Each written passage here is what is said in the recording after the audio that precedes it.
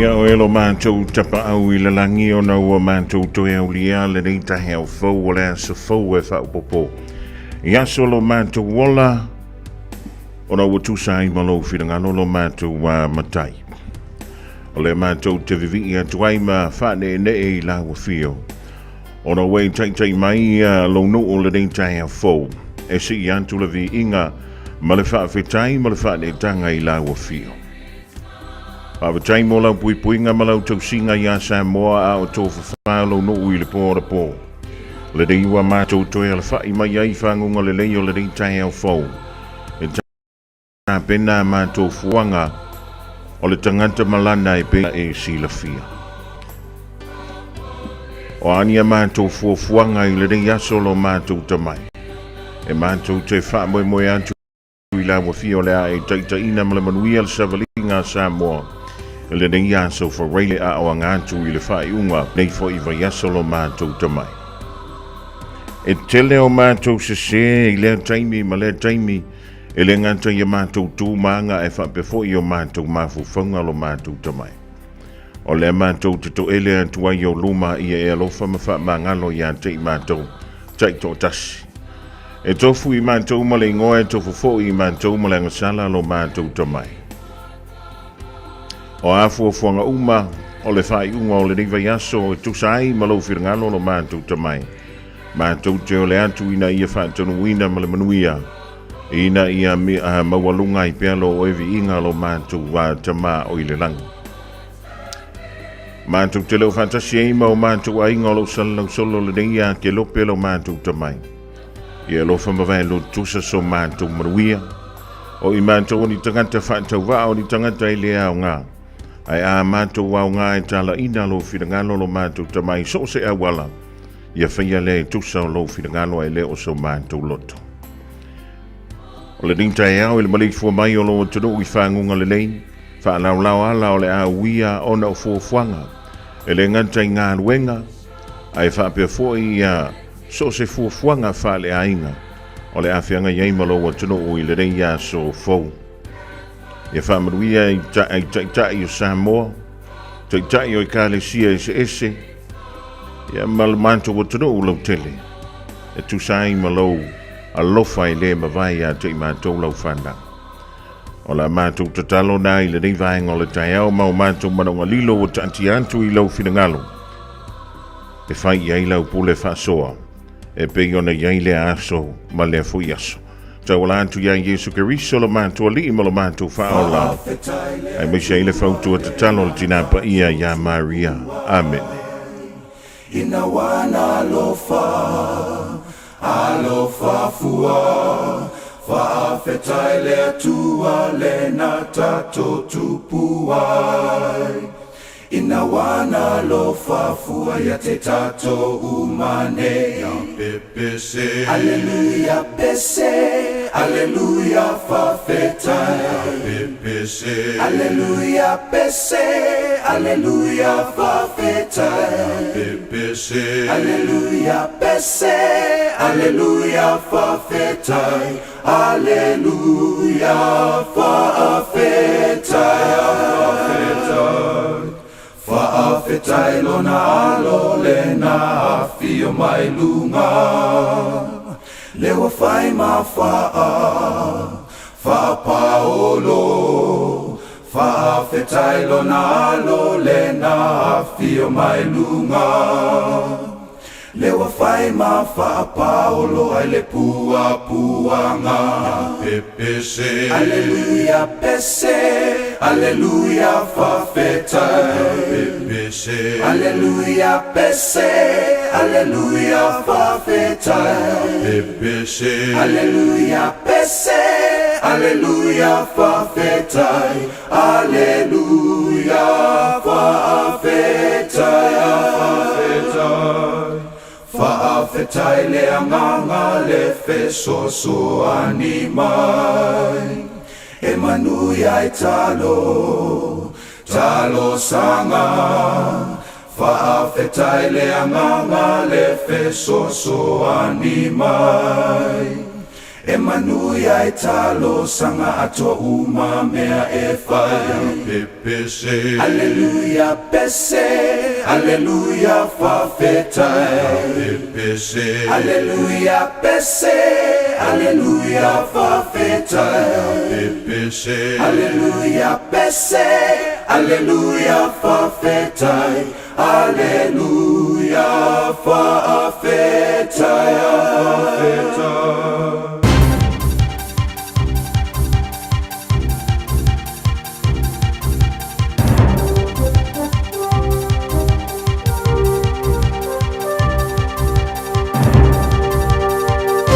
In this update, severe thunderstorms have been battering much of the upper and central North Island overnight. Met Service has been issuing a string of severe thunderstorm warnings, forecasting very heavy rain and in some cases frequent lightning. It's been warning of potential surface and flash flooding, hazardous driving conditions and power surges.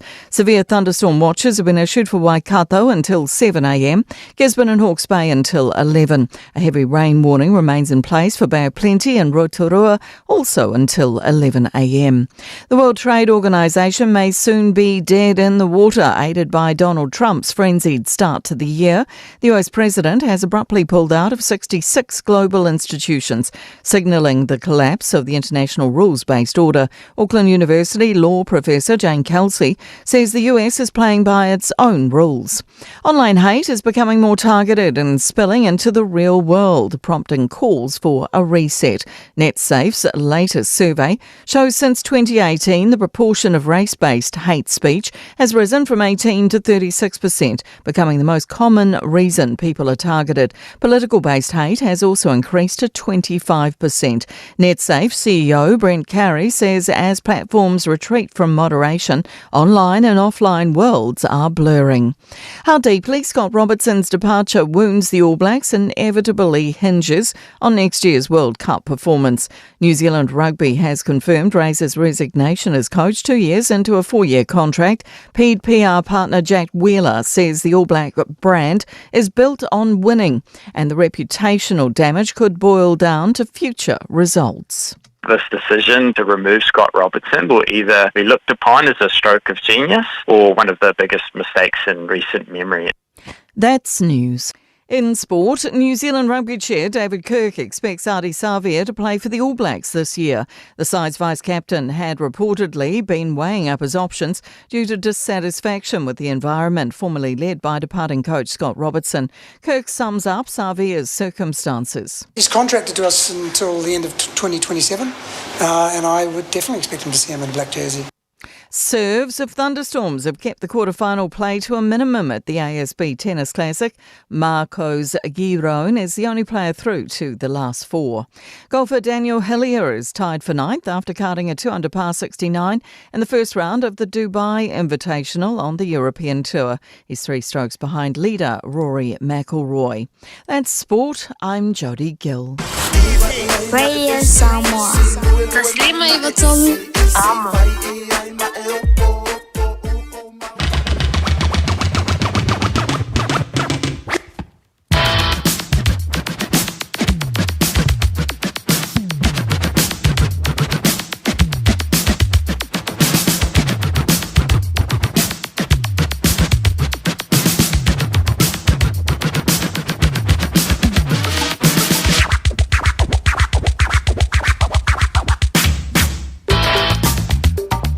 Le taimila kula vanti ala Radio Samoa le tolu mala fa miru te butene ia le July ono le divang le Taeao le dio le so for raile ola so sul male ono ne yola masino ya wari lua feel ono fi feel nganga e fa talo fa tu wai le divang le Taeao I lo male fo mai fangu le leo le dia so for raile le fa ungo le va so via ile lo fo le tu o dato si le fa I lo mo no le tu o no be o le le Taeao fo via lo na lofa ua ia whaasafua mai ia lona lofa ia oe ma le ning fo I vahenga o le Taeao e ui fo ia e leo te tusa umale mano si o tanto io e ele stingme jala mai le Taeao te whaalonga wa e le fia kua I lunga io e le mafuanga e le io ne tutu lai ona e le alulongo winga le sisi tau si ele ai Ja, Malu le ala usu le ding Taeao fo ma de tua sau Malu le Taeao. Ja, te lo na to te le tanto wale vana amata fo le ding ya Taeao le aso for rain. Ja, Malu la vre on sai Malu le fa long tinga. E mo ia o le palasi le timu i nei au kilani. Ai le mafatel. E pila usi le pato inga e pe le wai kato ia matanto i nai Hawke's Bay ma Napier ma Hastings. O le ena pe ia matai ma mafai timu ngai le vave awana le la. E mali fu mai fangunga le nei o le Taeao fo le porkalame o le Malu o le Taeao la wala le o le radio Samoa.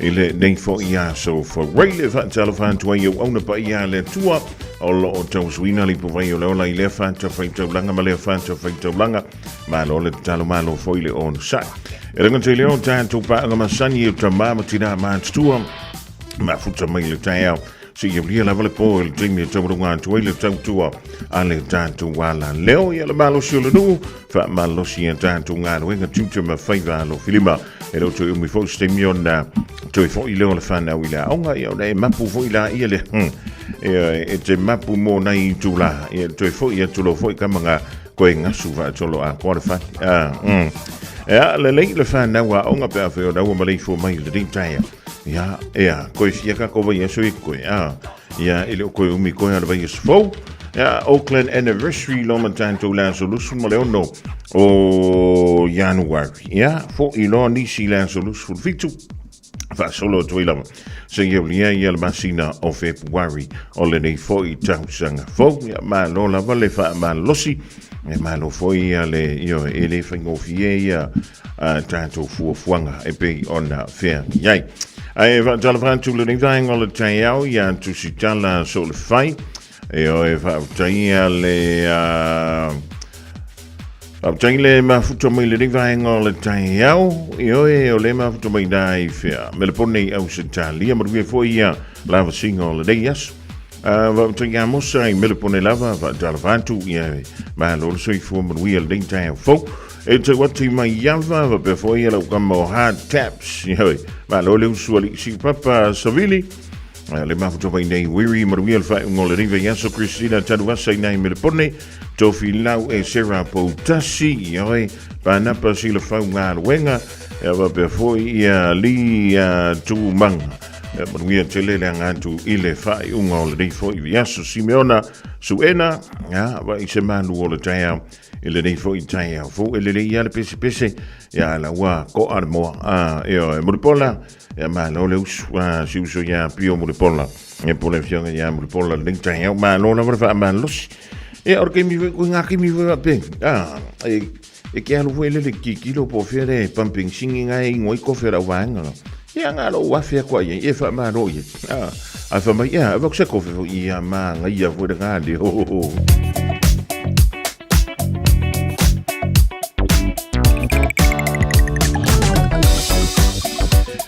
Jalo fan tu le ding o le tanto programma le pa ia manu ave cha vale lungo tanto wala tutele am tuli fo inga wenga le ding o le Taeao ai le mafai o le fa tu winga nga wenga e pa va pe le to no male manuia mal file mu e fane finga wenga e pe ora ka ia tu yai ola nga yan tu mai manu ka wa nga ile city fa solo twai Albany le Taeao nei so longa le le fe malanga inga e lungo le State Highway 1 lus fu fitu minute olo ia le umi o lau whainga malanga. O langa I mangi I Albany fa solo mai il city mo manu kau nei lus fulu maleono minute tai mani I telelea mo tanto. O langa iantu mai manu kau nei mo tata tu I au kilani sifo e lunga o le State Highway 20 ma le State Highway 16 lus e fulu ma le wha minute manu ioi. Samway tata tu mo manu kau nei e lus e fulu ma le wha minute. Awhaio e maranga mai nai Bombay anga I antu le city le Taeao nei, tolu se fulu ma le tolu minute, o le city anga I Bombay e tolu se fulu ma le 5 minute. O langa I antu le malaiwa lele I manukau, o le nao lo solonga le leia tanto fe malanga inga, o le teime o le Taeao. Ma le tua ente onti le saunga le mui lau whaautonta, awhaio le malanga ma le whanau, e awai ane o lanto fusi pa u whaamole tanto ave ta vale.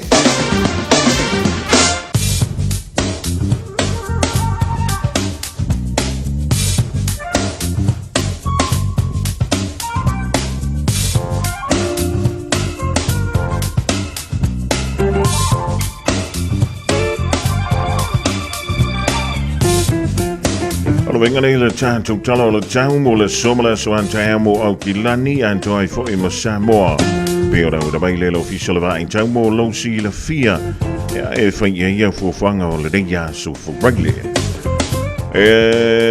Toi fitu minute no so ane leo le la, full fitu minute te ai leo no le Taeao nei o so ane ai le la. Mo i tātou nei au ki lani, fa mai winga o le tau i le so. E iei wanga e ono mamawhai nisi o no whanga, e iei mawila mawhai tili, o la whapea lao na palasi vantasi mai mo timunga. Ea mai ono to ulu vava solo ai le i mana malama, o le whaasolo onto le i na langi le le tau ai le i aulia, e le o ngā tutonu po le a wauli o le so. So vili mai le tu i man tu whaasolo i nangi mai, i le tu i song te sifo ai le i mana malama le Taeao nei. Ewi na ma winga o le tau e lusfulu lima tike rila ma whanawhana mo au ki lani le so. O lona ma lui le poa na ni sfulu ma le fitu tike ri mai e le wha moe. O le angoto le lai le sfulu fitu minute e sfulu fitu minute e le taina liva i le poa na nei. O le vengmala so a Taeao mo au ki lani o so ane le lai le sfulu iwa minute te aile ono i le Taeao. O mai e whaasalo antu i na kalia ia le awaoa ia malangi le leile Taeao a Taeao. So vili mari tui sang te sifo whaasalo i nangi mai le tui sae i le po a Taeao. E whaatalo whantu i lole lo tātou turu i Samoa ma lolo soi fuamaruia ma le langi e ma. I le deifo i Taeao fo, Taeao sengi waulia ma le manuia i le lofo le tua. A wai ke whaavai e ke usu. O winga o le tau mo Samoa, o au susu o Savili o le vainto e lau, Savili mai mātu i sae, o lo ufi tia i pēr Samoa, pei tai o sa vaenga o pēr māmau le ea e whaatasi ai māo, ea mo tui munga i mātu o lo oanga i mālia mai i lunga o le antaro. O le ala lea ua iei fautuanga mo tui munga mamafa, ua wha mālu sia nei mo laufanoa uma o Samoa, e le ngantai leo fautuanga mo lo longa, ua wha mālu sia nei, mo vaita fe uma manofuanga maualalalo e a fiango fie. O winga o le tau i le somo Samoa e mamawhati munga i nisi o taimi. Whapiana i wila mawhaitili le awauli e whaatau savili i taimi o timunga. O le venga mo le aso an Taeao mo Samoa o le ato ulu va solo ai i a timunga. O le tūlanga nei pione i winga o le tau e langantai i le so e whapefoi e a i le aso an Taeao mo i tātou nei au kilani. Ai whapefoi i alo tātou whaasilmanga i Samoa. Sa lofa lava, o le siu fofonga le nei o Samoa, le Radio Samoa.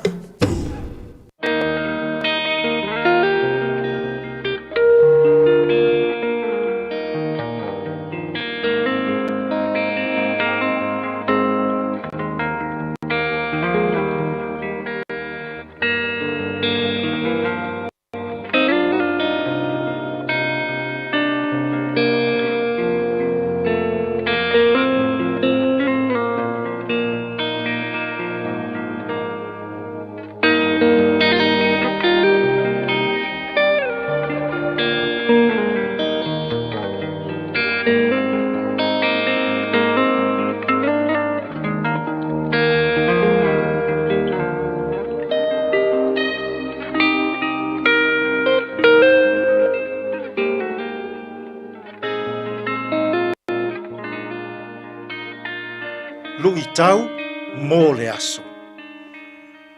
Ala o le atua, ma ala o e a mi o leanga. Way of God and the way of the wicked.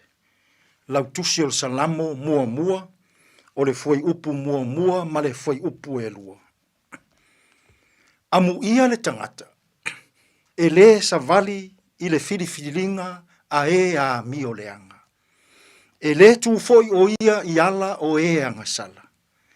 E le nofo foi i le nofoa o e tauemu. Ai nau o ia i le tū la fono a le ali. E mā fai foi o ia i lana tū la fono i le au a toa ma le pō. Ala o le atua, ma ala o e a mi o leanga. The way of God and the way of the wicked. E tatala mai a le tusi o salamo. I manuia o le atua e maua e le tangata. e savali i ala o le ali. Ma mālaia o le tangata e savali i ala o e a mi o leanga. E fōringa mai o loo au mai i le tangata whaatuatua. Le filifilinga sa o loto. E filifili ai i le itu a inga ala. E fia savali ai. Fai mai le fai salamu. A savali i ala o le ali e manuia. Ai a savali i ala o e a mi o leanga. E taunuu i le mālaia. O ala o le atua. O ana tū la fono, ma ana apo po inga. Ia savali ai le tangata, i le ao, a toa ma le pō. A savali le tangata i ala o le atua. E pei o ia o se la au. E toto i tawhatafa ane o le vaitafe. E fua mai i fua le lei. E manu ia foi, mea na te whaia. A o ala o e a mio leanga. E pei o a puti o saito. E whaingo fie o na le lea ese. Pe a angi mai le matangi. O ala o e a mio leanga. E tau nuu i le mālaia. Samoa ai. E mātango fie tele. Ala o le atua. Mō lau whai ngā mālo. Mō lau e kālesia. Mō lau nuu. Ma lau a inga. Fili nei. I ala o le ali. Savali nei. I ala o le atua. E pei o e ose la au. I tawhatafa ane o le vaitafe. E fua tele mai. I fua le lei. E manu ia foi.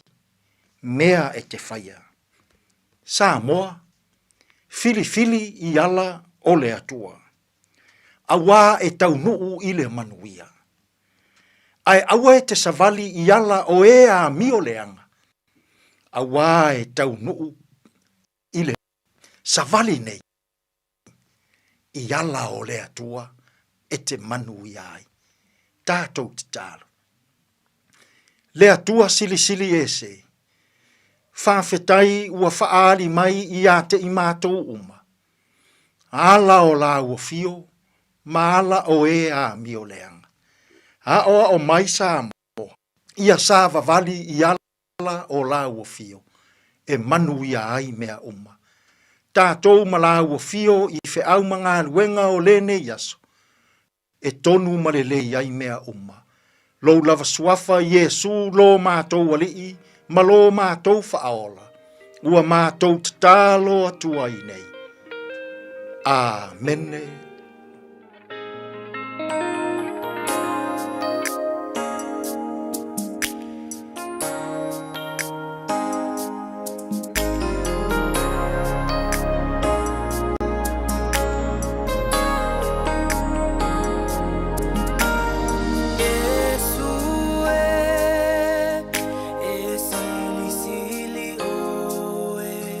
Esi si o matou lima ya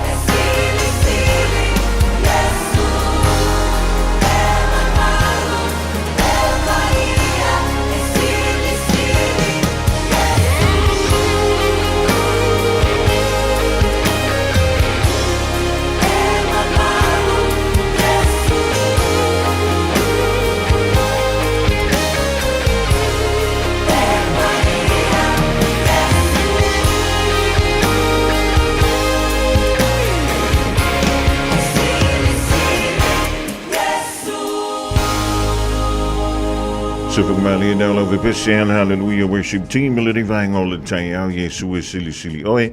Tubluan to ile tanto polkalamida, little time will answer be on a fungidan to one time, but ain't that ele sunga il fafiganga ya reverend eti soning afa. Ola to musisi on a fabo ponga il vaya so a sau. That time to only ele lo from like a leo le tua mola malo sultino, silly la de ganga sunga il fafiganga. Maar we voor de fai unga ole nei ya vaya so. Alle temele kuna wanti ele radio Samoa se anti alus full family do to retain dealing to lie or no. Afelo try back to mail the vang all the Taeao fa talfantu. Polkala video le Malu all the Taeao radio Samoa. Dat my own kiladi New Zealand we to ne Manu kawi weary. Talfantu ya to le for friction. I have before ya like for ever lau from Malu. Jai loa sisi Java. Pe mo wala Java le ma to mai Samoa de Taeao.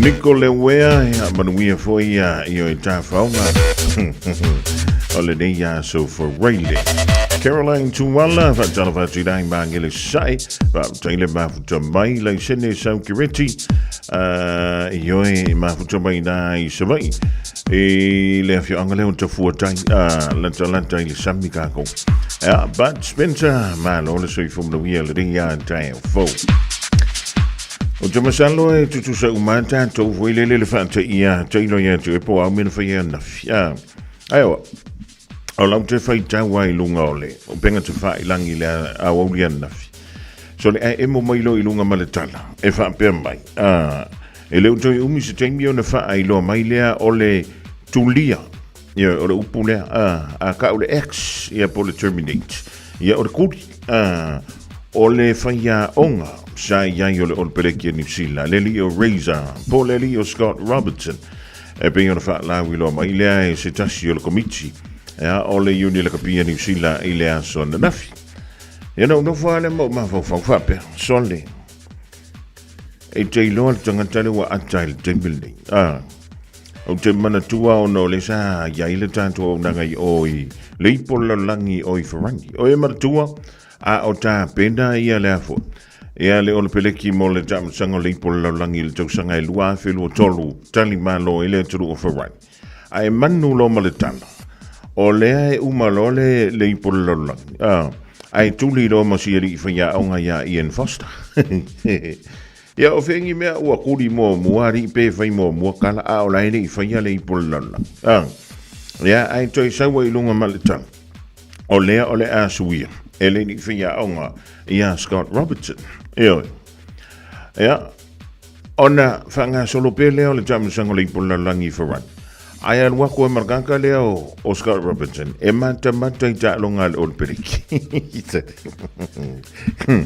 si o ke fai ku ka ilo foi ka ko porkiki e fai kua be mo wal porkiki le fai ton o le union la kapia New Zealand ele gantai tau Fiafia ia tanto tamata alo I leisi tuor ngadwen ai e matautia vole tonginga o le kanga kai lalo le pas pe a le na performance ai o leisi me mali tanto ia la sto ina fosta wa fosta la no mo kwa akar kimingi e wana fa pe fosta soli ia e fa io le fa le tonu o le tulanga foi lele o le taimi na tupu ai le dafa sitsilanga ai o le tamo fainga le ol peleki le dai pole la lang ia ua makua ia oisisi le fiafiari o le ta pena I la unga luenga o se tasi leo vaenga pito I sili na mawalunga o lau tamo fainga e misera le aveo o e mawhaia aunga le ol peleki tati ia tamu sanga ia whaia I le tau sanga ma le tau sanga pe ona ia le Championship Cup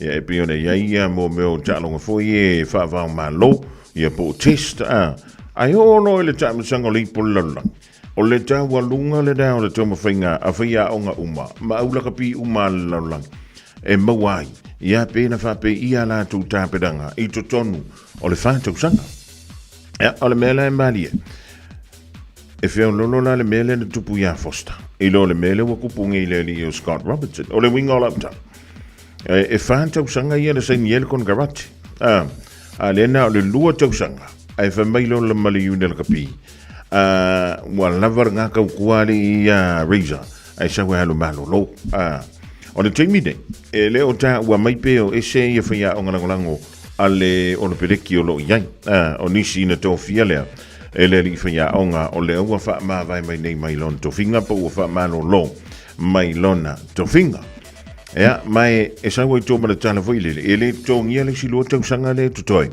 o le kon garantia le li whaiaonga i o ngā mea whekari ia ile au lo ia mala tōna ia business ia mala tōna ia whtuna ingai whai ai o le winga o la utala e pia o le kala fo ilele o le mea te fuai natu ia e toi fuai na mai i fo ia te oi ai le nga o le review le sa fai to te le ila tō whamai se o mea ngā review ia peo se ilo i longa fo ilele ia wā lele kai le i polalang toi se fulu vanu masina o na amatalia leo le i polalang le tani malo ai Australia le tau sanga fau ai o le meu whante iai le tō tele ona o le tele o le wha le tonu o le vale o le li whaiaonga mata alo sinia o le olpereki o le sida vaenga tawa le na whaiai le suenga e ama whai loma iai e nisi o tamata alo sinia le olpereki e makuale le ialo lantova ma le li whaiaonga ea na anginga mai e fo ima le swafa o le li o ari savea i le aso nafi Pai mai inisi o tala. Ia le lo por kanka ngā reka i ka ia le mole meo le whakui ese. I to tonu o le aula ka pia le o le pereki. Ia o le na saudo marino ia le teitai whono ana fio le uni la ka pia. E le ai, lava se mea whapena tupu. Ia mai e le mawhaiona le leise au. Pe a whai e le va. O le whaia onga ma le pulenga. Ma le auta anu. Eoi. E fiu le whaia onga i tamu whaia tu. I tamata alopo teina ta anu. So sto inga ta longa. E ke fiu e kama whai. A whaia e le maaliri e iai. Whai te inga la tamai. O e maratu ala ne tipolo New Zealand. O la me le tupu la ne tipolo New Zealand. E le i umia ai sau. O amakua le fiafia i le whaia onga. O le bla. O la mena tupu. Uma whafua se ia ngā mara vea o Dame Turia. Ea ma whaia onga o le au ne tipolo New Zealand. Ai sui le whaia onga. Ai se whaile ilo ilonga. Ia o le mera o tupu le teimene. Wa uma le ilo ilonga. E le o la o kina o nei mea la i tia toe wha le leia. Ai a tātou o maila i le o le pereki. E makua ke le ala le wha le tonu. Le pei o na mafuai. O na whaia le whai unga i le board. O le awha mano loa i loa le li o Scott Robertson. E lo se fulu ma le fitu ta longa na whaia i le taimia o whaia onga le li o Scott Robertson. Ma i le nā lo se fulu ma le fitu lo se fulu ta longa na manu mano. Ai pita. E iai whaia ina te tele lava le na iai. E le nganta o le whaia ina ia Afrika i sautele champigno lolang. Ai o le so o whaia ina e lua. E le malanga mai o le aua Argentina. E le maa sani o le whaia ina ia le aua le olpereki. Ia, a tātou toi fo i whaila i tuama e matamata iai fōlinga o tamata alo i tā longa da. E kei longa o fiar kamaka alo lai fika alo. Mara kamaka alo lai ngar whaakingoa. O lono winga, e tā uma iai ina. O tua i le mele whai tuama ko le ninga mena o ina le maa fua mai iai. Ia le whai se inga le vāo le whaia onga. Matamata alo. Ia, wani tātou matematenga. O hani o tātou langona mani o tātou mafaufau. O le mea tāua, o le ua umantu le vaenga. O nisi mea i tutupu mai tua mai o le mea. Ia, o le mea ngā ia e au ngā ile mea tau le whaamsidonga pia iai. Seiksi e fia ngā ia tu le whaamsidonga. Ai, o le tangata e peono whaia tu le wa anta i le valea. O le sa vea mwhia onga le olpereki tau le wene. O Ian Foster. Ia, ono o le ua tupu le mea lea. Ai leo ye musanga i ka ilo e penga kala ngua fosta i ngisi o kamaka anu. Ai o le mea le tante whaiantu ai. O se le sona mo tanto uma. I so se mea kako ke whaia. O le mea te fua i natu. Ia e koe fua i ngā mai foi. Ia te oi. Ai le whape fui lele a ngofo a oi. Ia e lea se mea. E whape nale o langa le ring. O le mea te fua i natu. E toe fua i na mai. Ia te oe lava, ia kāro sia, o le awha pēr lea o nā fwoi. O nā toi fwoi i selelek, ia le tau mawhinga o le perekia le i o antu le tau sanga fwou, i le tāminsanga leo le ipu o le lalolangi. Boaties, help stop exotic calipa and invasive seaweed changing our marine environment. Check for locations where calipa has been found before you go out and avoid anchoring. Check and clean anchors and chains, fishing gear and dive equipment. If you find it, report it, bag it and bin it on shore. For more, visit ourauckland.nz/stopthespread. Together with Auckland Council and Biosecurity New Zealand, we can control kalupa. Tāmaki Tūriki. All together Auckland. E te manae maua se luma na manuia o la wata li I polo wa whawhine. Ua se fulu nei tau sanga o whaatino le Pacific Advanced Secondary School lea au o nanga. Na whaawaile nei a onga e Sir Michael Jones. E whaonga inai ngana le Pasifika I le NCEA. Maua fua o fua o ngā toe lea ni pilia onga. I le tau sanga lua o loa whana maua lungai le whainumera o alonga whana wale pass na au sia tongi e ulu whale ai I le universite. Po le university entrance I le tele o kolisi I au kilani.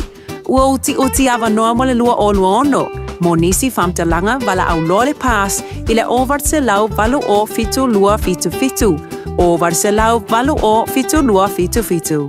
24 hours a day, 7 days a week. Radio Samoa streaming live on www.radiosamoa.co.nz. Me girl there. I say girl position. Tell me say the position. Girl say you the position. Yeah. Look back it up, girl. Position, girl. Look back it up, girl. I'm as a bedroom bully. Bedroom bully for the girl pick it. I'm as a bedroom bully.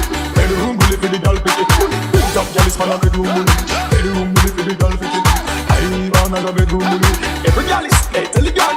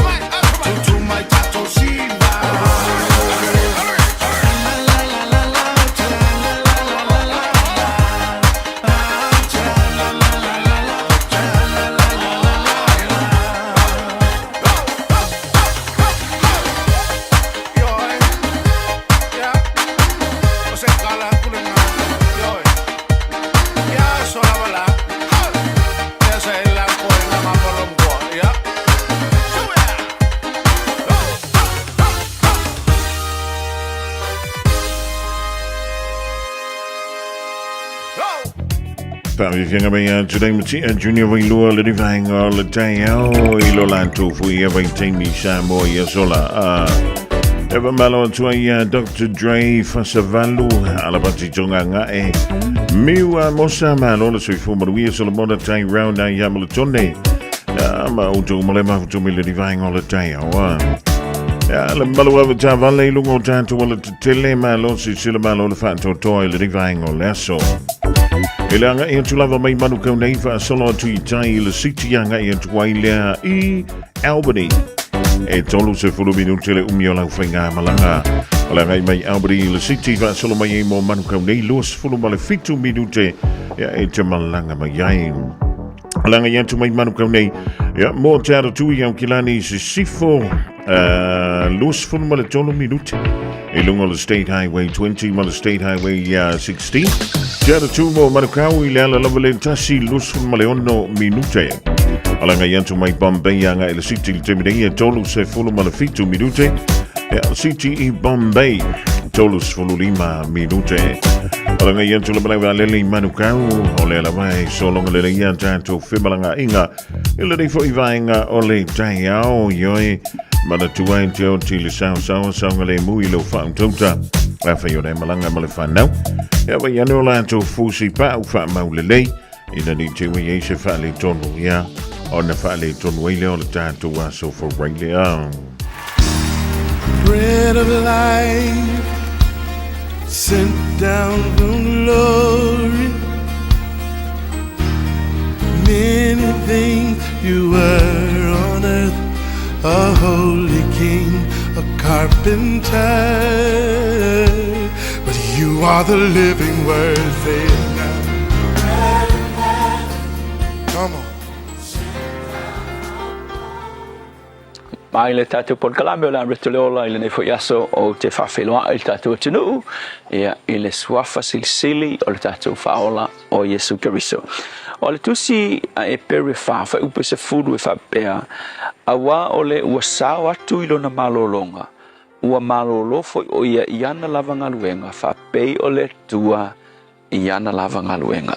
Ale upu mo o e fa pea o le olanga kerisiano o le malolonga.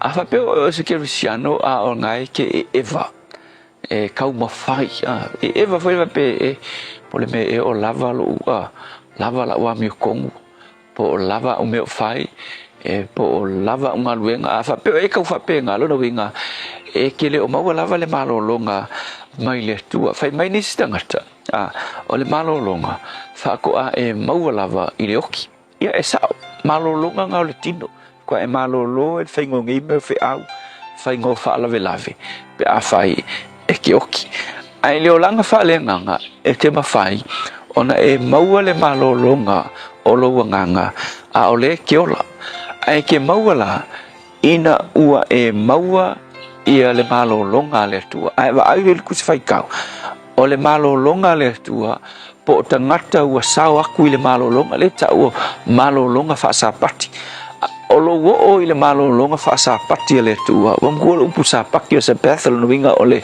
rest malolo o lo sao la I le sapati malolonga fa le tua o lo maua le o Yesu I lo langa e fa le nganga le bigol mele wa e maua loa e lo nganga le malolonga fa sa parte le tua o Yesu lo no winga wa e relax mai au ngaluenga mai lo fa lango ia ngaluenga po la wa miotonu e ke mauai le favor le tua ko fa le fenga kuai o le kau mafai o le tangata e longa malosi kausi le mea kausi le tu la fong o le kau mafai o le human effort you try hard e ke kau mafai malosi you were striving to be good e ke kau mafai inga ia le rei e fua I tu la fong pato le menga sau Yesu e fai na maliu Yesu o le ato tuanga o le tu la fong wafo e le ai se su kako e mafai o ka ia kausi a kor ku la fong ma ako ko le tu la fong a ko ka ko ke kausi ku le simea ai ka ko off le simea ka ko ke sa o ku le simea ai o ki fo le simea ai man ko fe mai tala ku spai Peke kausia a kor kula fongo a e feo singa kula fongo skas ua e solier kula fongo astoa ma mafuai onga ele maua le malo longa fa sa patia le tua ile tula fongo a ki lola me manga e fai o Yesu o ia lea o le malo longa fa sa paki ako ko la vale e te olo ya Yesu no winga ua e relax ele o so ka uma fai ta ua me tonu nai oi ele o so ka uma fai e ke oi ile tua ai o lo fatua tua ya Yesu no winga ua e reachinga ma e pa ya tu ile malo longa fa sa pati le tua o Yesu le awa ki pa ilo yai ele o la wa me kom a fe markar ku spaia o lana mi tonu o Yesu le e ke fa ku ya Yesu ia e se kilo ai le olo ka umfai e el tala fa pe mai tala fa matala e le si au nei longa fo il tatu por kala mele nei le matanga sunga ya cho amos sa fa matala il tala il tamanga faile na biti e alu ile lanki mai kala ngo male angel ia fai mai lo ia le angel vai o ele ma fai nga sa ule lanki pe le ausia pontia ia fai mai lo ka nga ausia le se lau pasende ia fai mai lo le kama kele nga mele le fai per kama ke sao ia fai mai lo angel ia okay ia o menge ke sao ai me mua ko anga le lok ia fai mai la angel kasil point ia fai ak foi le ile ia ale fai furua mai la angel kasil point ia fai mai le ile ale le pala vale ia fai mai le angel ia kasil point ia ko fai ak le ale lotu famangalo emele ya afa point ko be kunga wo uma mele le ida ele kai ele yo fo se di mas fu ele afa le me ka wo ngalu le lang ya o folo le ife mai lo le kala le ai sorry ya ilonga la ise se mafainga au sia nga me le alu le lang ai se ilonga le lo fatu no le tu ya fe mai lo mal angel nga kongua a lo fatu no se lau paseng minga e kasia ngale lo fatu noa kaudoro pointi manga oile tu so mo o fele le asole nei o lo sao ile malo longa ale tua o lo pa ilea ilo na alo o Yesu o na liu fa lava au ma ye faia le tongiola mo oe e maualoa point se lau pasengi le tua fa fitai o le malo longa matu te maua e le ona sa matua mio ai ina wa matu pai ia te o Yesu o le malo longa fa sa patimoni lea matu te maua ia te ia fa fitai Yesu amen.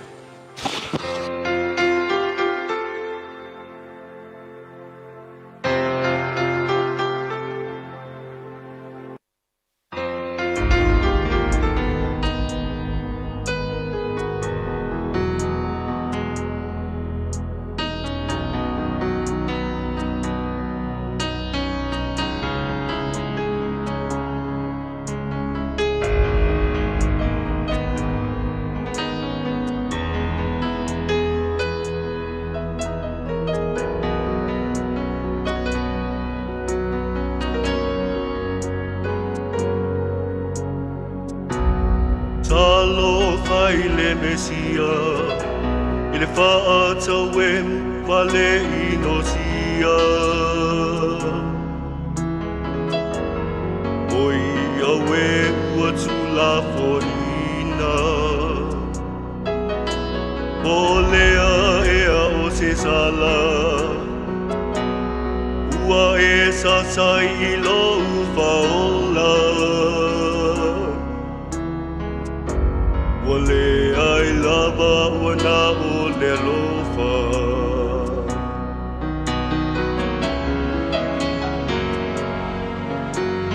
Tuluing o le langi malela lolangi Malonga mai, malonga mai Ua paule tua mafu Malu, malonga mai, malonga mai, ua maea,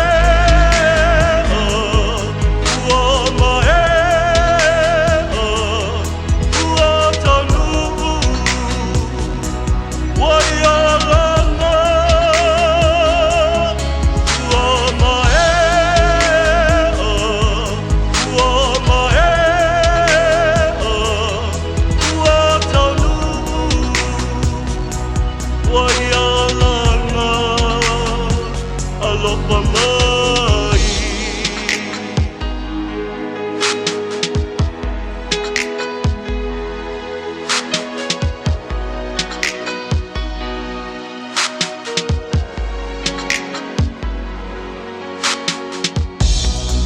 ua lenga ngana lava ia Wana ole kuno ua mapatia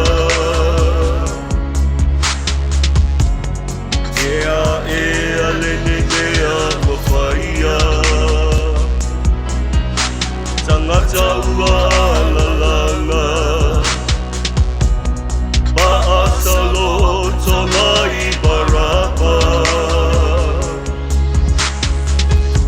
Leai o se lavea iwa leai lava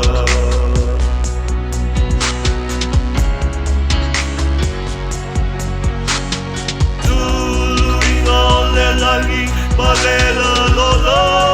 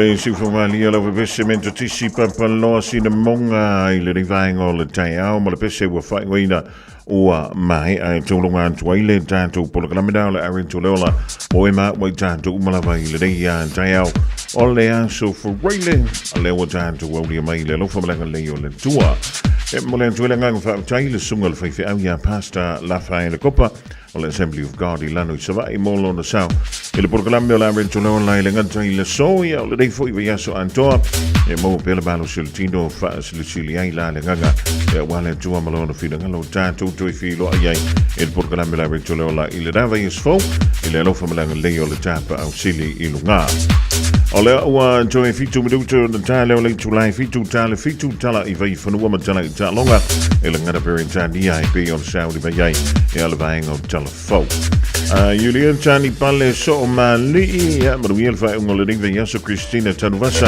mala inga le mafu toba i dai me le pone au se talia Rachel Sifa mala inga i Point England ya aioi ma lona soifua taile mafu toba i le ringa ingo le Taeao mena tutupu e tau sanga ua mawai te whai atu ele ngata o mena tutupu i tau sanga ua mawai o me i e tutupu mai le ringa i tau o le soifua e ka ke ofo e pasika i ka male ofo so le mei o lo tupu mai ya ile tau sanga ya fi se la uona se fulu male fitu sa va pele o fa ya ile ta longa mua la vo le Super Bowl ya masa fa ya le tonu o Los Angeles i America ile tau sanga na ya fi se la uona se fulu male fitu ile tau sanga ya fi se la fitu se fulu Safa pele o na filo ia ile sui presidente o le malo a Amerika ma ila tona te te ile taua foi lele a Vietnam o e mara tuala taua na Vietnam wa makua i fi wai Amerika su ele a Vietnam wa matua popoto tele le a Vietnam e tau le taua le da ia ma popoto e la lafi matua i faya inga popo ya Amerika ina ma le mea o le helikopter e le ise si taua na awai atu i Amerika e le i mai wani helikopter se tele e pe o le taua le na whaia i Vietnam o le mani i fui o le dan taua le taua le na whaia i Vietnam tusa na amanta le whamtalanga o whape mai E ala na o atu le fita Amerika. E o atu fo ilele e ao i le fita a le vaenga le na la tu. Ai ke wo aku e ao le fika. Ai ako i fo i mala ko wo fo ilele le kaua. Ia pepelo mai lo leo tangata Amerika. Famai, o lai makwale le ia ko le nginga lai fai kusor kalanga lenga fai. O lai o le fita Amerika i oi Vietnam. E oi ko lengi. Ia le au kaupo le amia Vietnam le la tau te tauina le taua. Mo Amerika ma tunu ia lam te au fatas. Ia e walu ko le nginga. Ia e o le ko le nginga. A ua fai mo ilo ma mea la uri ia. Ia umar ngā vaenga. Ia koe a vaku le si vaenga fita. Ala ele iloa Amerika mele. Ele o iloa. E tangata lau tele. Se i vanga na iwa avantu nisi o li poti ma whapea mai sole. Le meo le Amerika re wa amakang whioki ngai Vietnam. O ingala. Le na amatai loa ona te tangata Amerika ma whapea antu le presidente. Sole. Se i whiwhale le ia ka ko mea. Ola le mea wale. Ola le au ngā Vietnam i ia ka ko ngai Amerika. E wa le fsili na le tauna fsili i fo le timbile dek. O le ale o ngā Venezuela i a Amerika. Ia o le kanipupu wa o minerale ma le suau. O le ale o ngā Greenland i a Amerika i le rumanat. Ia e kwhi ngō fia. O le mea kau minerale ia ma le mea kau o ngā sami. Ia a pu lea le tangantala o ngā sami na. O lono wing. Ia. O ia fo i la le sifi. Ia o ngā sami. A le mea lea ngai. O lai pu le tunu o Denmark. Ia le tunu lea o Greenland i le teimi le ding. Le ai mo sanga sala si tunu o Denmark.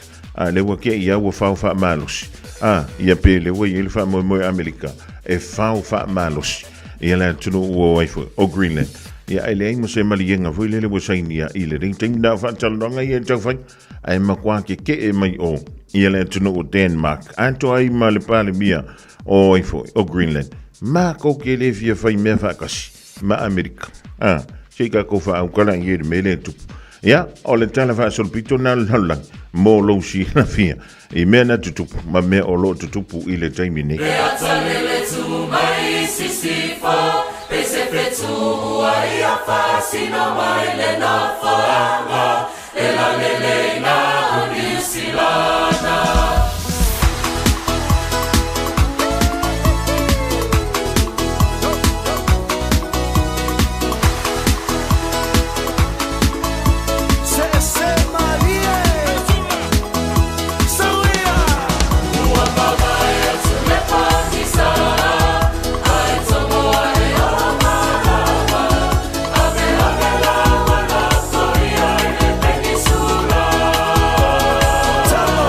Suya.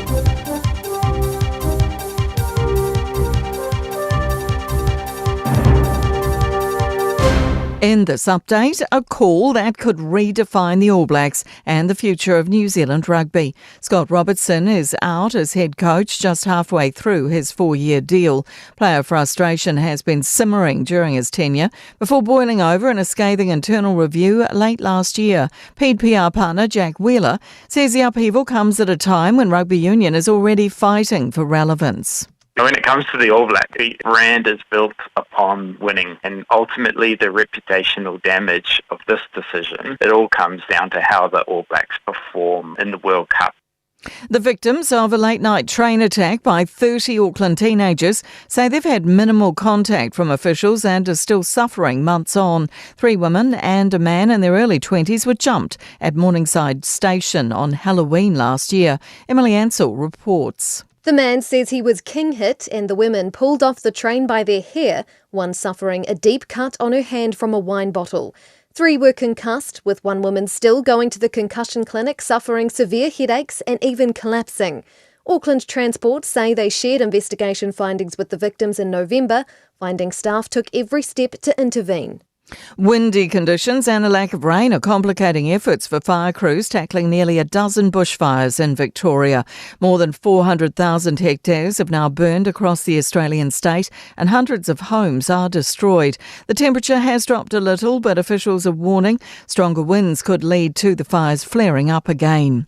Roads in and out of Raglan are likely to be particularly busy over the next 3 days. Police expect up to 8,000 people to descend on Wainui Reserve for the 25th anniversary of Sunsplash. Meanwhile, Auckland's set for a busy weekend with Ed Sheeran performing at Mount Smart Stadium tonight and tomorrow night. Trains won't be operating, but Auckland Transport is urging ticket holders to take advantage of free buses from 2 p.m. That's news. In sport, 101 of 53 balls from Finn Allen has helped take the Perth Scorchers to second on the table with a 50-run away win over the 7th-ranked Melbourne Renegades in Australian cricket's Big Bash League. The visitors posted 219 for 7. The hosts responded with 169 for 7, including Tim Seifert 66 from 43 deliveries. New Zealand Rugby Chair David Kirk expects Adi Savia to play for the All Blacks this year.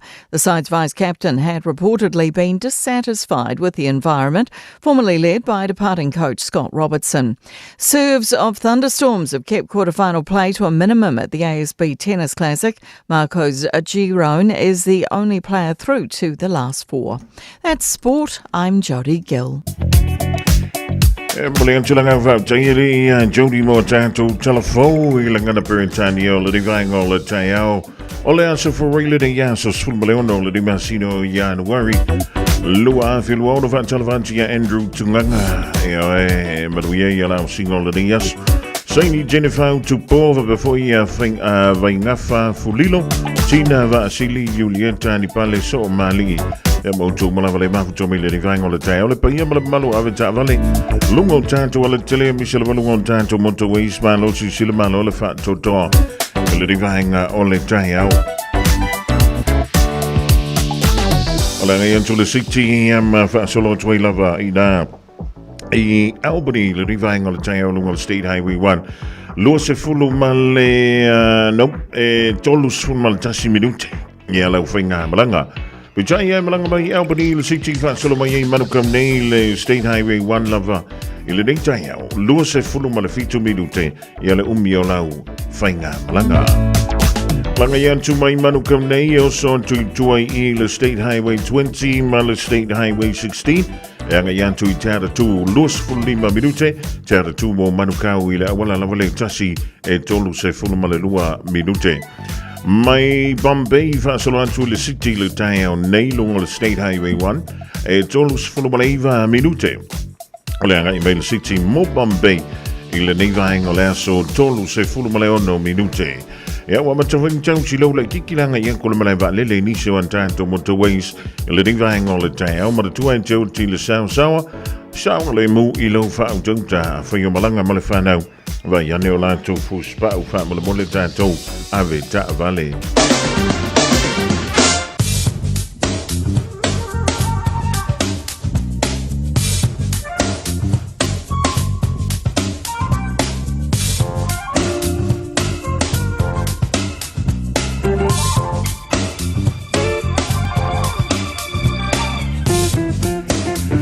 wa 5 minuto channel in July fitu le tutua le radio Samoa po le kalame le Malu le Taeao John Betelo Maruela singo le Yaso Banti Meki Malo foi le usumalo fa malo si wingo le town mo le so Velo official va in tau e ono yai na iwanga mamafa ya anto foi ma fight chili o le mana malapa o le tuwe tu fa malu le chichi mai wingo le town bitau Ola papeleo na langi le tau mai se temio la wolu le so.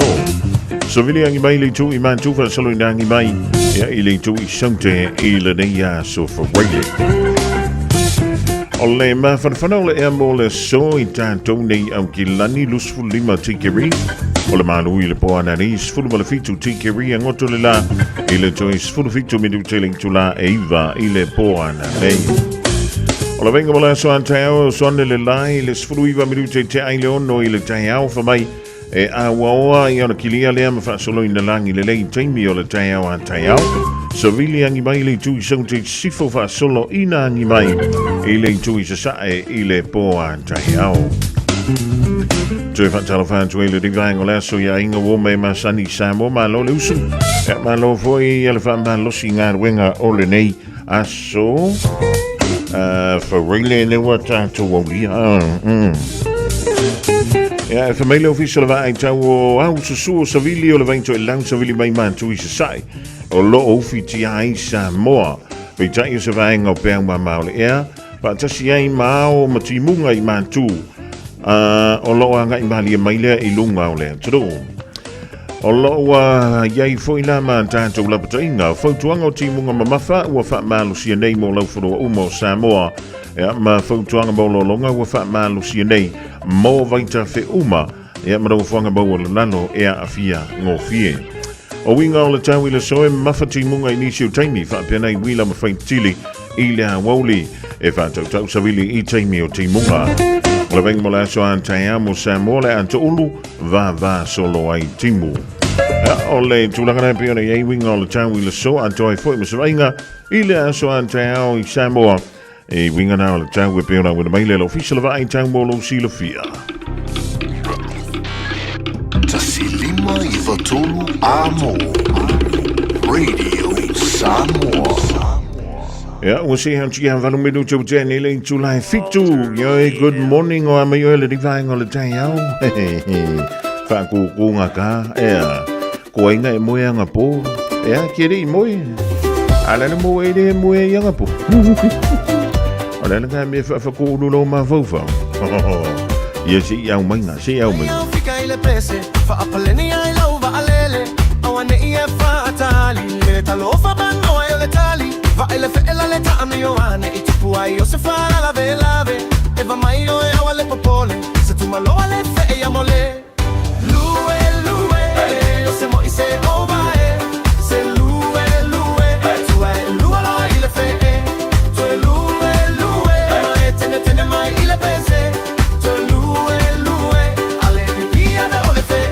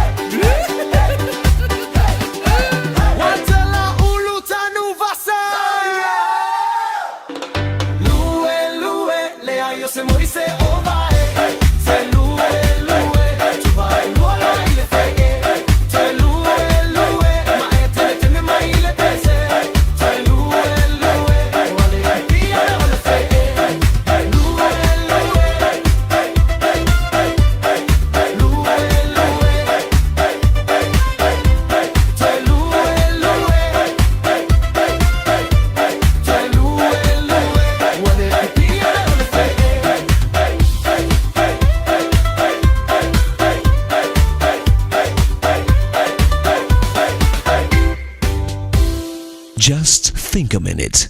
It could change everything.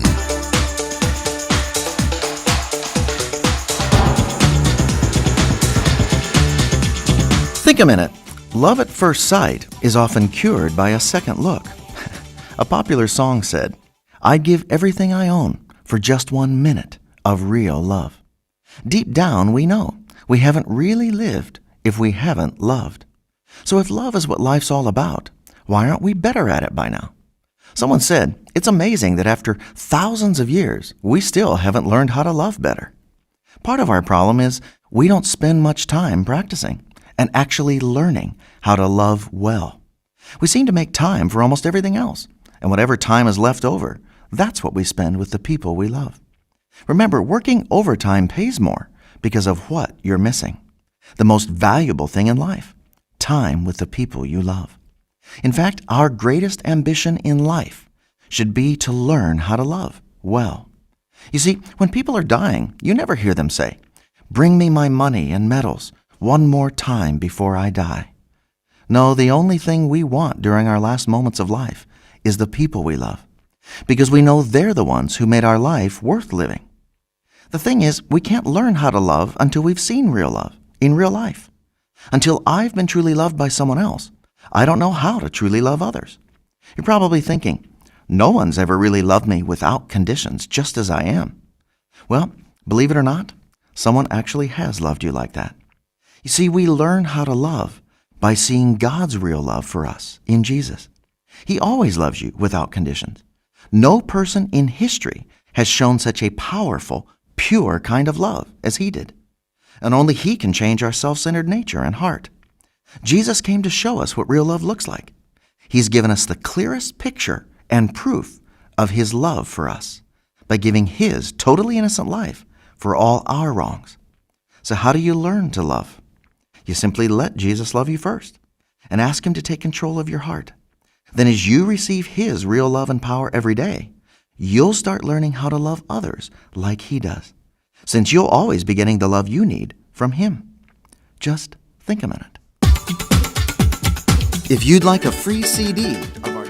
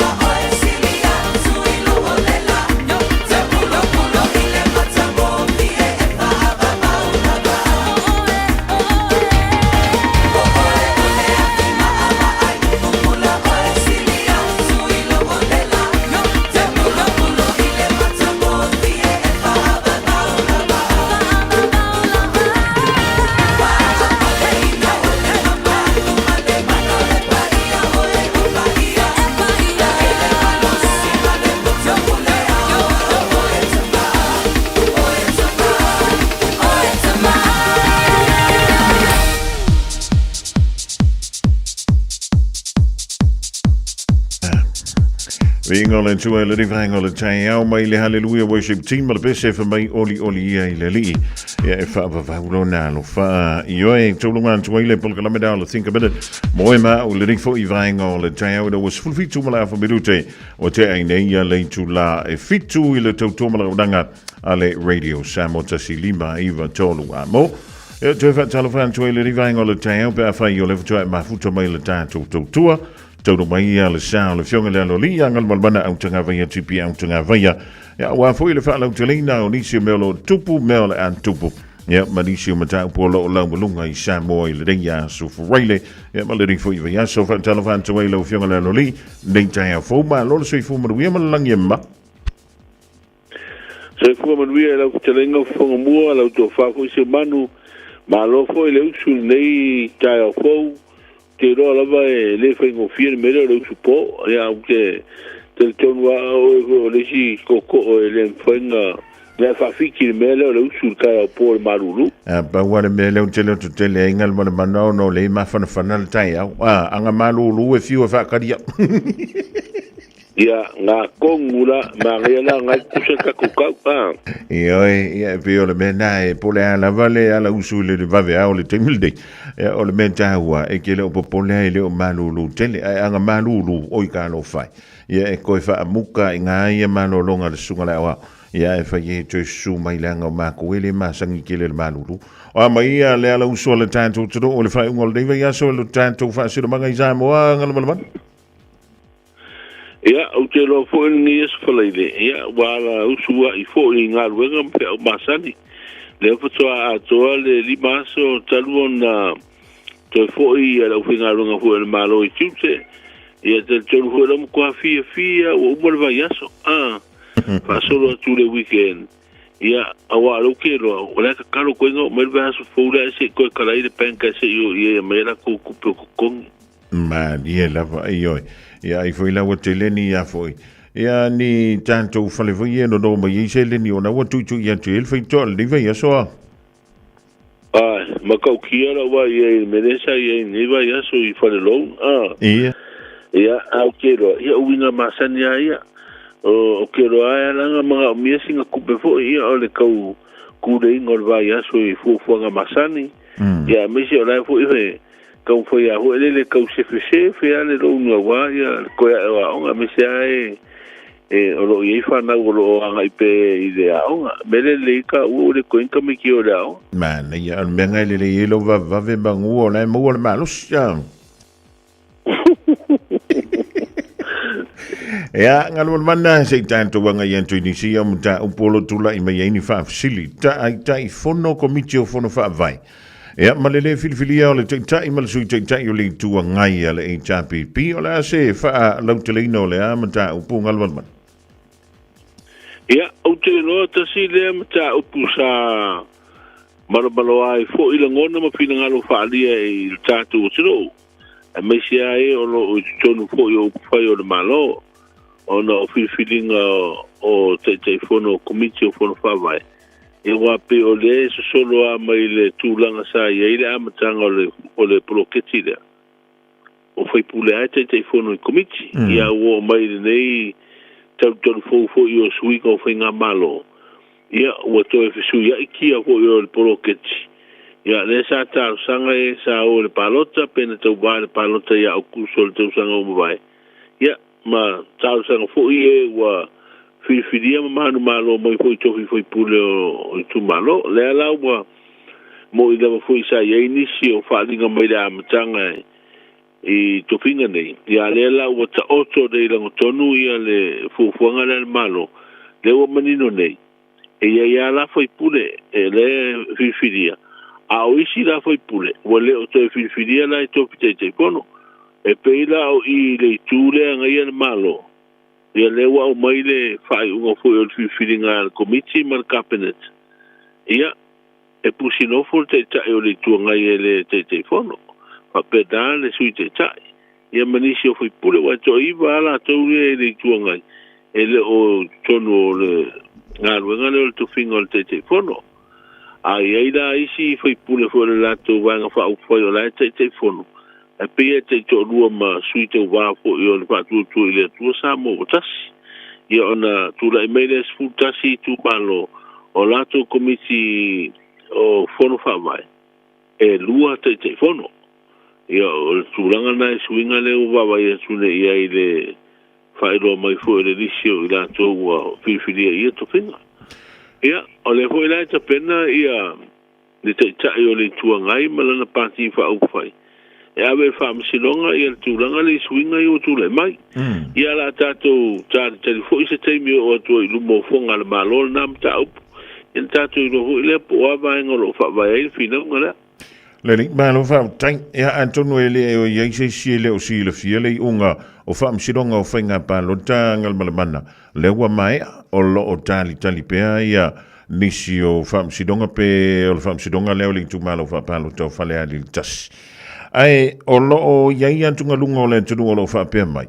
o lana fa maonia le fa o nga se ino tu pe o le poloketi e nisi nei o su ya fa ipuli a o le na fo to tofi mai tofinga tai fono i tono la tu malo la so si lo fiele tu la ngal mal o te ro fa sale nga lua le o mai lo sili fongamua ia moni o le o fa mauni mai el pale mi el filo nga tu stala nei bias o la wa fa mo tu la va to e fidia o tamali le sa ave ma foi pule o fa sale nga lua pa inga terwai i le topi te fono le lato komiti o le fono fa vai o le tulanga le famsilonga te tau i o le famsilonga le o morianga le famsilonga foi ne o fenga palota o morianga la ia ele ni morianga foi so tula fono matu ya o morianga foi e famsilonga foi civil court le la u fa maunia ele foi lanto e tau vai si fenga palota so o rua le so o ia le tamani ile u fa maunia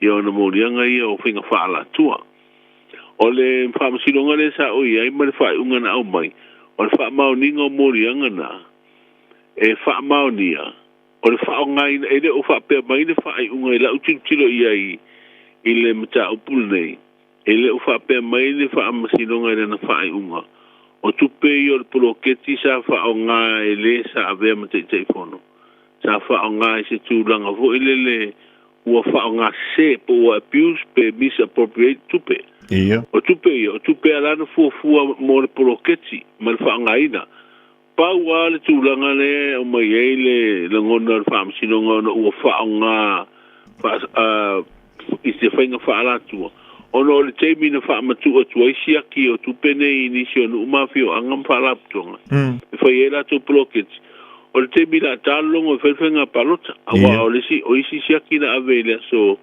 lulu le fa ele palota mo le fenga palota tele fana tinati ya ukuso ya o isi sia ki tu per bloke si la fa matu ile stofi es fa ele fa palota tele o le tala la fa misino ngala na fa unga o le tebi o tu ina tu isi ki o le bloke o le tal fe ngai o no vinga na fa isi tu langa o na fufu fa to sina ita na palota ile temi le o la tele il fa nga feeling ala tino ai lo fa pe mai le unga fa misino ngai la foi tawe ua fa nga fa ale tau po ua fa nga ho le se fa nga sorry tu la kono o le corrupt practice ia le fa nga ino tu pe el te mil ia la una foi tau ye a fa da le o to fidel te ba ile to te fono a fonga mua ia kamali ia o la ia ko miki mai la to fidel me ka ko we ngar fa le o tatu ngono fo ie fa tio ia matulang ho le fisiringi el fa uma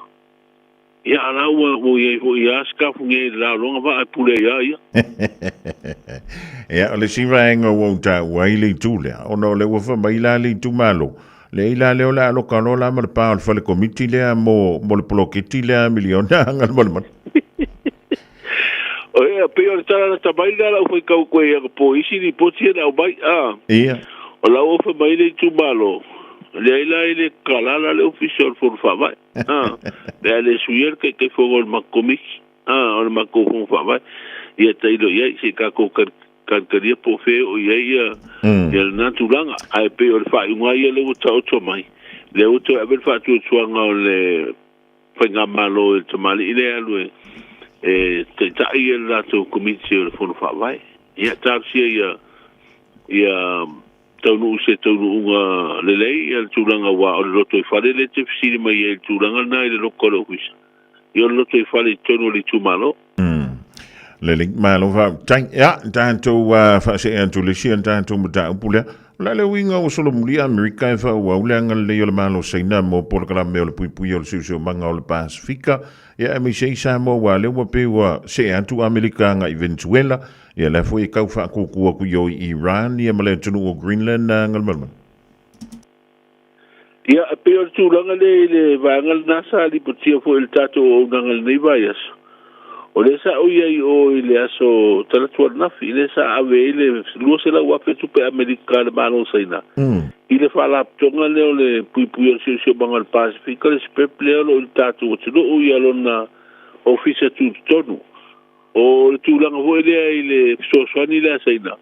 O na si le fiofo le o sauli poti. O le ua o toi wha solo muri uma Trump ma le whenga malo a Amerika le iei nei. Ia na soaswani tupe maisi au nanga ho ia sa ave ia la tu soaswani. Madi. Fa peila o le fa laptonga le pui pui al sio manga Pacifica le sprep. Wale o le ale to ave ia tupe ale Trump mala na whenga malo te de Amerika. Albela tu langa mai o le fa wa ia le ia pe o le sulu o saina.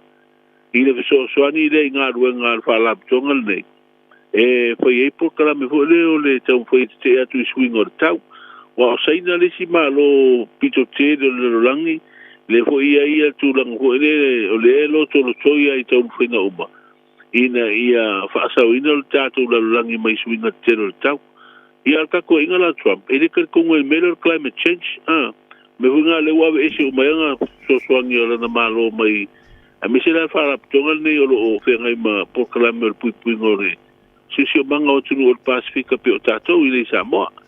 Ia leanga le al malo saina le ave ana so o ofisili le sui al malo saina. Tu la fo le no fa popo na so le wa na lu se la wa fe America le ave temne o tala mai le ampasa. Io tu la ngana o le si la o I la to malo ia na so ni tau na fa popo. Ia tu la le ta pule wa ofisili mai.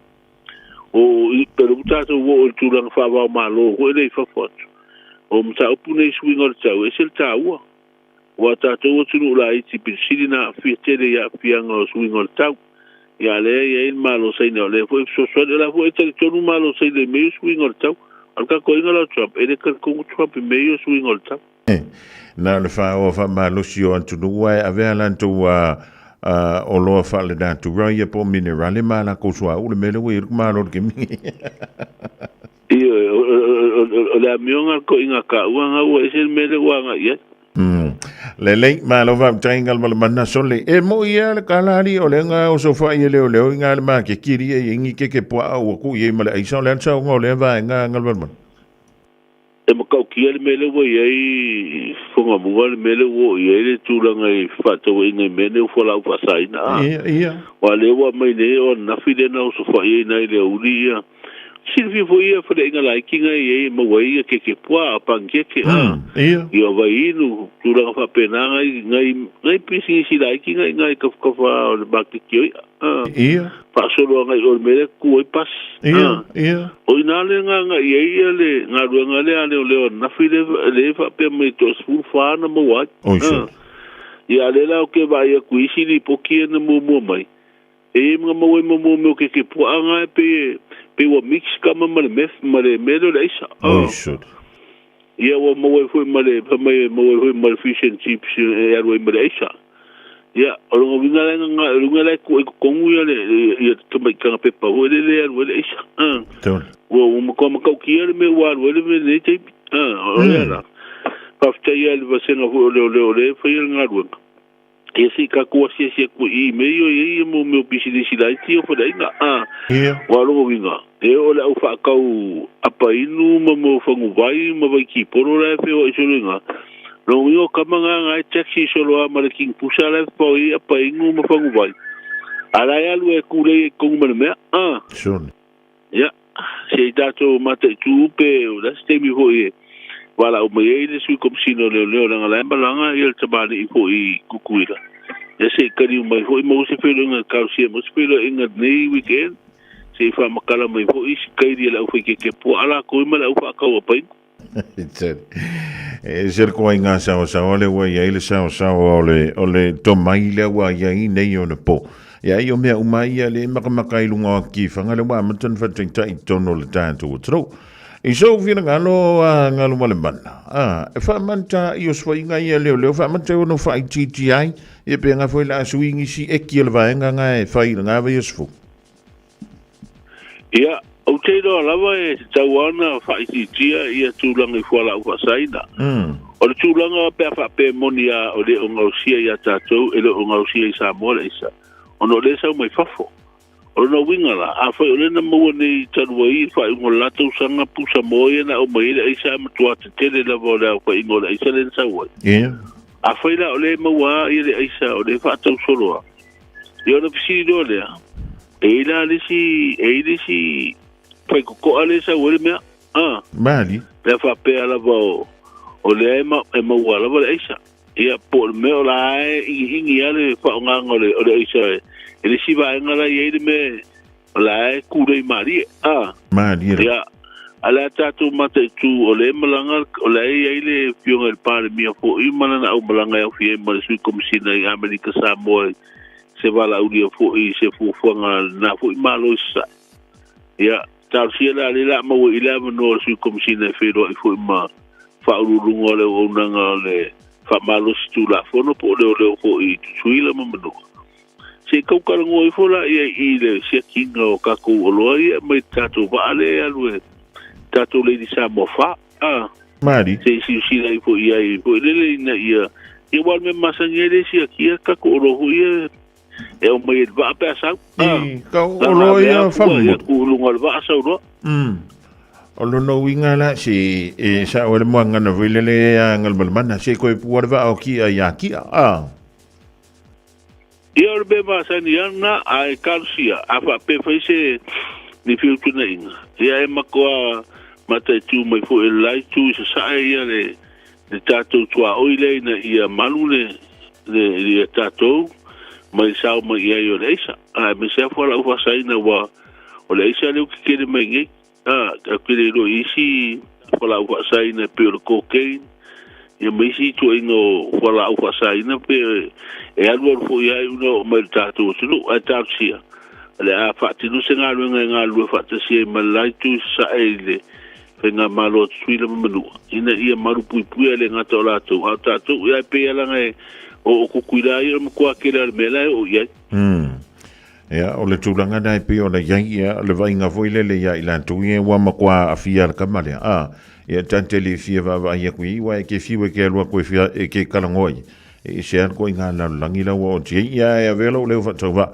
e mole tele nga fa tele ngal malmana mole nga wenga mai e le ngan tele ni Taeao ia o le ri foi va so anto ia mo se fa ngol va so file mo mo mo mo le fa singa malo se wal fa wo we no le totua le dava is fo ia e tolu mai so file ngalo le tanto filo ngal ni Taeao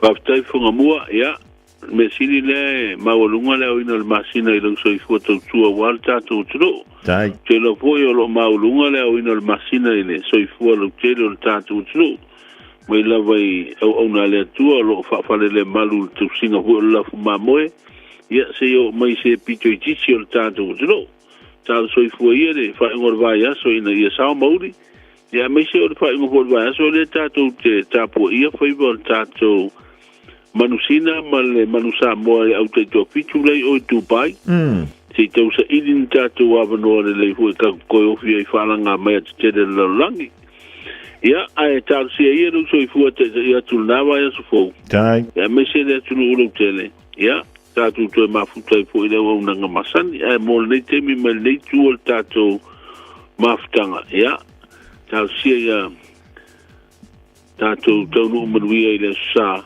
ia wa le wa makanga fa manu fo ia tapo le sa fo mua mali le sa nei ia wa le so hoile umaile vai e tapuni ele vai so tal sanga manu pong ia Amakailonga le ko pohongi masingi kele le sai ni ngarunga tele wale o e tapu mole sa ai ta sia ta tu filo na ba so fo Ja, tanto voor je pe ora e sa no le riva ngol tae mo wiel fa ngol riva ya sum fa mo wiel e tua o nanga fa wow le fionga ya ngal mo bana o tanga va ya tipi o tanga va ya le suyo le ala le radio Samoa to indolo to pa yemlo to Malu i mata upu ma melo tupu e to tonu o Samoa se yo le ve sfo ilona lo fa malona ngal le nyo to mo le o se si ya tanto so to inga mo le fionga ya ngal bana to lu sul no mi du te o talia o le tula eva Talo va Samoa wa ule ne yo kas futialu a wal suia ngila wa le kio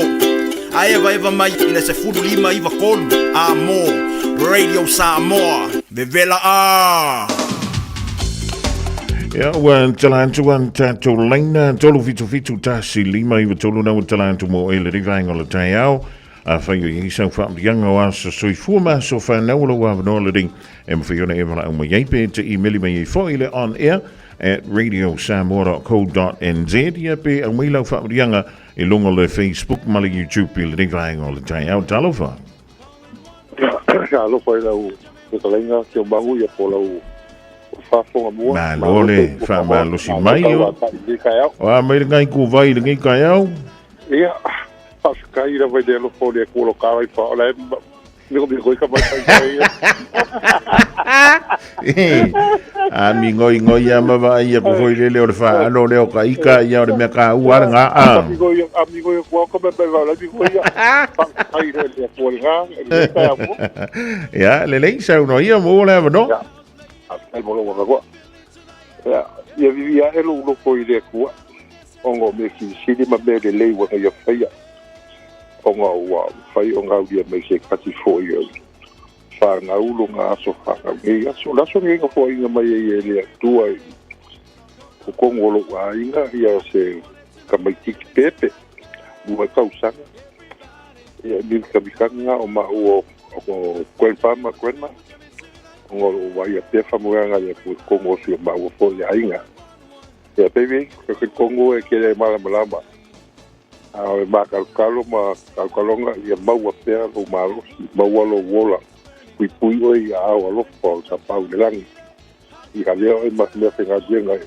le lumanga sai ma au ai fa ka ma ku de o fa nga le ma pai o le akali o ma ku o lo ina lo itali a dive ma leva an fo de o mama ya ili ma ka pa ya tu o anko ya pati ma poso ya hoi lo anti ya lu lo tengai ma le fai o e ka mexican o anti mo wango o pala ya mo mai lo fa anga mo e la ali si lo fa anga lo kwenda mo kwenda ke suru ya ita fu pa di inte pa i ma yele pa kai ko mo fa mo yele ko tu ke ngai aso ja maar weer voor ile nga tu le fai un le ya so talova malo so fu la to fa se manu ma lo le ono sei mai wa me le dai tu vai manu ia la fa aftai le ba wala no aftai mo lo wa no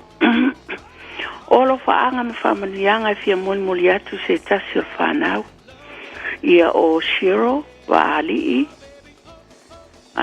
seine tito poloai ia o le so wa ato iai le torus ful mal fitu ona tausanga las ful ono ne januari shiro o te lo o e o se teine ustai o se teine luto alofa fa manuia le atua ia te oe was lata fo yona e sauni atu launu ngaluenga le nei Taeao o le matau tutalo o a unele tina marutato wainga fa manuia le atua io lo langa manuia le nei aso tulu i peni aso lo wola e o ilava na mawa oe i mai o le tino inisio taimi ai o lo o alofa ngia lava oe ilo tato tama o le langi fa manuia le atua oe o se fa manianga i tutonu o le tato wainga ilo lima fo ai ma lo loto alofa ia o mate o lofa anga i le mawai mo oe alo lofa atu o wainga o malava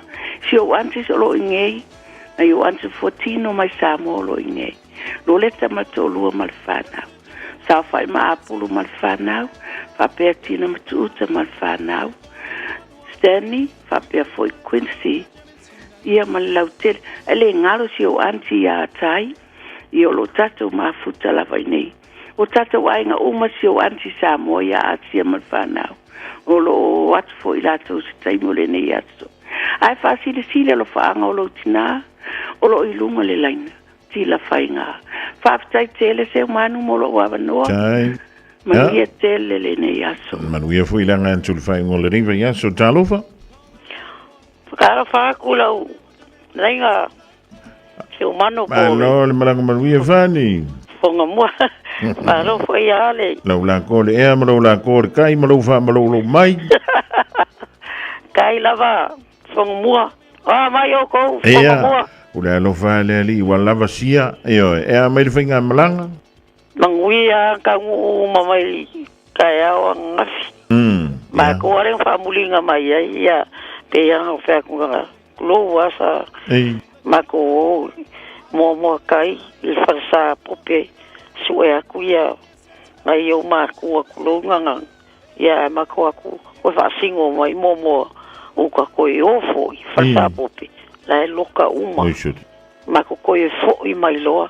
Au fa mai o fifo ka su e mai o ia mo ia ele se karangoa ku fa le se su e ke fongi ma ku ki o ia vi ngai me nga va a wo ia le pole e fa tai mo le mana tu mai ia fa tai la va fong mua e fa kai ia mo le vangoa ma ku fa manguianga ngai mo lo grandson le lile o pita a le ala ka mo tefu ia a fai wa ala kai mi ngai lunga ia le songe wa ko lo su ko sanga manguia lo su ko sanga pita ko angela wa ongalela ela onga ia oro fa anga ia manguia kele o le songe ave o e feura sa keke ia afai ko e o ia val man ko mai silom ko le ko sa o mai va ko ia fa manguia le ko lo su ko sanga lo fa anga o ainga ma ia ku mamao ia ma ku la kala mai ia sile lo fanga lo nena le ofera fani male ainga ko i one hanga mang kiki e faftai lava fonga mua se kai mi ia wa ko felo ia ia lo fatela tu fani ia faftai lava ia tai le bana mai ning tai amor wil fa ngolo va ia so talofa lava ma lo so i fu ia se fo man via lo so fa se man ia sa no ia mo la no ia pastai malo venoa o te samanvia tu le fana o te o soi melpone ia lopa pinau tofa a foi sa longo mai ia sa le o atu le nga pastai le lo fole tua wa ia ulia mai lo fana nea so wa to ia lo li mas mal lo ta kama o famia le tua a ko pele malo si le soi fole tino male me se le nga sa wa le nga lu wa le tau sino ainga Mas foi tau foi na le kasi. Ia o te alofa tere mo oi alofa tere atu ma tau mai nei tila. Ia fa sai lava mo lo vanoa. Tai le vala mai tina ma wi alfa mo le ding va so talofa. Talofa lava ma lo so ko. Ia ma lo le fa ma lo si mai tama. Ia ma lo foi le so fu ma ngui ni kai au. Le fia via kuia le asofanga woso je o kwensan ia Euskadi ia sa no ia tama ia faftai lava le avanos ia e memoria kua alofa anga kele lava i sama kwensan Tama sa no e o ke popole foi o TV por le kio. Ia fa kai lava ia fa maruru ko le kau. Ole ia ngo kai o las falai. Ia. Ole e memoria ko ma lo fa anga sia ma kwensan. Le oi Australia e prespe o ma onga ma kui Australia. Ia ole asoringi. Nga fo inga mai ai le kua ia teve papa aveloa la fongiu ile ngila lo lang leo wa se furu kasi a fululua kausanga ia whawhakai le alofa maleanga le lei o le kua o fo inga ngi kausanga i kele ia ki oesan grandson ia alofa le kua ia whapopongi si aso si kele o lo wola a wariko kako mafukanga i ngi lalo langi sa unia ku fo inga yo makua i fe au mga ruenga ia le ngaka lea o onga la ko fe ngai e ngai ku ia anga le leile ku e poi ma leo so se mea ko ke yai ia manguia kele lava ia lo waso fa ngau le aso ngei ia lofa ku ia ma uangei ma sio nana ia va aitino papa aveloa ia ma ungei o vau puni matani la funiu ia ma lo uncle Tide ia ma Veronica Sioka ma Sofia ma le whangau ia ma mako uma lava le ngei ingi sila ia ai kaupureola le lofa le di kaku koe feiloa i se kaimi le alofa maleanga le lei o le kua ia mo onga ma lofa anga lea ma mori aku ia kia ungei o vau puni matani la funiu papa aveloa i ngi aso whawhakai mora ua vangoa. Ia, maruia foi le angatu le whai unga o le riva esi a jole ta mamala a inga e misele aso whanau foi pi ona o le a whamana tuita. E o sia ki kasi a kua ilunga i pe o ieni a tātou whamrianga leo aso whanau o le rei Taeao. O leu te iloa le i le whamrianga e tasi leu te vai e tua ilunga o le kako i meli. Ai a misi e ko foi koe au mai se skem. Whamana molea lau, please kako i ilunga i. Le lei o le whamrianga o lau whanga ma whamrianga o le asoifu o le whaletua i a afu tolofua o manukau leo le moenga tuai ma lau li. Mo ngā lofa ma whamrianga mo o ele whaletua afu tolofua te lea.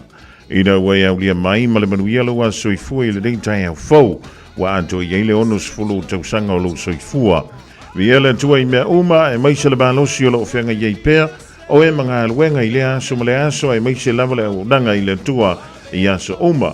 Ia sanga wha manuia tele le tua i anto ele whaletua sili o le wha manuia i lona suafapa. Ia o whamrianga nā malofanga mo ele tina mai a nei pasta wha toi taitu ave fui maono ma e seta ai maise le whanau mai mangele ia whape foi le kalisia e pele i le loto o le Showers of Blessings Worship Center Church e nai Botany manu i tele lo wasa soifua we love you and God bless you whaptai ia mo whamrianga i le nei vaenga o le Taeao ia mo tō malawalo whamata tuina i le so tō wasa soifua ia manu i tele o tō wasa soifua po tō wasa whanau ia whamaruia le tua e leo ni aura po ni ario ia manatua lana foa i le aso ma le aso e le mawhaiona tātou tongia ia le ola ma le malosi le tātou te maua ia po le lava o le mea ka ua o le aulia no pi supo e lengia ia e whakakangi e runga le mole mole ang yang i oe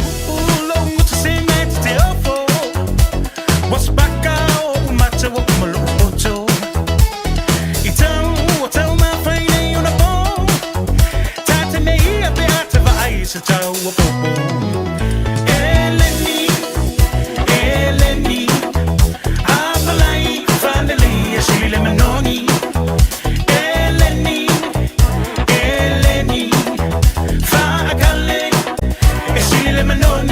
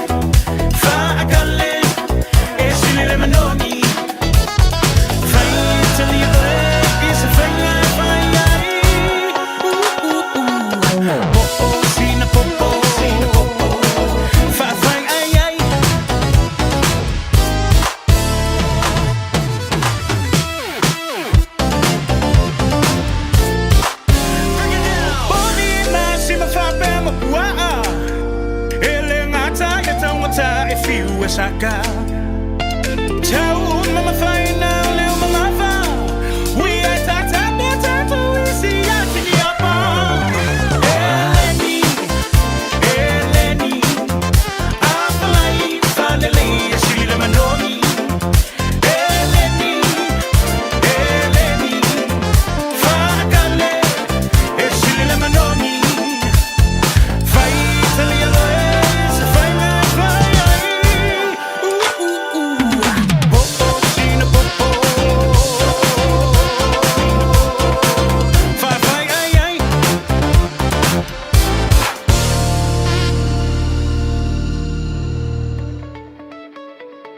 Mole manuia o lo lumanai. O le aunga o le International Travel College. Ua te tala nei le se tala mole lua a whilua ono. I mataa tau tu risi maha unga tau vaalele. O le ITC e iai ona la alai au kilani ma whangarei. Ai ma whaifo i one ea unga online, mai lo whali. Le leise taimi whaatulanga i nei te aongai. Sa ili nei loa so lumanai manuia. Langolango ina maalosi e le ITC o e malau ainga. A waa unga. Asiasi lupenga te whailangi, itc.co.nz. Talofa Samoa. E mawhairu sosoni atu Dr. Chair ni ngasi o le maisuka, toto maulunga, ti ngā le tino, whaapa ui no pauna, maisela, mangyesa ma le kānesa. Maua le tia whaamamai lo puta ma le paste mo nifo ti ngā ma le whaamalongi no lo fofonga. Whaapea product po o loha e fisosoni e whaala ma le mole ma dark spots o fulinga. Ua tele ungali ua mawala tau pepe o nar sosoni a Dr. Chen. Ala au noi le lua fituono tolu fitu, lua fituono tolu fitu, pe a fiuane i le lua ono, Great South Road i Otahuhu. O fia maua sau ta avale po sau piki apu. Ai tongi ta i vaiaso, lua vaiaso, pe ta i masina. O le sleek cars o le a maua ai le fisosoani. Ua ta pena le au whaingaruenga a le sleek cars mo oe malo a inga. Aua e te popole i se mea e tasi. Te tala fitu aso, mai le sifulu i le Taeao, angai le afo le ono le afiafi. Tele la alai au kilani i saute, vili mai loa i le o lua tasi faa, fitu lua selau, po le o lua o, faa lima, tasi lima tasi. Maruia le tausanga fau Samoa, e Fiafia in toi whailoan tu o lewa toi amatalia le stella mo le tātou wā onga tuspa ia le Auckland Pacific Bible College mo le dei tausanga. Talia so se tasi se fuluwalu tausanga nga ilunga, so se e kālesia e ta tala le avanoa, e ta pena ilo soifua a wale fōlaunga i le dei tausanga. Toa tusi tolu 7th Avenue i Papa Toi. Mo risi whaamtalanga wala au le olua tasi o lua lima tolu ono tolu lima valu. Olua tasi o lua lima tolu ono tolu lima valu.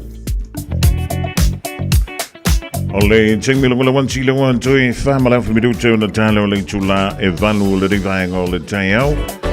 E toi whatalo whantuile pa ia mala malu awe tawa le rivaenga o leso malo le sisila malo le whanto toa ia te utou. E whamalanga inga fo i o lo o whenga iai ranga yantu i ngā luenga. O whantonga o le Taeao marisi fufuanga wha le ainga. E o wha le mafutanga. E ma uela vai e fufuanga. Ilanga ia tula city mai manu kaunei lunga le State Highway 1 whaasalo anto ile nai Albany e tolu sfulu male fitu minute le umiolau whainga malanga. Langa mai Albany le city whaasalo mai e manu kaunei le State Highway 1 lua se fulu male fitu minute. Ilalo antu mai manu kaunei mo au ki lani se sifo i dai tata tu le State Highway 20 ma le State Highway 16. Luas fulu ma le 5 minute. Ala samway tata tu mo manukau luas fulu ma le 1 minute. Bombay anga e le city fa lua minute le dei taimi. Ma le city anga e Bombay e tolu 1 minute. Ele anga yantu lea ile maleva lele manukau. Wa matantau silo le titi mai a misi le wala malanga mai lunga i dai Albany. Ile tantou maleva lele va pe foi langa yantu le maleva lele e lunga i dai Albany. O isi vanga umana e fio lono na wale taimi. Wow, fio malanga inga e pe ona yeile di vanga o le Taeao. Ma le tua intion ti le sao le mui lo fa unta. A fai nai tu te malanga fantasi male whanau. Ma le tua ne o lantou fusi pau a wafoi te so ona nau tele iai. E o umatantou i le wanti wha ma venga sao whai ma lola soifua. Williamu umatantou umalawale i lunga o le upenga te whai langi a Radio Samoa ea. Ma lola vale whai o le whaiva.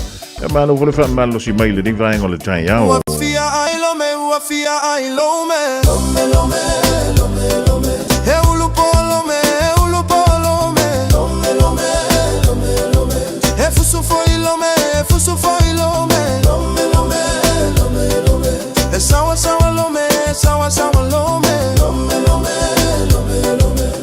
fa mai ata leva veau olo me ua alu e tafau va ai se tagata ua vela o se ti e inua i sana i puti aole matai ua tilo tilo mai fea e alu ia i le taule ale afa alogo mai le ase mea na e sauai lauto fa se fa amole mole o italene i olome sina fa lawa se italiane ai lo tamanava ua mole sole sole lo me se ua auga tete foliga pe io se panikeke e sa umua mua ave o ua fuvae toe ave mau se vae e mastala lo me ua mastala lo me lome lome lome lome e lo tu foi lo me lo tu foi lo me lome lome lome lome e mativa lo me mativa lo me lome lome lome lome ole uso lava lo lava lome lome lome lome lome mali e loloto telemo e tolo o lome lene e ulupo e ai le si lome e no foi uta o lome tonu la valena lei atali la uva ai o le ana e sauai tagi fa lululuga o le mago a o fai la utatalo le ai toina fa ataliea ua esasiea awa te vave au fika gae fai te ai pole si ai tata ulava na iloa lo me mai au te alo e ai le lo me Samoa o lo otagi peisemo ua mawane ilome ua mawane ilome lome lome lome lome e ulupo lome e ulupo lome lome lome lome lome e fusu foi lome e fusu foi lome lome lome lome lome e sawa sawa lome sawa sawa lome lome lome lome lome hey ha che chino lome lome hip hop chino hey ha Usi mai alau whaafofonga o le whaapoponga fo ele nei o tala whao mai Samoa. Awina sa o mai mo oe e lau leiti o whalongalongo le Radio Samoa tasilima iwa tolu a mo.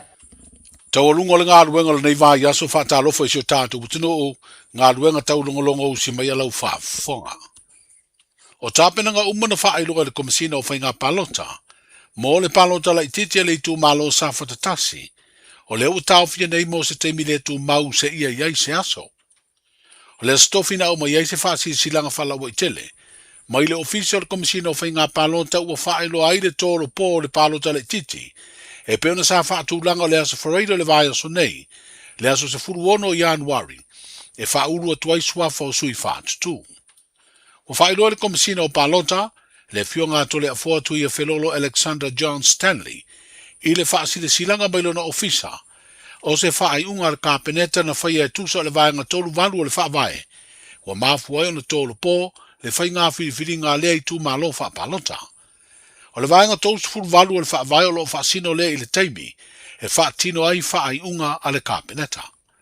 O talo ina ai e le komisina o whai ngā palota se whailo inga matusi stala, e wha malama lama ma wha manino ai le mafuanga o le tōru pō, o le palota la ititia sa whatatasi, lea sa fua o le asfreire, lea sohono le masina fau o Februari, e wha ngā solo ai. Wa iei nei le wha iunga le kāpeneta e peo na wha iloa le pāle mia le nei vā yaso, o le atu ina atu le li poti i sue suenga wha sue tusi, lea sa whaia inisi o ngā luenga te tere o le ati ina o le tunuu, i le loia siri le malo ma leo leo, mo se sue ngā tini. E peo na si le fia o lea sue ngā wha sue tusi, e peo na tā ua le forensic audit, na wha tino i le teimi na uru whale atua i le whai ngā malo mua, a le wha tua i le atua sa mo o tasi, i le te inga le fionga fia mena o mi mata awha na se ei, i le tofi pāle mia. I le taunu uantua le whai ngā malo o boi nei a le wha tua i le atua sa mo o tasi, i le te inga le fionga i le pāle mia, la auri e le mani e toa le ua te apolata i waufosi, e le i whaia se whaai unga le li poti o lea suenga. Wa whaai loa ia le pāle mia, e tere ngā i o inga wha sori tū la fono, o loo whaai loa i le li poti, o le mafu anga leo le whaai unga le kāpeneta, e tu o tuloa i leo ma le loa ia sili, mo suenga. taunu mai whainga malo I tutonu. O lo tatia le matau pue I whaise whaiunga utu. E re mawhai o na mātou muri tai whaiunga na whai eisi whainga malo pe a mātou mautinoa. O lo iai le tūlanga tau pena vai ili le tūlanga tāle whenga ima le mea o lo ta o tuele tele tununga. O le sa tiro li poti a toa le masina o tiro el komiti el kabineta. E matoe foi mai ele li poti tonu e te le whale tonu li poti na mai momua. Molo iai le tūlanga le mautonu. O le mawhaina I eise ato o tō li poti na tuina mai le forensics audit. Ona o le tele o mena nga Yesu nga ele maua wha o li city ma source document. Mai o le uputau tino ma le manatu whaalia na whao mai il komiti al cabinet. E te le afianga o me whaasori tu la fono o lo afia li poti le nei I le whaiunga mudi. O lea ua manatu el capeneta ina ua umana whai le ilo ilonga o mata upu o watangi ai mea whale ton. O la atu ina atu sao loa le mata upu ne lima o leo. Ma lima o le loa sili e wha ua waisu suenga. Ini ai inga ma whai loa ni whai unga po a lava me la o iai. Ini mo lianga mo e afia. Na atangia ni mea whaasori tu la fono. Na whai le tato forensic audit. Ma al whaiunga muli na le wo o le teimin nei. O lau whaase e aturo le loa sili ma leo e whaatino la tau fo I whaatulangana. O ni sori ngā tu la fono ua whaatino ina. O le sawa le uru fale mai lo tātu o tunu ma le whaonga ina o fuala au whaasaina o le aisa. E le ngata ina o so whai e leo no o fuanga I fale inu o mafio anga. Ai ua o lava le no o fuanga o whaanga I o iai nisi o pisi nisi la aiti. I to tonu o le taulanga ua whaatino ai lea ngā duenga. Ai titi mai e to sfuru ma le whaatangata ua li potia. Na pua ina leo so whai ngā leo le maketi o I ai savalalo. I lea wauri o le stofi o le vaina so nei. Na maua ile fuala au whaasaina o le aisa ma le maruana. E whaapeo lo tu lei ma whaatau watu e nisi o pisi nisi la aiti. O lo o whaangai o ia lata i le maketi o ia. Ai o le lea solo muri o leo le sa idi o no fuanga. O lo whaangai o ia ni whainga soli tu la fono fuala au whaasaina. Wa au mai eima se la pita inga le minstar mtanga luenga o leo. Whale pui ma le toe fua te ina ia I la tou. O whaangai o ia pisi nisi ta vale la iti lau pasese po taxi stands. O whailoa le pāle mia o le minstar fu I o lea mtanga luenga. Wo o atu ia te ia wha mau ngā leo o whailoa ai le tele o ta vale la iti. O lo o masalo mia I le whaatau minatu o fuala au whaasaina. O le lapta inga le minstar, o te tau nei loa na tau fia ngā ioinga, a wā a maua ma wha maunia, e ma whai o na se I aile lai sene o le pisinisi ta vale lau pasese.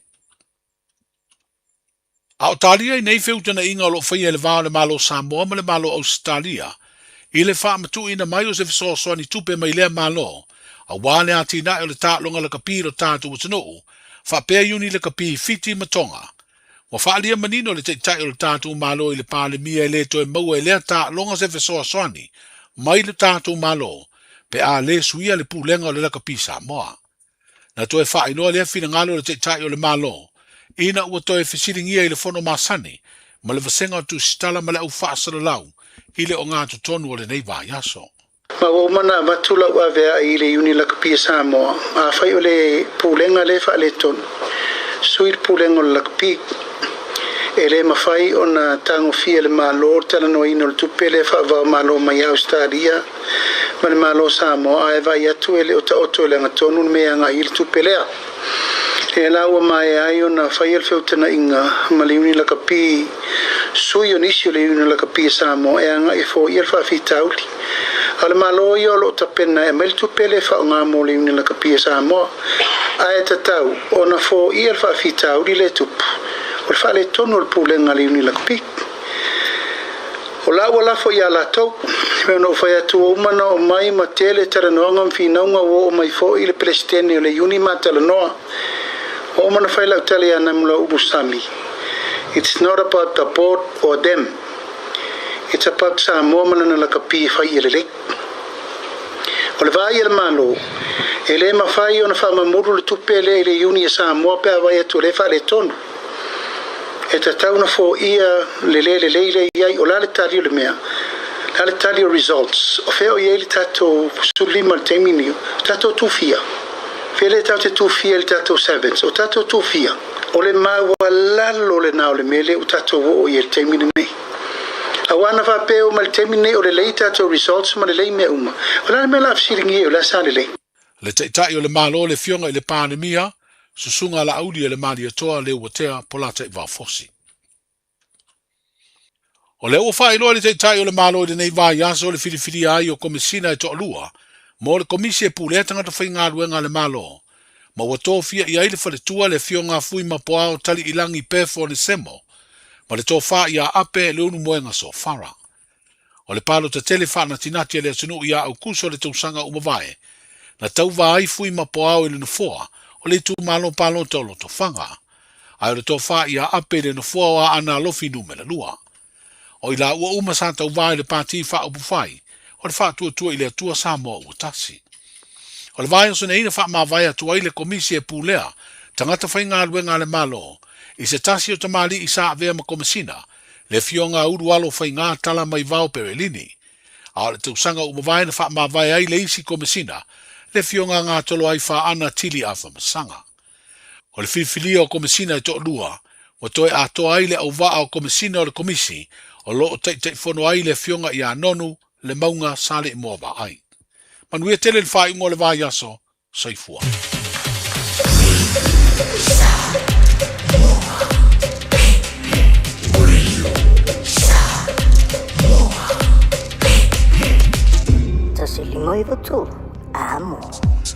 O le daua whafunga le turu ui se o tō ngana o tātou tala mai Samoa i le rivahenga o le Taeao e pe o le funga dātu ma tāperina e le fionga ianga walmana au tanga vaia tipi au tanga vaia.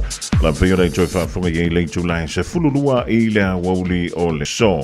E bol tibiringia o lo o i le tātou malo whaalolongia le o tūru mai. E wa fo i le whaalau teleina o nisi o matau polo o whidawina e le fo i a tamali i o le tātou. Turu e le tau whailo ia ona pa ia ma ona Malu le tūlanga i pe o le iai ia le loa o lana tūtua e le nganta i upu whai o le malo New Zealand ia e pe fo i le whidawina o nisi o matau upu walawa ia le amana ia ina le o tātou tangata i to tonu o New Zealand. Nei, whiwhiranga o lau whaatasi mei le whionga ia anai atha anai le rivahenga o le Taeao o le whaala putonga lea o le Pacific Justice a wale whina wina o matau pu to tonu o New Zealand. Nei, whaatala whaatala o whionga nai Taeao manuia ma lo sui fu manuia ma le langi imma. Alo sui fia whomua. Man, o whaatei manuia le tausanga fōk na mai le tausanga fō i lo tu vai. How was the start of your 2026? Same as last year. Nothing much changes, does it? No, just keep moving forward. Well, it's good to have you here in the studio with Radio Samoa this morning. Now, I know you've got a huge event coming up tonight, and of course, the 11th of February. We'll talk about that later on. But what's happening tonight? Tonight we're having a fundraiser for the Pacific Justice, mainly to try and inform our people. And we're trying to get the Pacific people together here, right? Yep. Because the problem is everybody seems to think it's a Samoan thing. Yes. Pacific Justice is for the Pacific people across the whole Pacific. Yes. That's what we're trying to fix here and fix up the errors that we've been going through for so long and the way we've been treated by the New Zealand immigration. Now, can you just pinpoint what exactly you and the Pacific Justice Committee have been working on for the last how many years now?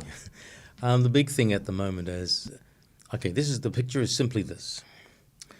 We in the Pacific, which is only 16 million, have to make an application to get a visa to come to New Zealand for anything. Yes. We can't come for funerals, we can't come for families that are dying, nothing. We're treated like rubbish, third citizen by New Zealand. That's right. Now this is the picture that I want our people to understand. 3.2 billion people, 3.2 billion people can access New Zealand, either direct or via Australia, and get a visitor's visa stamped to their passport at the airport. The 16 or less than 16 million of the Pacific don't get treated that way. And why do you think that is, Ane? They've always used this word overstayer, overstayer, overstayer towards us. This is what they've continued to do and hammer us with. Mm. But then when the research was done with the dawn raids of the 70s, Yes. 25% of overstaying at the time were the Pacific people. Yeah. 75% were from other parts of the world, and not one of them was touched. Not one. But they raided our houses in the middle of the night. But they were the ones who wanted Pacific Island people to come here and work in the first place. Well, let's go through back in the history here. Mm. I'm quite agitated about what Luxon has just done with the proposal for India and other countries of the world. Yes. Right? They have rolled out the red carpet, Mm. and they've said, if you've got $5 million, we'll allow you in. Wow. Right? You can Wow. buy a house or whatever for $5 million. Mm. So my question is this. $5 million to the people he's talking to is petty cash. Nothing. But what about the people who built this country? Mm. What about the people who built this country? Let's go back 5 or 6 generations to the Parangi world where they came from overseas, cut down the bushes and had the farms developed. Yes. And then we came in the late 40s when New Zealand went industrial revolution. Factories were growing. Mm. They needed people. They had nobody. Yep. So they allowed us in, and they allowed the Maoris to come in from their iwis to come in. Mm. Right? And then we come into the early 70s. New Zealand goes through a bit of a recession. And the first people they target is us. The first people they target is us. Mm. They turned a blind eye when they needed us. Yes. Right? But when they thought, oh, we're a burden to them, get them out. Mm. And that's what happened. So today, we have the same thing. They keep on saying overstaying.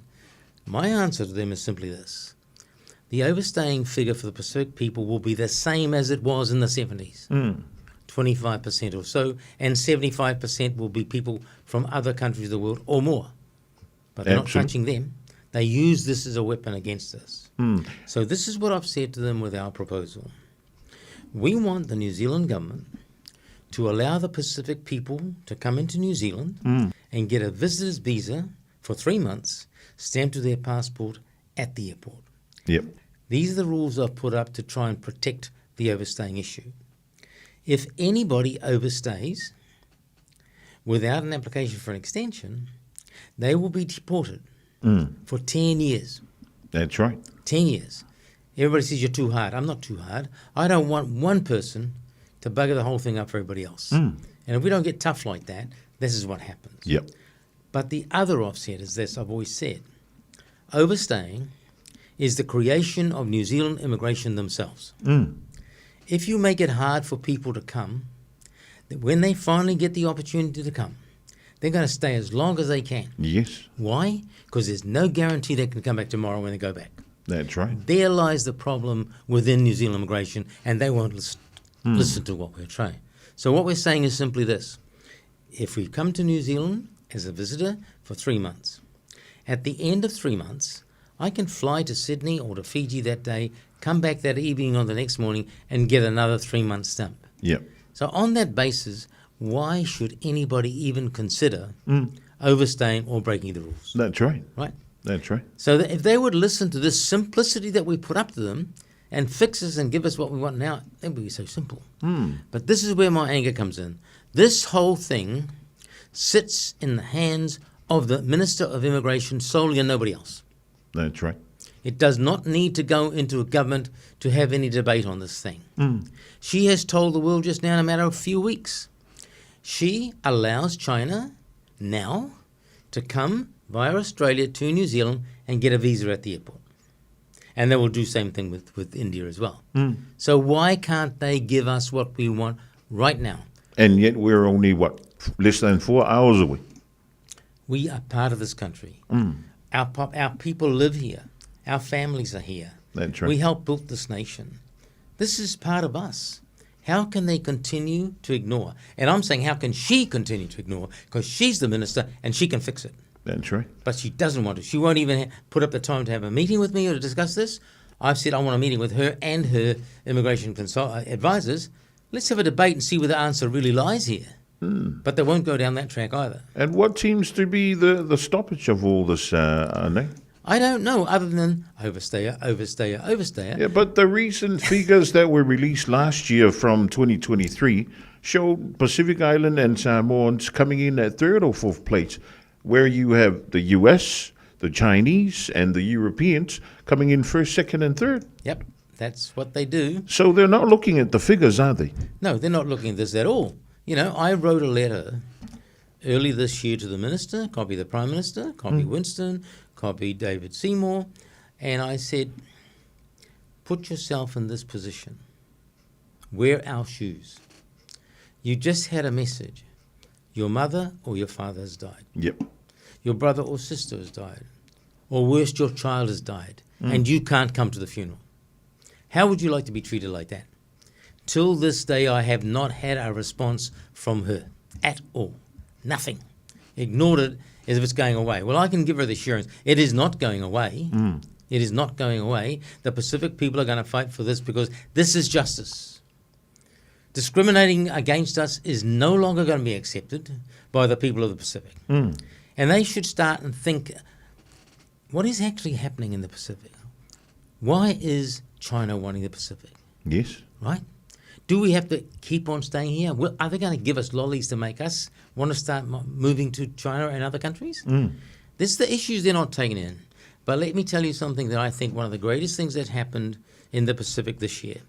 And I take my hat off to Penny Wong, the Australian Foreign Affairs Minister. Yep. Tuvalu has 280 permanent residence spots in Australia. No questions asked, no rules, no regulations. Man. Australia has taken the pundit by saying, we know that Tuvalu and the Kiribati are countries that may be underwater in the future. Everything's pointing in that direction. So what Australia has done with Tuvalu is given them a safety net. Whatever happens, we will accept you as you are and look after you. And you know what? The New Zealand Immigration Minister is still living in a cave. She hasn't seen this yet. She's not even making any offers to these people. Right? So this attitude from the national government and her ministers towards the Pacific people has to change. Having said that, I'm going to say this much. Yep. Not all national MPs back what they're doing. They are supportive of us. Right? They are supportive of us. Our biggest support in Parliament today is Winston Peters. Yeah. We should never forget that. And this is election year. And I've been singing out to our people, you can vote who you like in your electorate, but give Winston Peters your party vote. He is our own real voice in there that is helping us. He is supporting us with this as well. Yeah.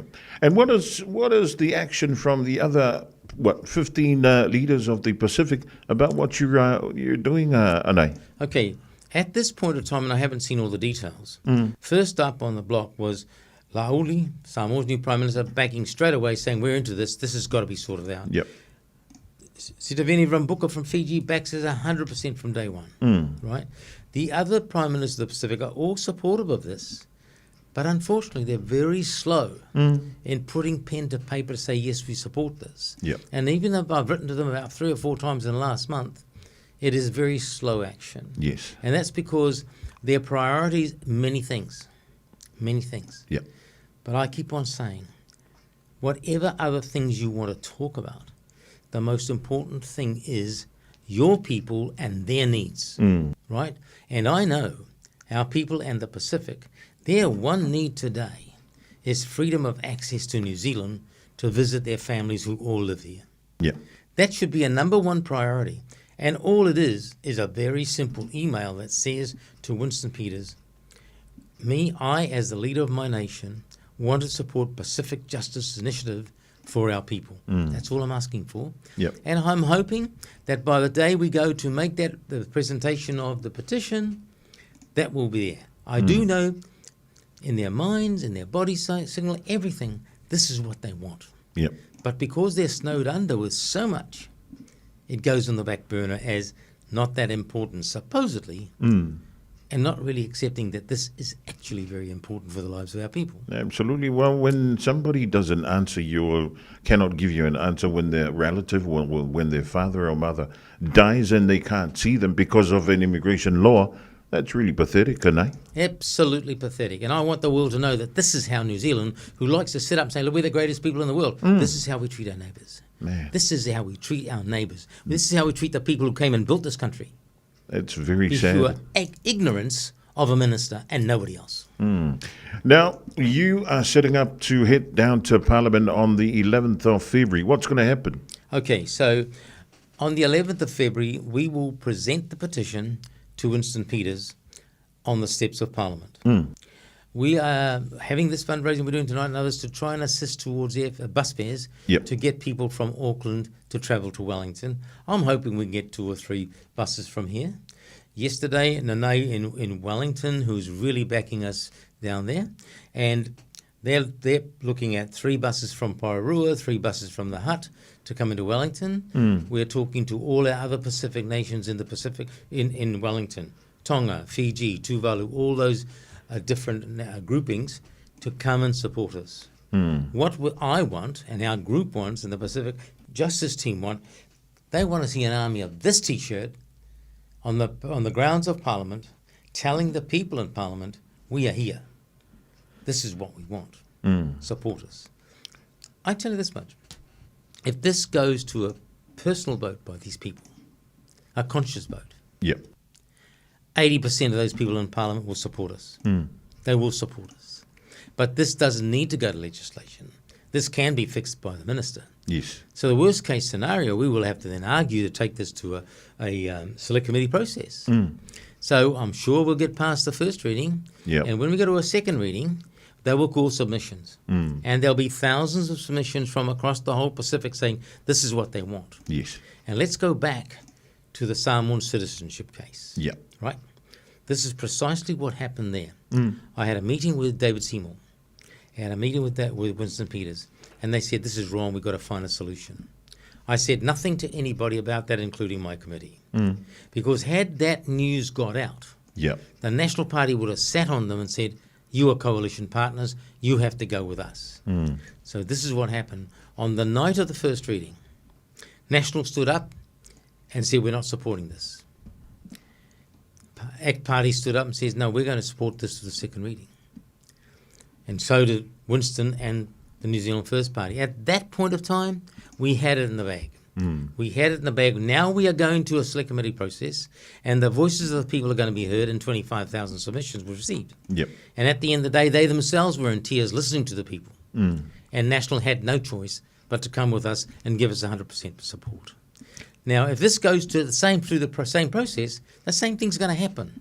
And why should a minister not use her position to fix it now instead of going through this whole process for no real reason at all? And wasting New Zealand taxpayers' money. Absolutely.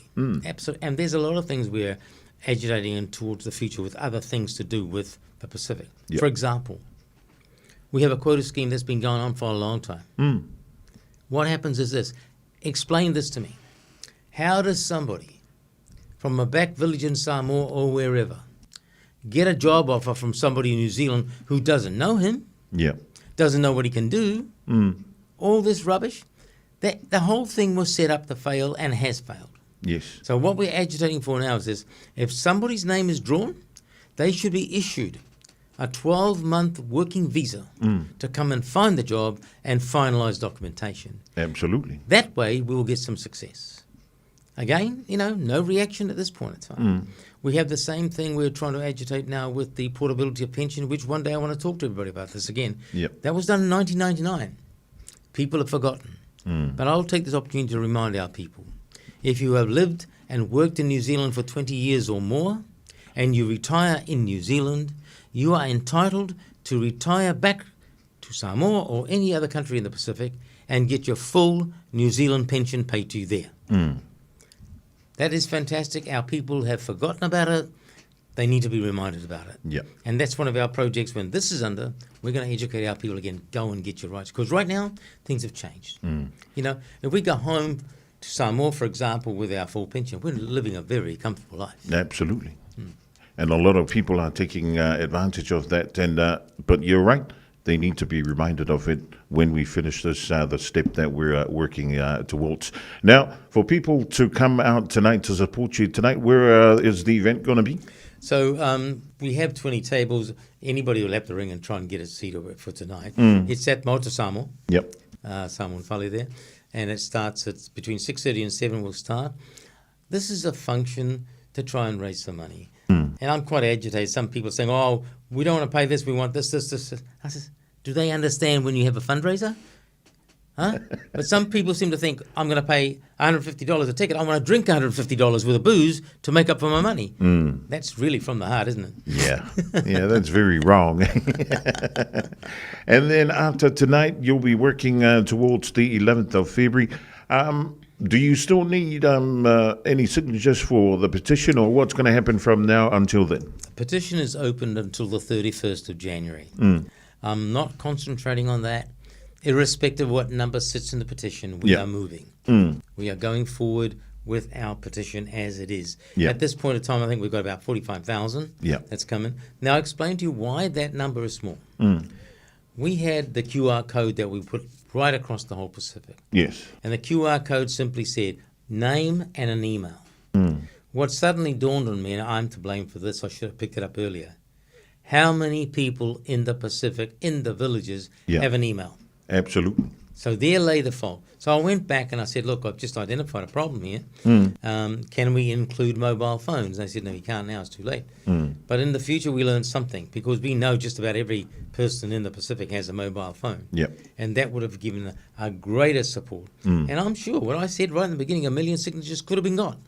And I still believe in that. But we are learning as we go with many things. But this is not the end of anything. This is only the beginning of the fight of the Pacific people for justice from New Zealand.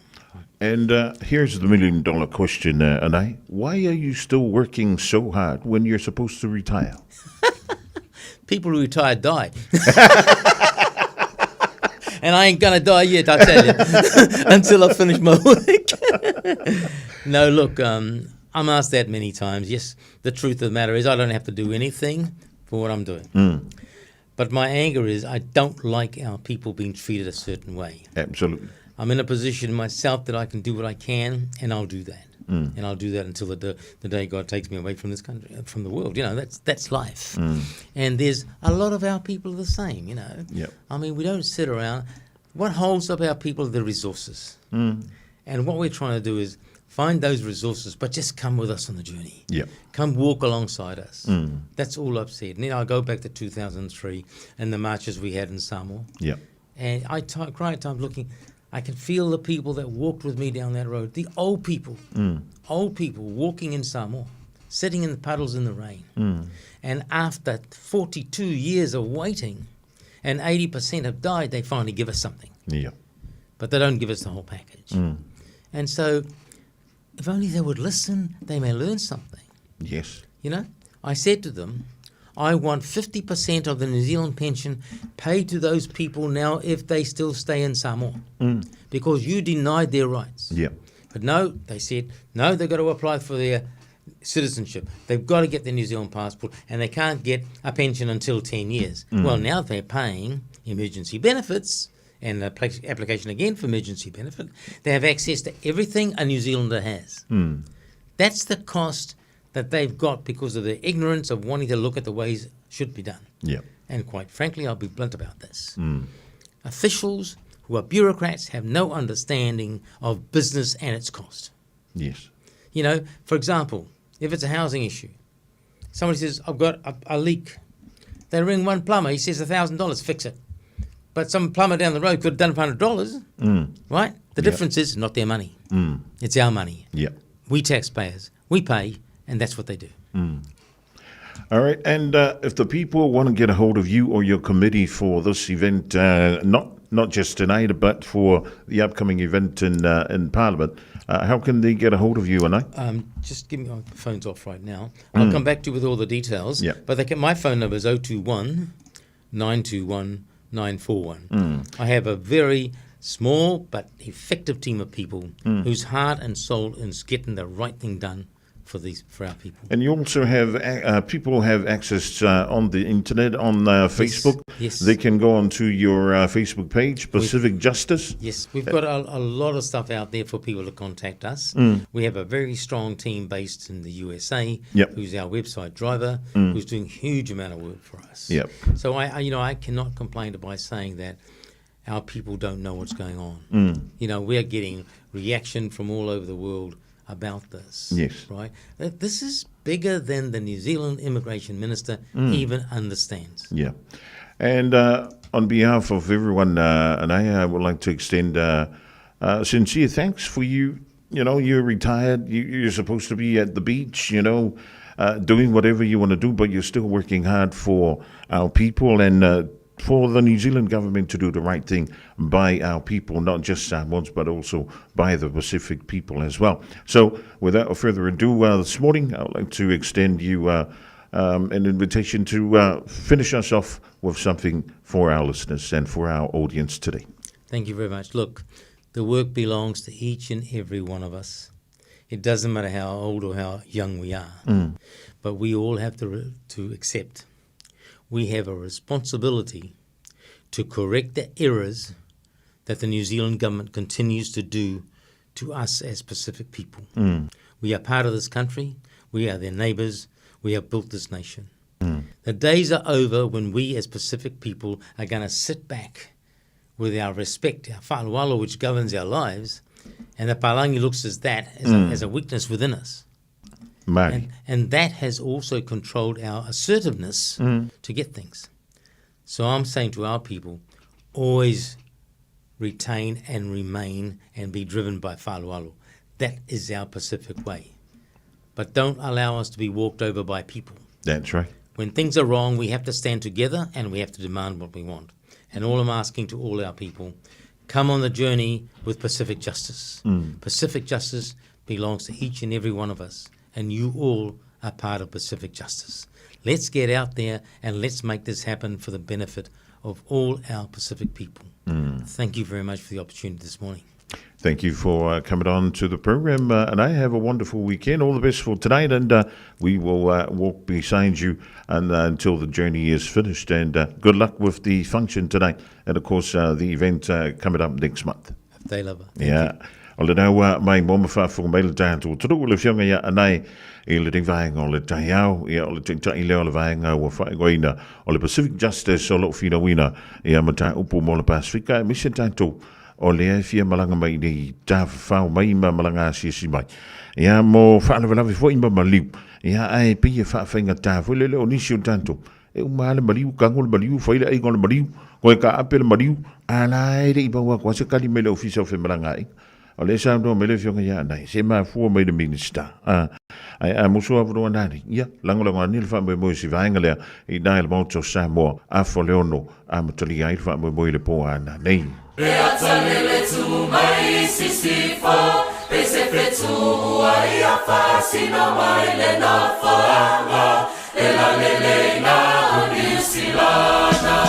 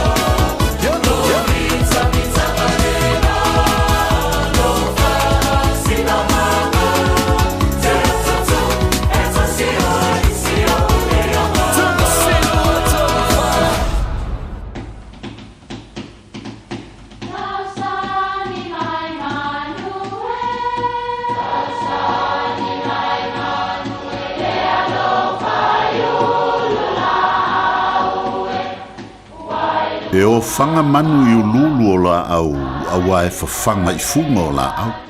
A o le tangata e whawhanga I upu matala. O le mawhileo o alanga upu mamuanga ngana Samoa maona whaapongai e a fua I lona sio mianga. O lona lea sao I le whaatufunganga o le iloa whaale aso mai le tautua se ia o ina pule.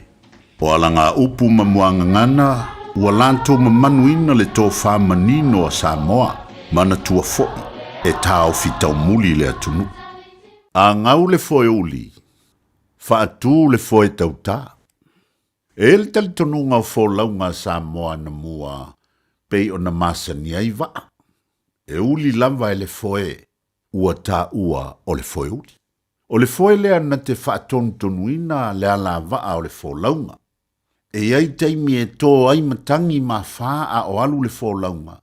Ma a malolosi tele le sou e mawhai o na whai.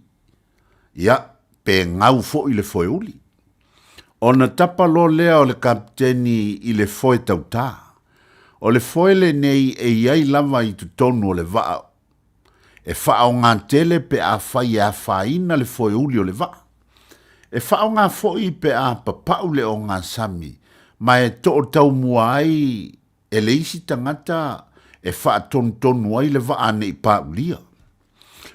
O upu e whautu ai tangata ina ia sao niuni I mea uma e tala whea ngai. Mo se si ma Malu ia po se whainga malanga o fuafua ia tunu mamao. I oelo tangata e te tau o ne tā pena ia le lei malava ia le ngata o upu a o tonga mawhala a walu tātou wha moe se le lei lava le ngau ane le foe uli a o lae tapa atu o iai le foe tautā.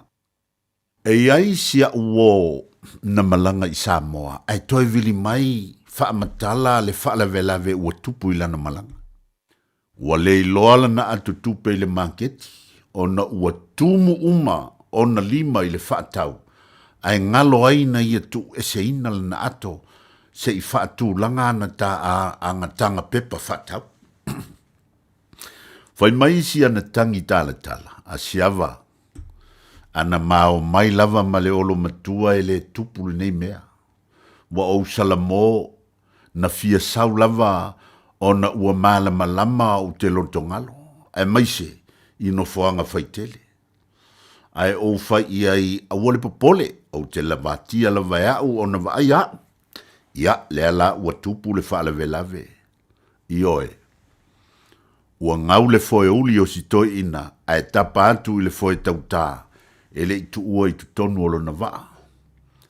Ioe o lau tautonga lava o si au foe tautā le nā e te tua iai taimi e te le mau tonu ai. A ngau le foe uli. Tapa I le foe tautā. Manuia lau whasongo le ne yasu. Hey, hey! Oh!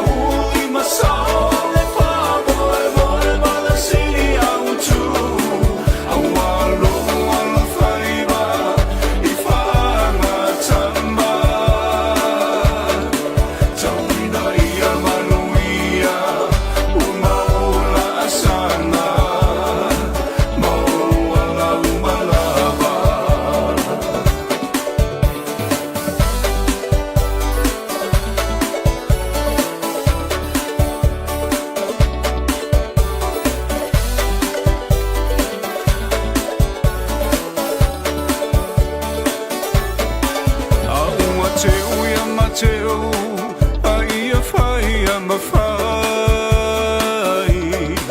O mamana Awa e te whaavai vai Ai a mana Samoa Lau tapua inga Me ona talonu atuna mawhatai lo la lo whaiva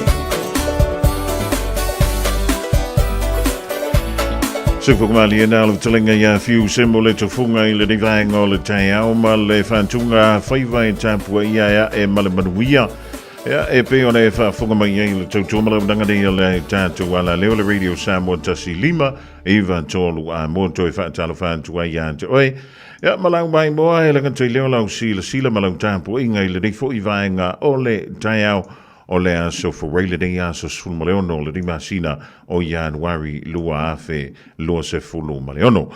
Ia, e walewa no su ea ia la uole so le no su ea mai lava le amatanga o le tātou mafutanga i le Taeao. Ia, mai lava le nātou sanga lua afe lua lima talu o na sola.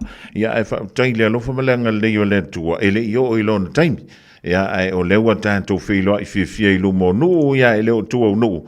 Ia, ma le talenga fo ia so alo, le nei vaenga o le Taeao, ia maruia li le tausanga fo, ma lo la kore, ia ma lo la kore, ka ia li ia so alo. Se uma whaisera unga le maranga a, ia, se fo manuia, fo mua ia, ana to fase umanu, manuia le tausanga fo, whawhelo atu le nganga ma le whaarano, e meisera au tā puai ma le whita whafonga ma le sila mai mua. Ia, ma lor kau a ka ia li ngai kai au, e sa o ua maura wa, e sa le wha maua. E lenga fui e o fua loke ke pua ala ua maua.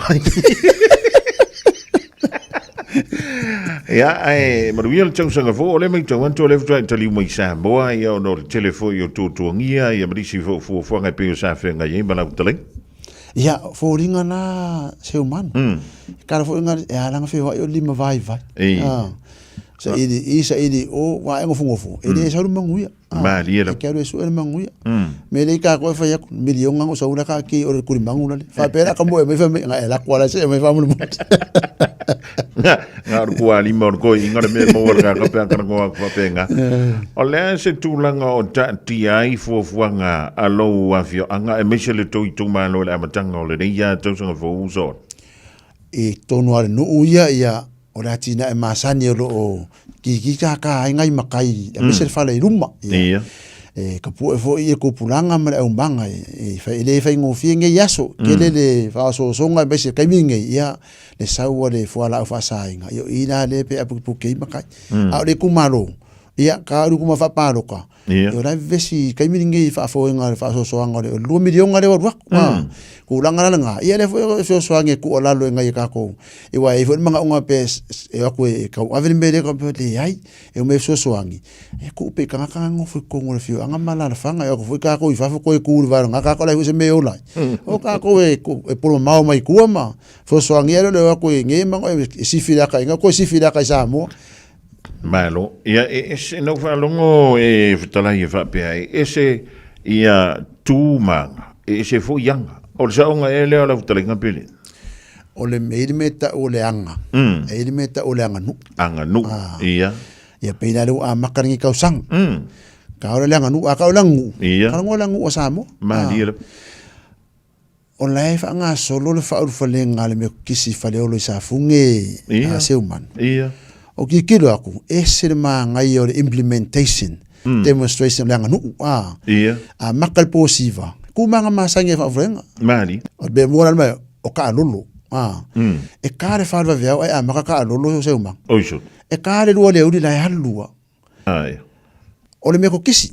E yeri ka lulu sa anga si umu. O i rufi vai so e kare se me kisi umma wa do la ku ka lolo pela nga kai vai le se fio anga malo sin me kisi e kare fa ku langa me ke le ka lolo ya kai ya ko le fio ngal su ya o le papa ya la u ai mala e sing ka ya ai do ku ka lolo ai nga saka isi kai ya ko le su ya o ia kama ai nga ku ya ko kam se efi le sa wai o le makango fio melia e ia ila le ka lolo ai ngol fe au so le we kunga e hongo ngu le kongo le ka lolo le o mangongo o lufi o le kele ia le ngol o ka lenga ngu le Samoa le o mai fa kasi ai inga o ma bo ai o le ke vai ku ile vai aru sa vai ile aso lulu mala so dua me o ka kala o sa vai media kai ka isi o eti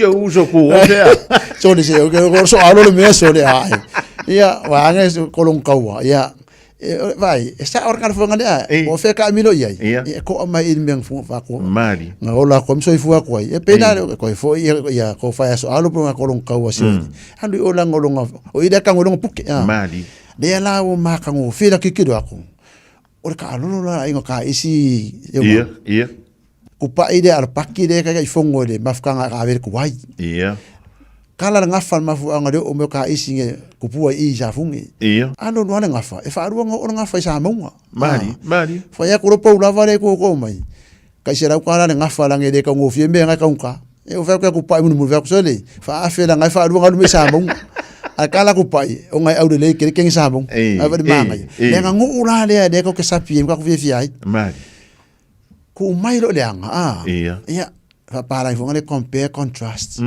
mai dangu o Samoa mai le hangal parang o le news le top de kaiming lan langi se umang ba fonga mua o Trump o me Trump lai fai ku kuli so madia ki poki so madia e fai mai dangu fa ma popo mai u kangak ai fai mai yanga ya Trump ko fo in me ngo mai o le ko fo ia nga ko vai ia anga wa fo Trump ka me fo le fai o ko Fiafia o la o ko ave ku ave fa ku pe ke lisio me ko pinga America o vai anga Somalia o anga la ia o anga por kiki o anga fa palang ia ia versus dangu o Samoa le se nga de ia o ngai menga highlights amaka nga lua fa de ngora ka ika kilo se bango ko sala fa siri vanga fo mu ala zo si la fie le ko America li au mai ali plus kinge li Venezuela ia o vai mafu anga me Trump a makar ka pingi o va ai mai me o trucks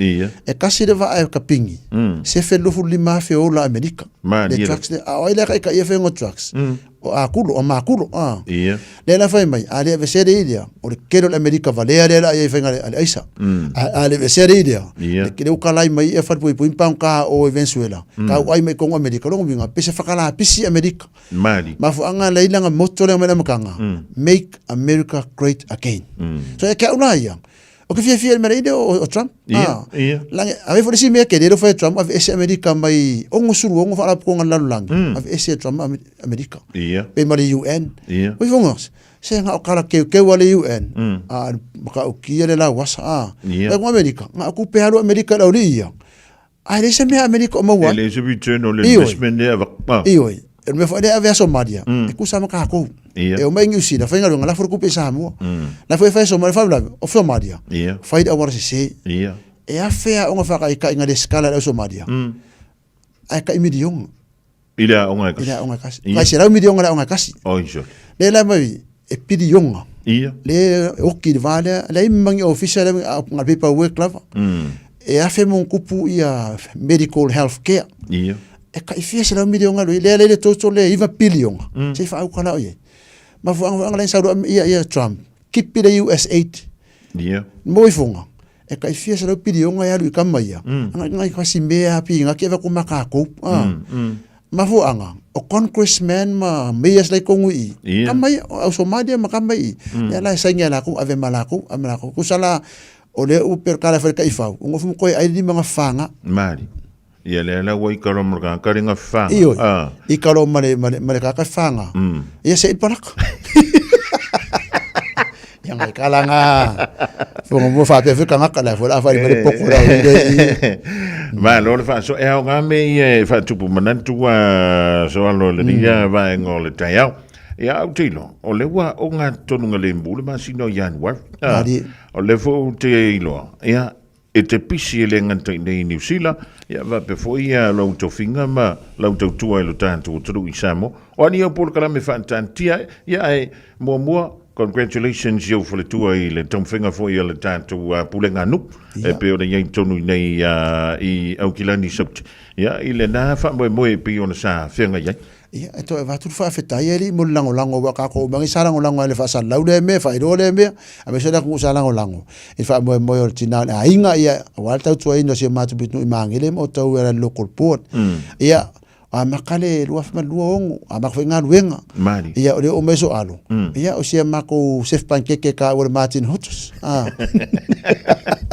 o le tanto wa onga ia al mesa ia si le fiere tunu saile a onga o ne hanga mangeli kai mingi o le ko act as a onga ale o establish o le trust foundation trust e soani la ka penga e soifu o ka ngaka so ngaruenga fa na so ngaruenga like job seeking skills o le kele la me o kele ngo ku e su ia ngaruenga e work experience ai ia a lei mo ngaruenga o le ko o mai danga ida onga a waru la onga ku pero kala masangi for ngale if the mountain is not coming to Muhammad Muhammad is going to the mountain kongu ve va ingo ka ngofo la kausa fo ngai pe pelo ki ngai karinga se pe pelo e mari ya ore ngayo ingar nga masang nga ma defo maka nga nga masang ya orkele lam ka upuro fa media avika making a le team extra curricular activities for making a limit la ko interest ko ngol pokwa ngari fongo fa ida se me if you ka make usumai e mena so fa at the end of the day ma wala nga lai seng evedifi ma wala nga nga work experience we come full time permanent ya orka ku nga wa fo e kari ko ngal masino ya kere ko nga kuwa o le meo lea onga o le whaako angalele ngau yesis pe furale maua le mati nosu na mkanga in member na mkanga education and training your passport to the future a leita pu elo soifua o ina ia e kuka whaako ngalo sai so se kafa ke folau wai pe awe sa o lea kala lia lava o fela le wa nga i ele tanto trupo o fela u wha mauntu o se official tanto wa onga le temile o ina i Kirkbride Road ke rakura malai vale le offlo ke Messi Road Kirkbride ngai vai le ngai le yo o mele le Holiday Inn ia ngai le ko ngavare ngai le mu ko mai nga o ngai wa fa ngai ngumela le lo ka ko ngumela fa yo lang mu ngai ku le mangu lo pi o ngai sa onga o le nala o te tala leva noa mwhai o na whaatala noa e le whanau ia mwhai whai mantua o na whsota iatu iyo la ia le Facebook page po le website le Martin Hotus e sa ilia ina e te moa ni ale foi e va le Facebook aso alonga e whaaki ngā maka e whaoka koe ngā o musu le ki ngā ainga le whaanga uir vanga ngā e ale foi ngai whai le Facebook a tā lei e moa lunga le ia whaakai whonga mua se umango mā kwa ngi kai au maro fori ka wakai ia unga ngumela e sui a kurang masangi lava me kaua fai ele lei mali ya le lei ya va tai foi male no tanto silfa ia la matango le dei sanga ya to taliwantu i Samoa ya so mo ia fa la le tual tanto so tai pe yanga so tai fa nei o po ya e to na foi le tu la poeta ai ma ke va ia kwala ke ko se ki pula ri ya so e ke lor ka nga vesinga o foi ke o foi manga nga lu pe me lai pu ela ko wak Mungkin ya so sebang. Ya, mungkin fai ngol ding ya so le telenga ya so alo se tu mua e pe ore mai mo mai fa fonga mai ai lana tu tua. Ya o ding alo na uto tala le la le Martin Hotus le onga wala vai le anga yantu mantua. Ya mo fa no fo ile o Fiafia inisio tanto wa onga e to tonu e pe ore mas ya i tono ni sila dei. There are loads of things to do in Tamaki Makaurau. From jazz to reggae, pop to opera, you'll find a free concert that hits the right note this summer with music in parks. Simply search our Auckland events to get inspired. Tamaki Turuki. Altogether Auckland. Poi loe mawhai o na whaongara o Q7 e whai ma te pause moro whare mōmua. A whai fwoi o Yeso mō kesi e mawhai o na tato susuina o nisi a wala I whare tupe e sese a tonu e whetau I tūlanga o roolanga timinei. On mata o nanga I Supreme Mortgages, mata o te whesoswani e sue se tali mo first home buyers and refinances. Parau mai au Sam I le orua tasi o varutasi toruiva, varutasi pe emaili mai I a sam@suprememortgages.co.nz. E te manae maua se luma nae manuia o la wata li I polo wa whawhine. Ua se fulu nei tau sanga o whaatino le Pacific Advanced Secondary School lea au o nanga. Na whaawaile nei a onga e Sir Michael Jones. E whaonga I nae ngana le Pasifika I le NCEA. Maua fua o fua o ngā toe lea ni pilia onga. I le tau sanga lua o loa whana maua lunga I le Whainhomera o alonga whana wale pass na au sia tongi e ulufale ai I le Universite, po le University Entrance, I le tele o kolisi I au kilani. Ua uti awa noa mo le lua o lua ono. Mo nisi whamtalanga wala au loa le pass I le ovart se lau valu o fitu lua fitu fitu. Ovart se lau valu o fitu lua fitu fitu.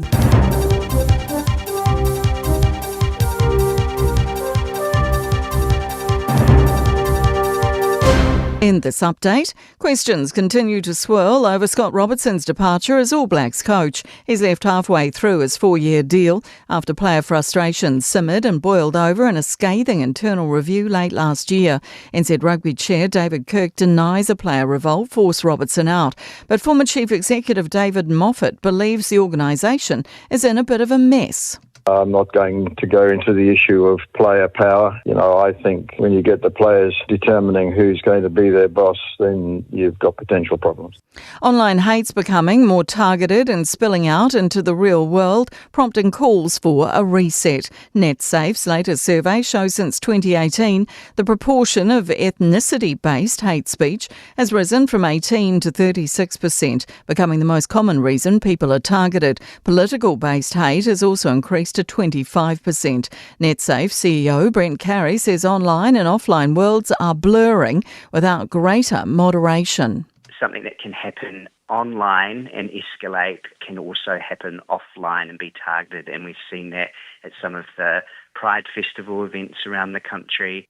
2 people have been killed in the collapse of a construction crane onto a highway in Thailand's capital, Bangkok. It comes only a day after 32 people were killed when another construction crane collapsed onto a train in the country's northeast.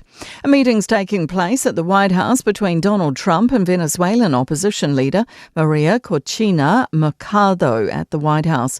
Meanwhile, the US military says it's boarded and seized a 6th oil tanker in the Caribbean, accusing it of breaching sanctions.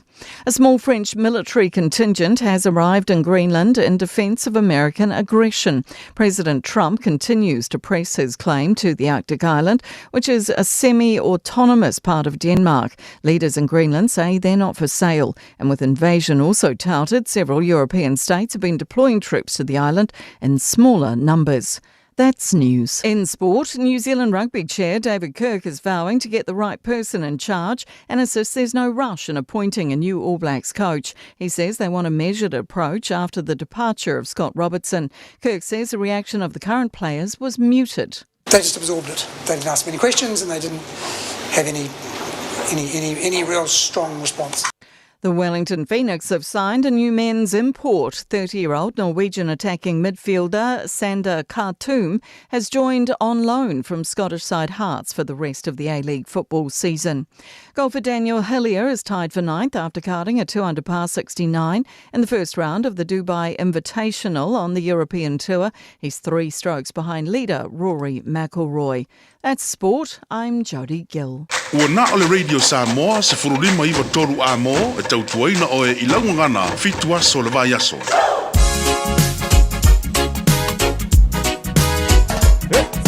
Come straight from long for mercy on the rhythm of a few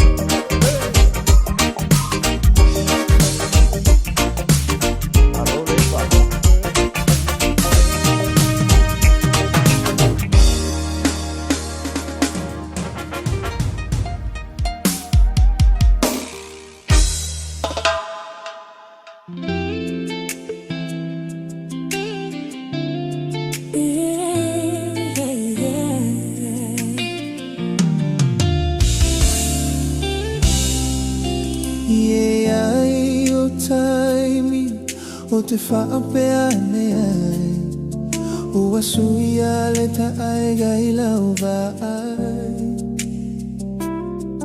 talu ona tau mai Fiafia lo aiga ue tau le amana ia mai ta o pea o se pologa i le fatu aiga taia i le fa logo le faia vai ta e ui so alofa ua wau fili o le ato e foi le tama savai ato luta ua salatai so se ia fama galomai tama savai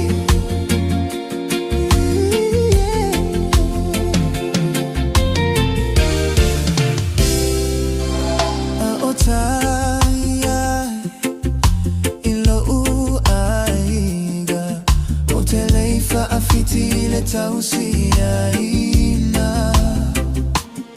o sale ita uina oe o se fafine no fontane ua o la upele o la uma ataimane pea i se aea ue faa pea maia po olo aiga le fa pogai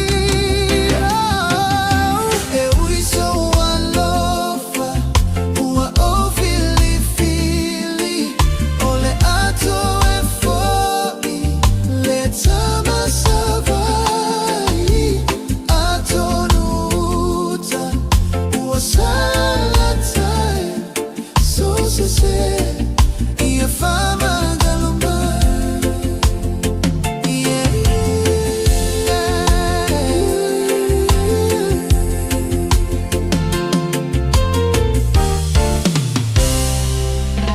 ole avea ma avega mama fa lo alupe ua o agalega ale mafai ona o tawa aveina e fai ta teno no fo ilo aiga sei e fai mai ole aso manatu pe ete no fo pe aluma iso alofa ua o fili ole ato e foi le tama savai luta ua salatai se ia fama galomai so se ia fama galomai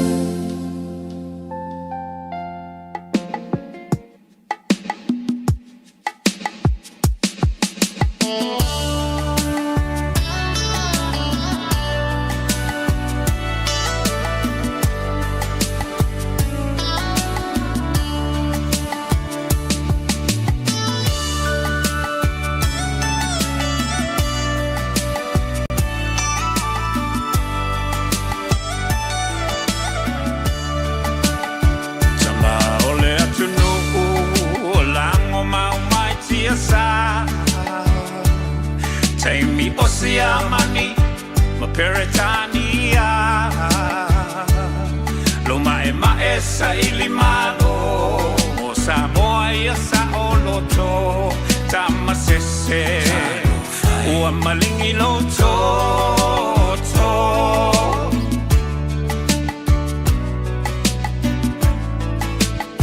Naitina ole mau ua aula uina i lau Le tau loto te tele ele ai o se fefe E au sulu le pongi sa I le vao e sa ili o tama E momoli Nai a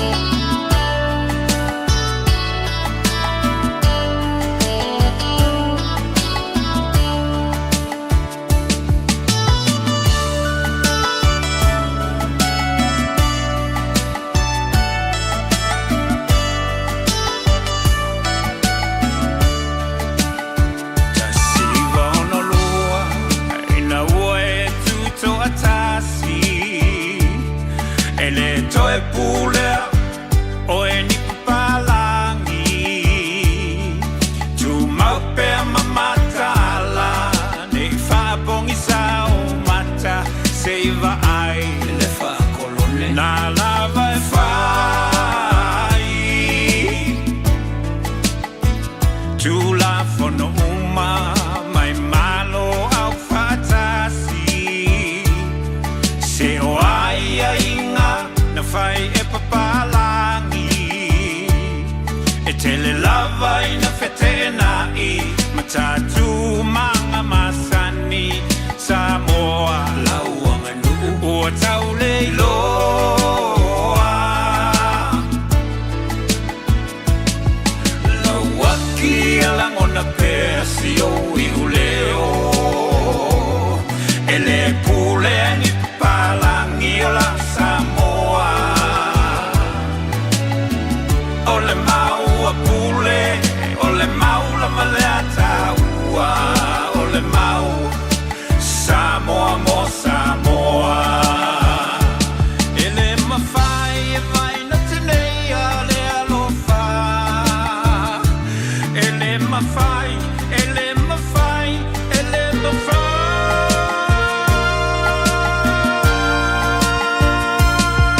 lauaki ala mona pea si o iuleo ele pule ni papalangi la Samoa ole mau a pule ole mau la maleata ua ole mau Samoa mo Samoa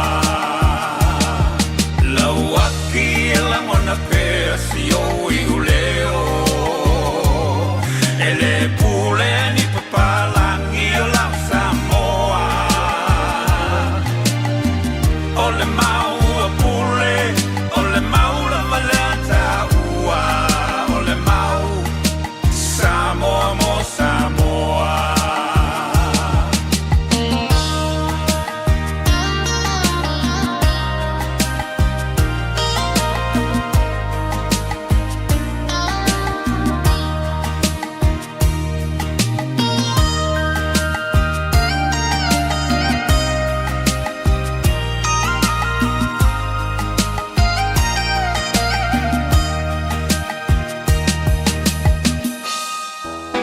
Good morning, class. Good morning, Mr. Who on a track. Yeah, ole ole a fight it at the Tangalanga. T49. Well, name. Luis on a track. Accent. What's ya? Yeah, on a track. Tama there, so Jason. My veteran A, sabi A, yeah. Bye, follow Mike. Ufangala monu pisa TV hekaro Ole bro, ah? Rora biti A E I O ufangala monu pisa TV hekaro Ole bro, ah? Rora biti A E I O ufangala monu pisa TV hekaro Ole bro, ah? Rora biti A E I O ufangala monu pisa TV hekaro Ole bro, ah?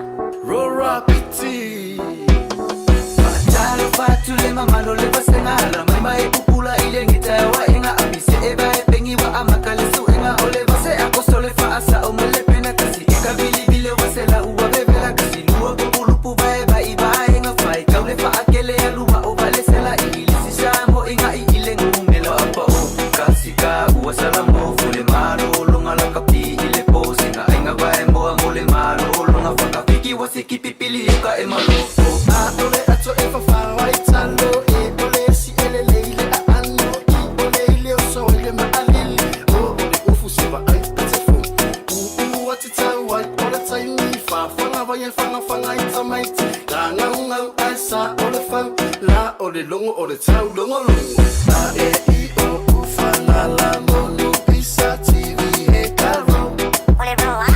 Rora biti A E I O ufangala monu pisa TV hekaro Ole bro, ah? Rora biti Chala lelo chala la cappuccino asesino fue medio le fa akele a ola le kuangimo tum tum saho pule lava oe pe ama kamele o e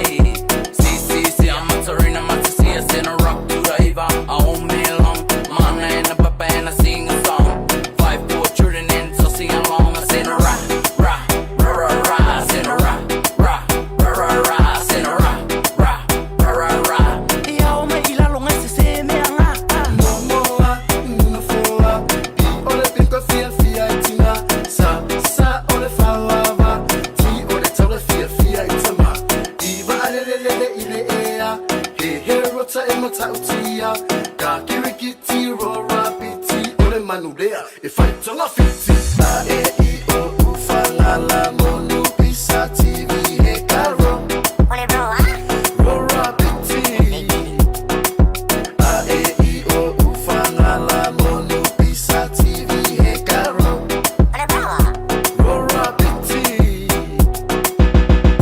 ya umalon tu sila mena tu si te poni ra rapi le mata malong tu ata tu ama Malu yang tu fana fa malu ni yasu si for night fa manatu mata ba lu spell su mai Taeao le ama anu poco je so mai langa serum notes ele yang over je yang mana ina that's been like Taeao ni ada Fiafia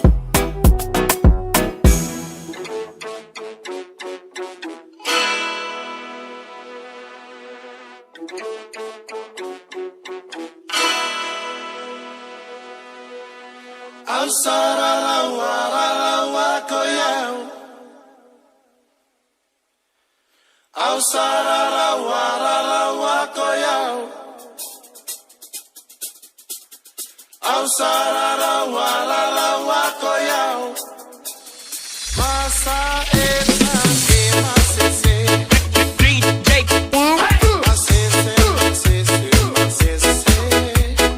DJ Lino.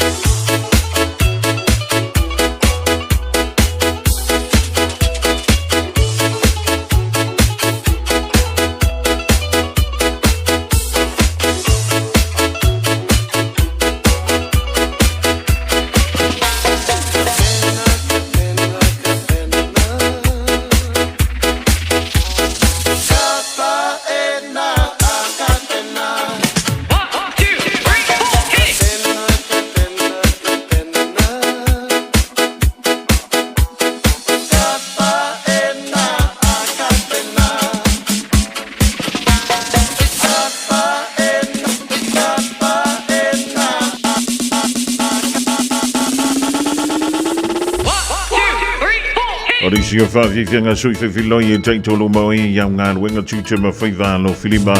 Ola di Taeao lea so whagwailea sa sumarono reo le masino i anuari. Lua te luono, whatala whanto i a Viliamu le Malu. Mala inga le mauto mai dai siri Australia. Le gantai leo suliana tamasone. Sina panti ave soli. Ya mauto bala vole mauto mai le divaingo le Taeao le tautua ale Radio Samoa.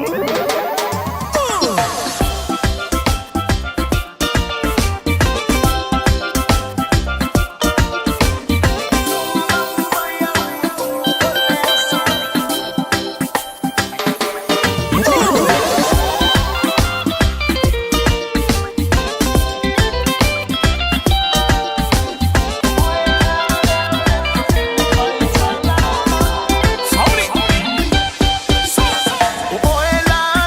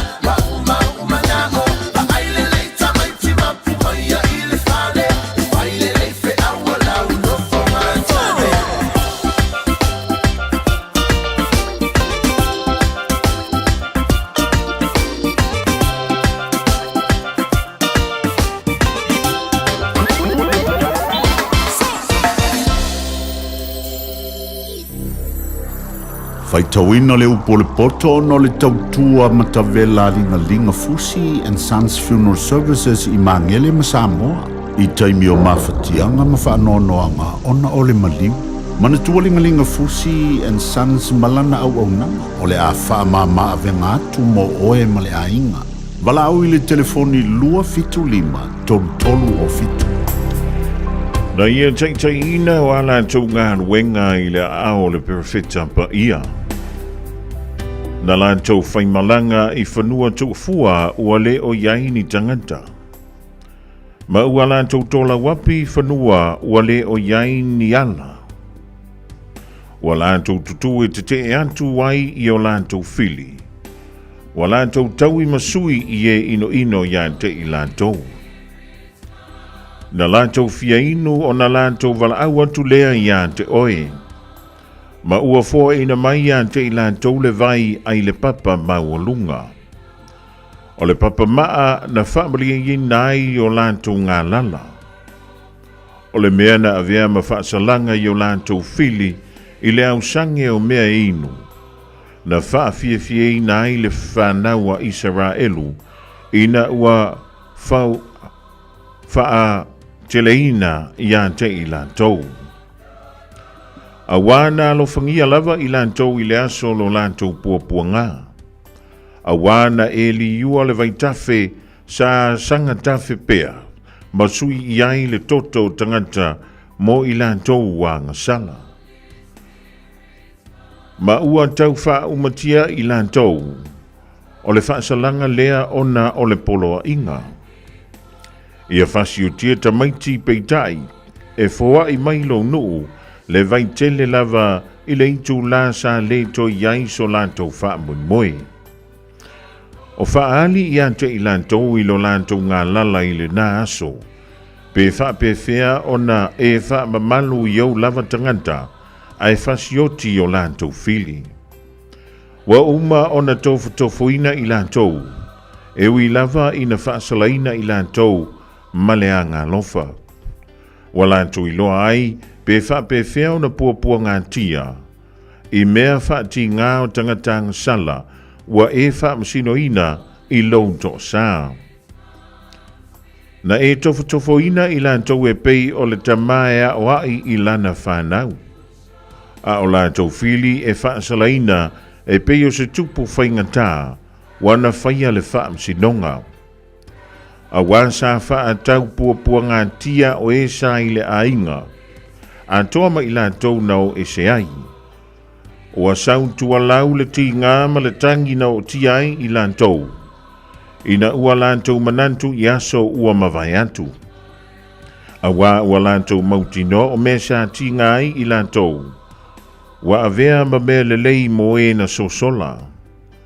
O na lantou manatua lea o le lii. Ma ua ofo I lantou I le nai unga. A wa o le nuu na lantou langia, ma la fua ina, ma le loto leanga. Muli ane, wa lantou ofo ai lava. Ina ua eselo lantou lava ngā lala, I lo lantou tangata miutonu. Ona o manatunga wha valea o lantou loto leanga. Na wha se ina I lantou I le ifo, ini tangata ua le aise mafau. Mani manu wha tau waa. O lea na e awina antua I le vao manu vale lea, e tawi masui ia te I lantou. Ina ia lantou I loa ai, o mea e anga sala ai tangata. O mea fo ia e puapua ngā ti ai o ia. A wasa mawhailava I lau a au mamana, wana whaia le lalolangi, ai le mea wha lea ngausia. O na awina antu ia te I lantou le vao, wa rosa, ia po ni le ona fe ai. Po ni manu whato a ngausia, o manu fe ai ua le ma sani ei tangata, ua se ausa fo I lantou, ia lantou mana vanga. Tu wai pia fo I mea ia, ai sa mawhai lava o na whano I lantou, I se mana vanga se tasi. O tolu loa I lantou, e a lantou lava mi o leanga. Ua e fuafuaina le umi, ma le tele ma le mamafa o mea taitasi uma, na e wha tonuina. Ua awina atu le upu o le poto I le nei aso o no le langolango mai a linga Fusi and Sons Funeral Services. Ua mawhai o na tu whātasia o au nanga tāla whea ngai I ni tautau ngō fia tele. E fso soni atu ai, a o whea ngai oe ma le popole ma le whememea. E mori whātasia atu ai ma wha mai senga, ma wha mawhana whananga mai a linga Fusi and Sons mo a inga uma o Samoa ua whea le maliu ma le oti. Malau mai loa ia lingalinga Philip Fusi lingalinga. To ia whaapō lingalinga, to ngia si ulavea, pesusu mai I le luas fulvalu Canning Crescent I Mangele.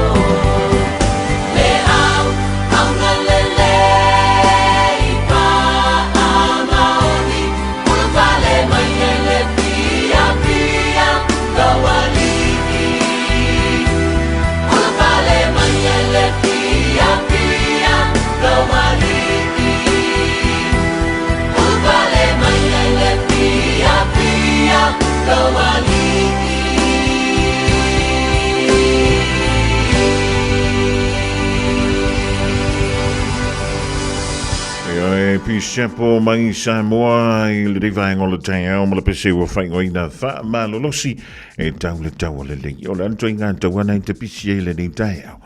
O se tau o se su e ngā tala po o se va ili linga o se ngafa ia po o le sa ilinga foi. I se upa meka ke pisi ai talo sia. O lo e pisi se mea tāua po se mea e au ngā mo oe masi au a hinga. O oe malau e kālisia, o oe malau whaala potonga o oe ia masi au nuu po oe po si au tū malo. A whai e misi a koa mea ngā ile mea ngai ke pisi e le nei taio. Te le iloa la po le ngā me vale e ke pisi ai. Iyo. E alu mai maua I lau malosi. Mai maua koe ma le pingisingi o lau ka avani. E fa mai maua ko I makai mi o isikang e wa hele se pisi le le nga me ke pisi o le menga ka o le pisi fa mai mau kai e le se lu manga e maua e nga o le ka o le hanga markere I fu o kana kanga ka ya me ke ya ta lo fa ma lo le malanga manuia le Taeao io e o le te me ma lo le fa le Taeao mano fo le fali e le va pe o le Taeao me fer wa I foi le wai o le fia wa I ka le ke wa ma ku se si ma wa ko I malo ma oi ya fa talo fa tu da ya ti ne ma sani ma salo ti dei ma san mala ingale ma to me dai Renwick e sini ya ba fo ya mali pa ya la mala inga I Brisbane Australia e mo to mala vale ma to me le tanto po le kala mele di vai ngol le Taeao ma lo le fa ma lo sia ma lo foi ya le fa longo tinga ya o le Taeao la to wi le lo su le Taeao mala nga I me foi ya tanto ngalu ya pe ya ka le masangi foi le vai ya so mo ya o mai lo vai ya so longo ya wa makanka fiolo ya masano la o ko vai ya so longo ya wa lu male a ko ka ko ya isi ya uri le lo famla ngali o le ko visi kan Boaties, help stop exotic calopa, an invasive seaweed changing our marine environment. Check for locations where calopa has been found before you go out and avoid anchoring. Check and clean anchors and chains, fishing gear and dive equipment. If you find it, report it, bag it and bin it on shore. For more, visit ourauckland.nz/stop the spread. Together with Auckland Council and Biosecurity New Zealand, we can control calopa. Tāmaki Turiki. All together Auckland. O mana o mie o e pose isi lo a inga se fisosoani tau whi malanga inga mo New Zealand. Imata au pue peo le vaita mai no whanau po ngaluenga.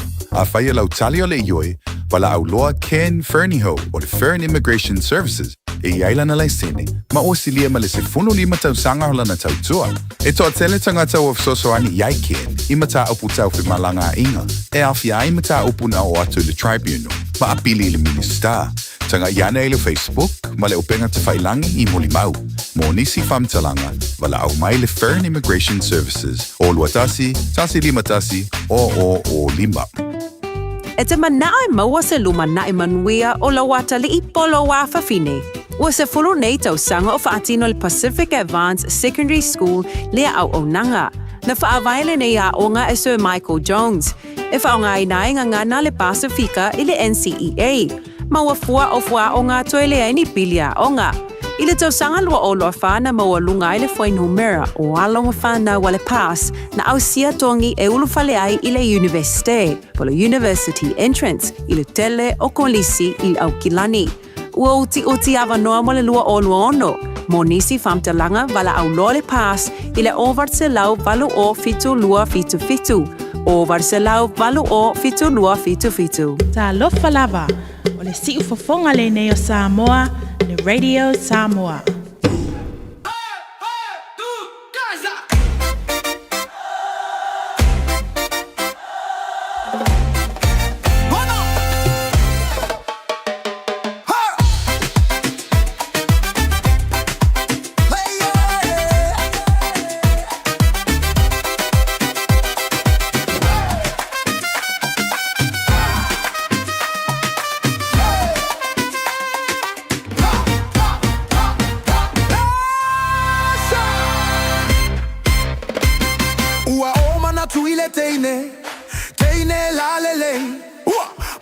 tunei ileva alele Taimi umalava utemiti Iawela upele sili Aole nei wale ayo se isi La upele moni Eiti ole fili eita si ole fama oni Esu ia lava ole olanga Telefoi au tausanga Aole nei ole suia sautali Ue apele ai Tei uale foi mai Aole nei ua toia ina La upele moni Eiti ole fili aita si ole fama oni Pipa, pipa, pipa Pipa, pipa, pipo Pipa, pipa, pipa, la pipa, pa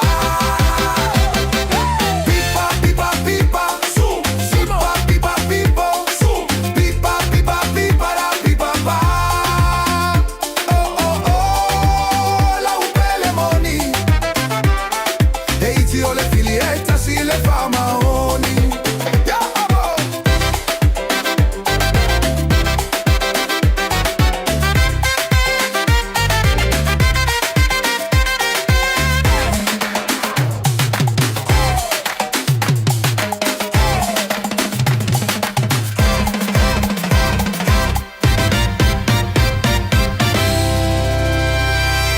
Taunu nei New Zealand To e malanga foi ilu Amerika Ele ngata ile sui leva ai sui fo I folinga Awane inalo mai hamo To e foi mai ise aso Malanga au nei au kilani to eva ai au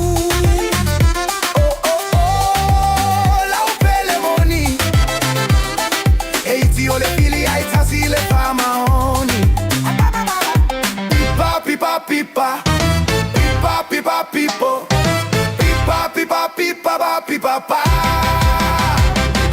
Pipa, pipa,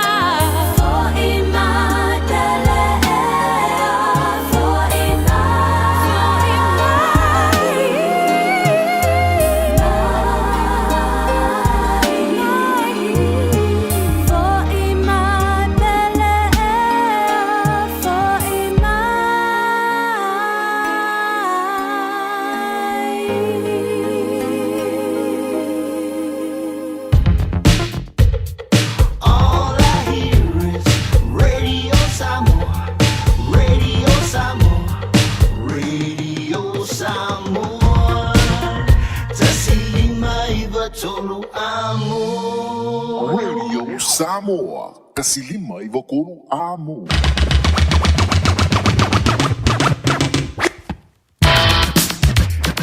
Aloha, joe valuidu tuna tale o ling tulai se fulu le divang o le Taeao fa talafatu ai le Malu si osi le malolo ai masi.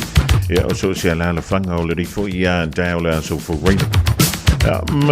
Ua tu lo wan tu ina ma se tu mo Samoa le ngata ile so. Ya o le rifo i va so anto le sengana o le Dr. Mani i le tanto ma tanga. Ya po to ale tu tangi le tingi ile sas. Ya le sasi so se meka ko ke fenga yai. Ja, maar gaan we zo leo titi feitama le ding Taeao. Ja, talo si ele family nala wa fa funga ngamala mai mo. Ele nganto le so le ding ya so ato. Taeao to le tuolo to so fu mo le ban to le le dan ya so asa. Ja, ta to filo ye fu ile lunga o pia bunga lo le.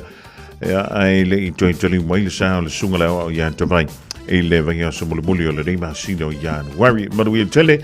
Pinga malolonga fu funga uma o le a fianga ye malo topa ia malo tomal ya mantan tu la voledi timbele Taeao o le poana ne o le so an Taeao ya Michelle an so sapa yo le li ipa tanto woli ya le sapa ti fu ya mo i tanto ia fa le tuina le so an Taeao ya yo e vai le loku ba ai au fuala a wolo fantu soifua tolo ipa tautu male Sulla mai molino le tai tu pito ia pia si o utaula manaya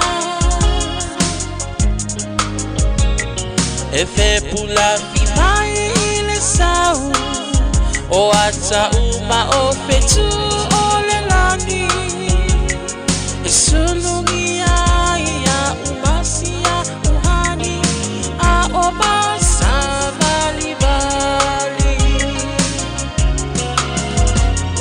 le pasina se Yesu solo ia Samoa no uatulu se ifai mafianga ie mama atene matama olo sisi vai ma pepese matata la tulele a omae mane ilano ole liu na o masia ukele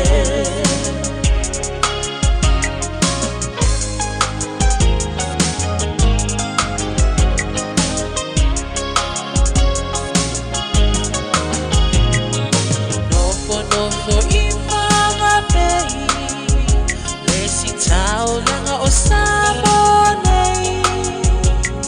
Amana tu a pea o polu Ole ingole o su o motu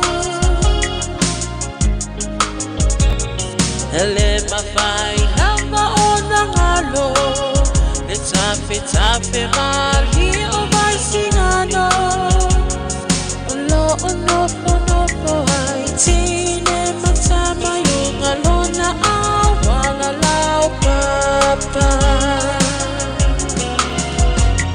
le pasina se Yesu solo ia Samoa no uatulu se ifai mafianga ie mama atene matama olo sisi vai ma pepese matata la tulele a omae mane ilano ole liu na o umasia ukele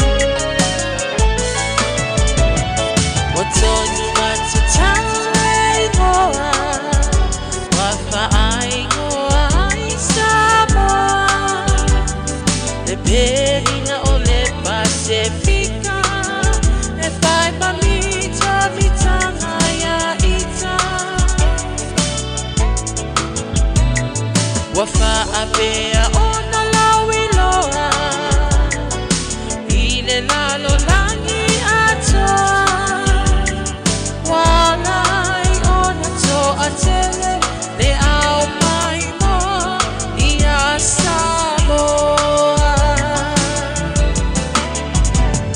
Le masina se I esusulu Ia Samoa lo watu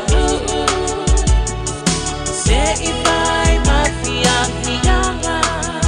Ie banga atele matama Olo osisiba hai mapepese Matata la tokulele Auma mane ilano ole niu Na o umasia upele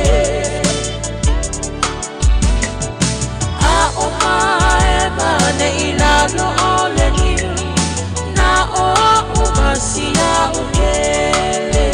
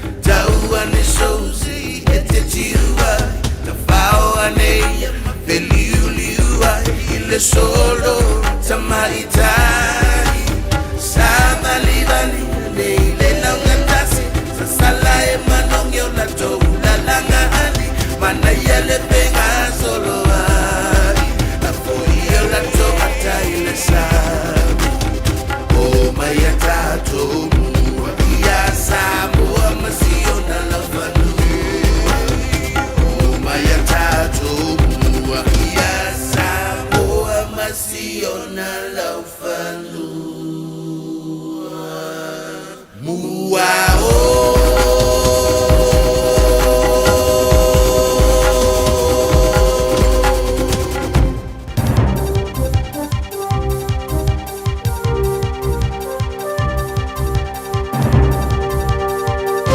In this update, a turbulent era for the All Blacks appears to have blunted Razor's edge.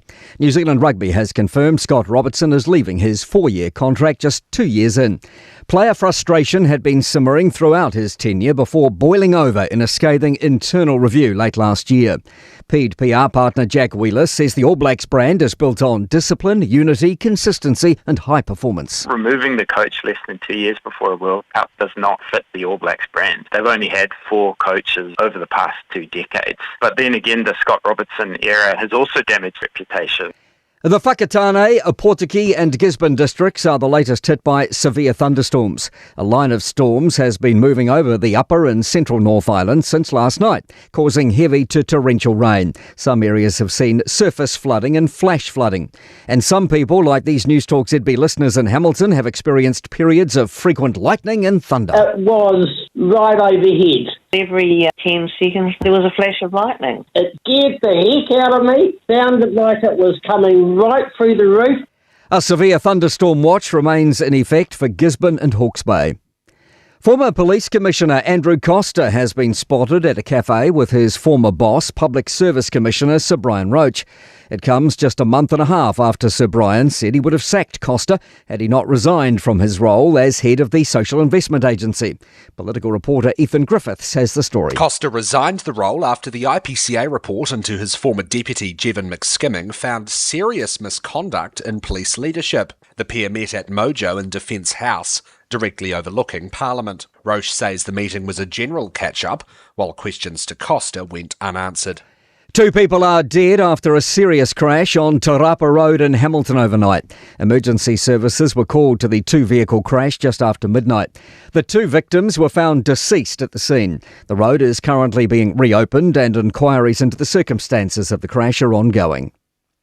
That's news. In sport, a former Wellington Phoenix player has helped recruit their latest signing. Norwegian midfielder Sander Khartoum has joined on loan for the A-League season. Coach Giancarlo Italiano says Khartoum arrives from Scottish club Hearts, where he's a teammate of Cam Devlin. Cam was probably the decisive factor in the transfer. I spoke to Cam early on about potentially looking at him, and he just gave us a glowing reference. Serves of thunderstorms have kept quarter-final play to a minimum at the ASB Tennis Classic. Marcos Giron is the only player through to the last 4. 101 off 53 balls from black cap Finn Allen has helped take the Scorchers to second on the table with a 50-run away win over the 7th-ranked Renegades in Australian cricket's Big Bash League. That's sport. I'm Malcolm Jordan. 24 hours a day, 7 days a week. Radio Samoa streaming live on www.radiosamoa.co.nz.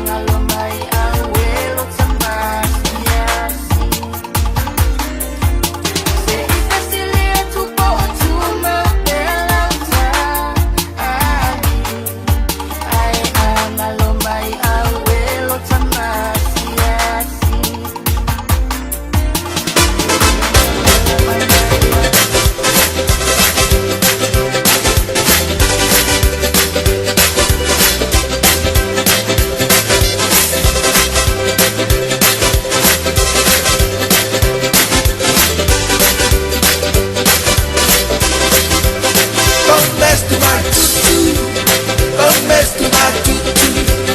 I know you have another one man. Don't mess to my tutu. Don't mess to my tutu. Don't mess to my tutu. I know you have another one man. Don't mess to my tutu. Well, I got my great shoe and I left it behind. If you gonna keep me fresh, your sweet little tune. Don't mess to my tutu. Don't mess to my tutu. I know you have another one man. Don't mess to my tutu. Don't mess to my tutu. Don't mess to my tutu. I know you have another one man. Don't mess to my tutu. But the thing is too much. But it's much as that. I know you have another one man. Don't slip your face. Don't mess to my tutu. Don't mess to my tutu. I know you have another one man. Don't mess to my tutu. Don't mess to my tutu. Don't mess to my tutu. I know you have another one man. Tai belo wate leo se football tolu minuto che dele tu las folu. Tato che bina lo ye nei foi che bel Taeao lo las farile nei. Ya wa maya tu la uda mal tu le to faya fonga mo se manu Francis Yane. Pe ona ile una ngal tu al program mal madu Taeao mo ni vaya so atoa. E mo le toila lenga fa tai mal fa malo ile to faya fonga mo tu sai mal na unanga. Ia mai lava la son fu se pa ia mai le nei Taeao. Tala lo ia foi program mal video Samoa ile Taeao mo le Taeao. Ya me se foi por calme fanga solo pe ona ile nei as falaile. Pa malo atu fa tai lo teringa sa se manu. Ya bale fa mo le atu tali mai le unanga mal tu le to faya fonga mo. Ile vai so fo lo na so fua. Vai le usula ka mal mero wi ile ko fa mai ma. Mo tanga ka wa mo ya lala. Wa mawe ku so le si so ole Yesu le sei wi. Mo tanga te mata la fatasi maleli. Ela ka mala o se wi ko mo fanga le mo umi. So la mo ke. So wa mo le mo so o Yesu. Wa mo mata. Wa mo mana tu natu. Wa mo manga ku ngaku kamana. Bela le wi mo ko inga ko fakamala. Yang ole tau mafan. Yo ole tau malulu. Ya makalongka ko sui mo. Al me agora we la kabale usu la kabal belo wi ai. Kamalo usu ka e kala li ba wai. Ya la wa fia, lu vai. Ya vai da ko fa melo ko inga ko fa fangale uso wa moi matala. So fer kali su tu tele matala fatasi e ma usi tu poetas. Le ala wa mawala e ko fa fonga mua. Le ala wa mo nga to fa fo le e moi. Wa moi mana tu natu. Wa moi ke. E fa pela mo ke yo ngai moi ke ia ka mai. Ile ai ele mo sabari. Ole moi wa moi manga kunga ko lu ka penga ma fo fau. Le ala ala finga lu ngar kayao. Oi. Malu so o Yesu di kaya ngi. Kalau wa ya so ave so o Yesu lo so. Malu ya pofa kal dei Taeao so. Ya tali mal bo club mal ale Fiafia mai. Le vo tatu film tatu fatasi dei Taeao fo malias falaile. Ia leli. Sai le lo fo le tua. Dai lo nanga le, dai la pure fa soa, le tos ile sei fu mal tatu wola. Fa so mai ale ile aso mole aso tatu wola. E fuli ele fa taua. Mai ele tua be fu mo tatu o le e tatu te mana vaina. Ma ole ola fo. Vai ile makau ki o le lo fo le. Le lo fa tu no le tatu matei si le langi le fo i me pe mo tatu le ni Taeao. Ana le se no ala le li. Ele ma fai fo na tatu filo ma tatu mafuta nei Taeao. Le ala uto si sila mai o va yak. Tu fa fonga mai yo ta mai leo le filafu alanga tu le nei Taeao. Lungo tatu proclame al Fiafia mai. Tatu filo nei Taeao fa talo fatu le nganga fa ralo. Malol folau nei vai aso Samoa le tunu pele. Fa tai le tu ila la pui nga mal tu singa ya tu toma tatu uma. O lo folau manuia tatu vai aso o no le anga le leo tatu tapa usi de lang Yo na awalo fa le wina I tatu so se mea tatu te ai. Lo tatu lu fale mo tatu lu fafo. E lava lo tatu vai fa mauni o le tua ia ti tatu. E alu alu tangata fa le tonu le aso. E alu alu tangata le ato toa la folau mo maleli. Ha o tatu atua e ato toa ala na ia pui pui nga ia ti tatu. Ala lu mang yengi kayao. Leo tau sila mai o tava ai atu. Ia wa sa mai o si ma si va atu. Wa ata mai o ata atu. Le lo fo le mo fa mauni le tu mo tanto. Pe la vala tu na te ma futo mai ai ma na te au ma wai. Au le ngalo ia o le pupu le au le tu ia o ma. Oi, ele foi ngalo nga tofe le tu isunga fa fenga mo la tu fatua. Pa ma lo fo lau mo le va yaso. Nga te fo ilea ia le lo tatu wa tu no tu te ngalo nga masani. Le ala utatu tiro le lo fo le tua. Le was falai le utatu ye. To volunga tu te ngalo nga. Pe ona fenga ma tanto. Awore ngale atu ta penal tatu fa marstino tatu sumpo Taeao nei. Amal tatu sumpo so de mal tatu free market. Fai ma fai singa fa mingo ilanga to fa tau fa nga le fa mingo yo fatu le fatu le. Le nga ali mingo kamarea e poloka la kamarea ka ofido. O le manga baka ua fa se fua. Lolo winga tau lo savali tau fa nga yo lo chino. Ali ma fai le savali ngai ngo fuori ma san fa ido atu e sunga fa finga o pau e jato fa mastino no foi fa nga le do fale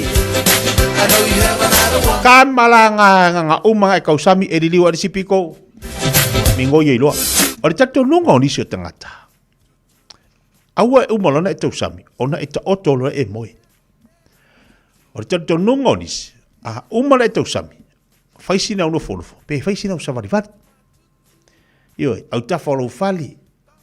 Ai mai sera tatu de Fiafia e umala de tau sami ma pawal me o ka ko de po o le ai ai de moi.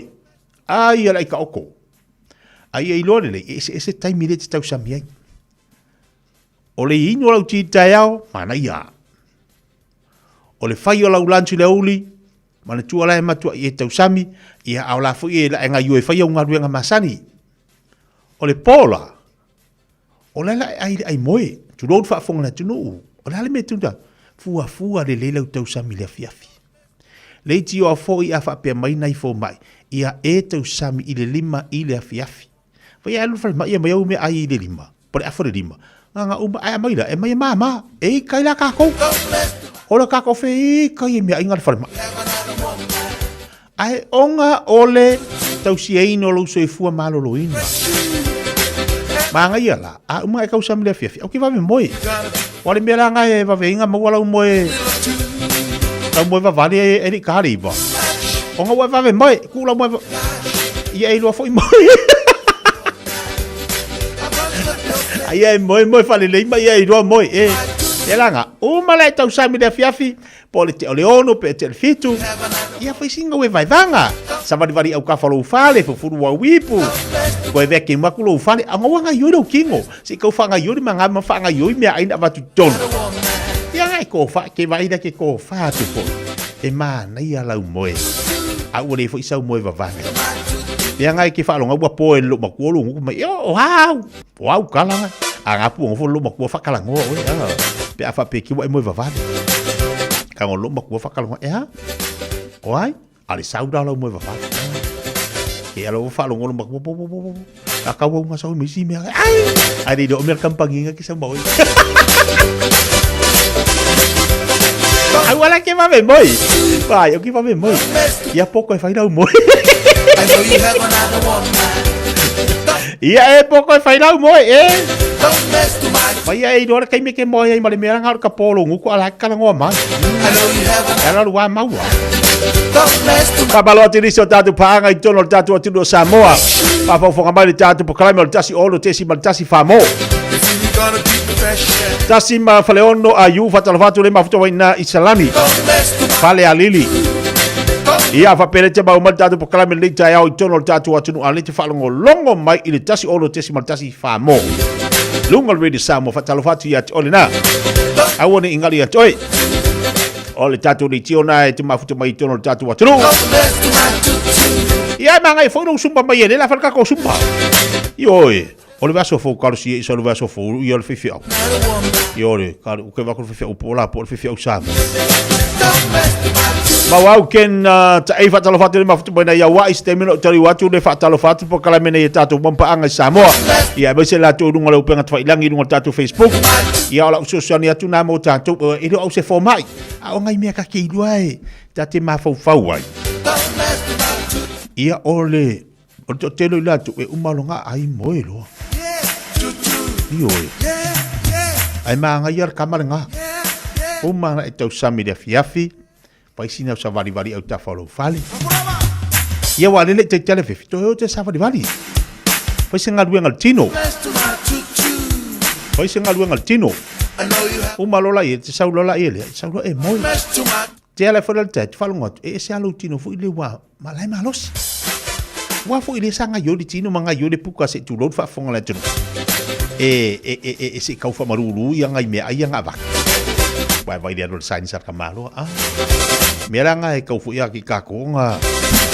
Yang ala mula mo malu de le kau ia tau maftanga pe afa. Ele se kau vanga ai. La tatu suba la ka ko suba ah. Mako yo fita le mero. Ya. Ela sofa na ule na me se panga le ni Taeao. Sta imeno usi atula ia vatula sfa na utalo fae. Felila Maria Paula fatalo fatu malo se fua sta imeno o atule ia se fua mai no tatu pokalame. Ia pe apa pena misil pokalame to faia fonga mo ni Taeao. Al tatu suba walatu. Ya. Luba.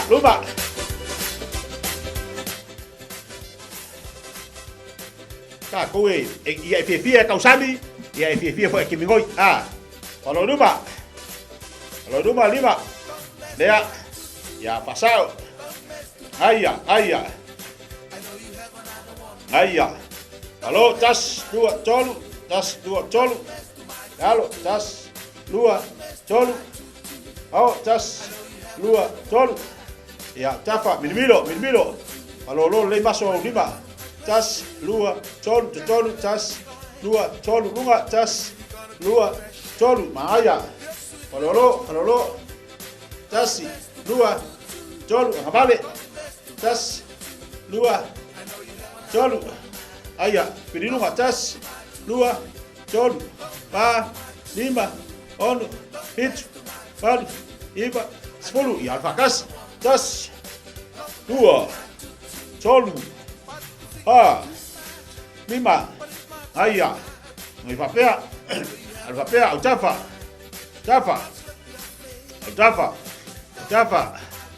ya litua tawau tua luma tawau aya palolo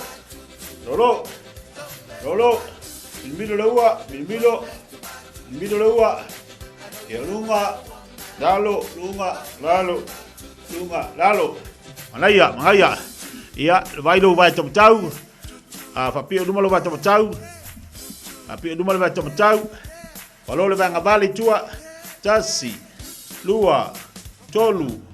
Pa. Lima. Palo tua le vai tau. Fa pio le vai ngabali tua tas. Lua. Tolu. Pa. Lima. Ya. Ngabali luma tas. Lua. Tolu. Pa.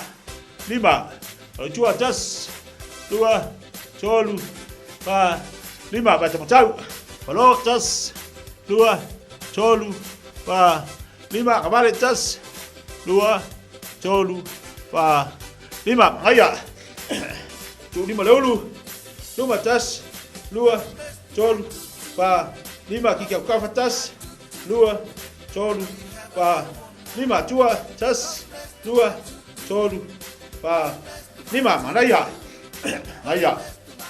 silunga tas lua colu pa lima ono pitu pa iba 10 tas lua colu pa lima ono pitu pa iba 10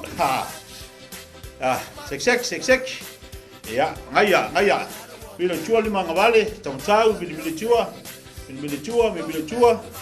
chua, bila luma, falusidusi o tauau, falusidusi,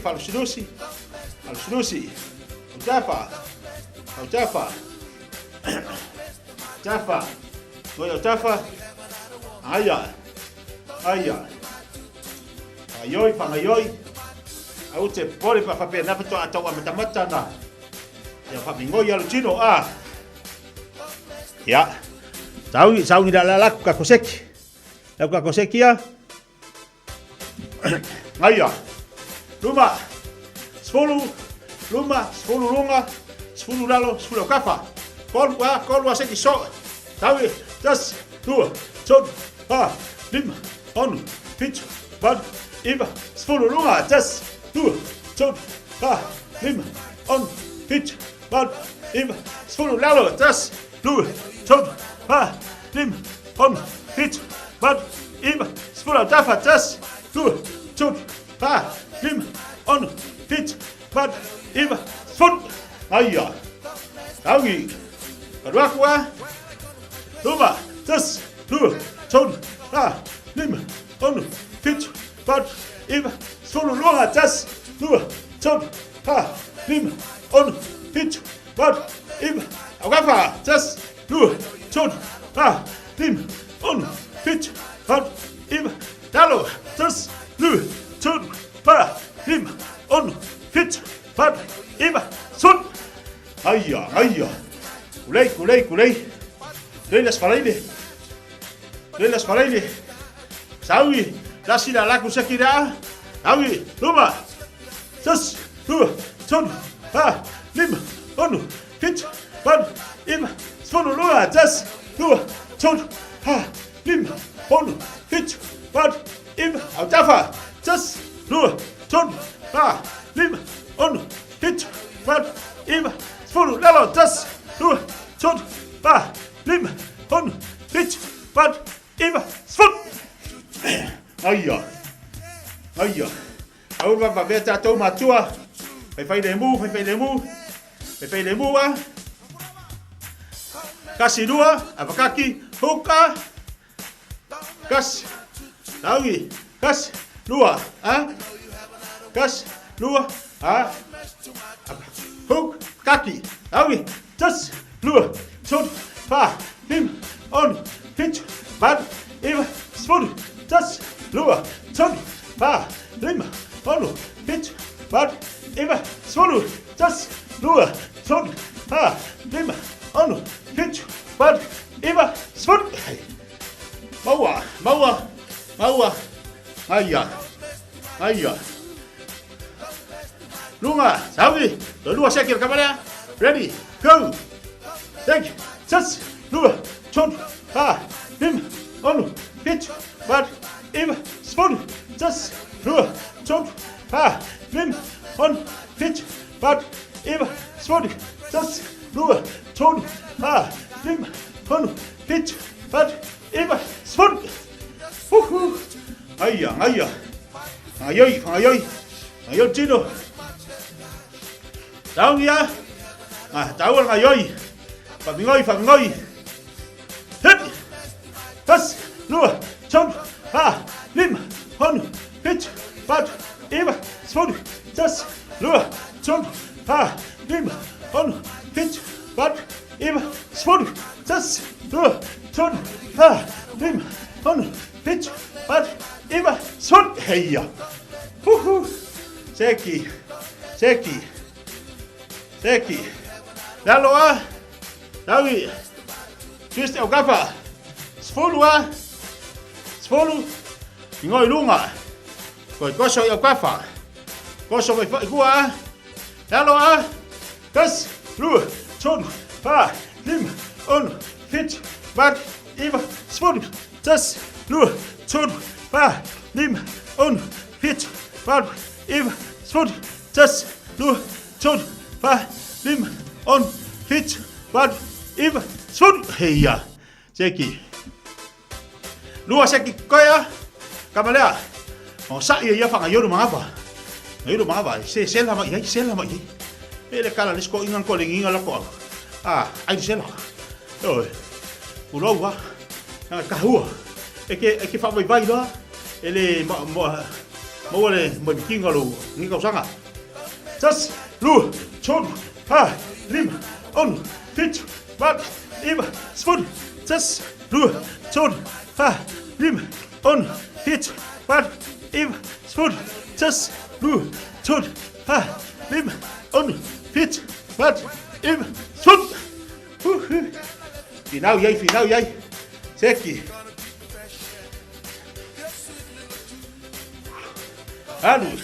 Awi. Gas. Mangaba dia. Fiafia fafanga. Yeah, ready. Gas. Lu. Chun. Ha. Lim. On. Fit. Back. Iva. Spoon. Just. Lu. Chun. Ha. Lim. On. Fit. Back. Iva. Spoon. Just. Lu. Chun. Ha. Lim. On. Fit. Back. Iva. Spoon. Maya. Gas. Alcafa. Lucy Alcafa.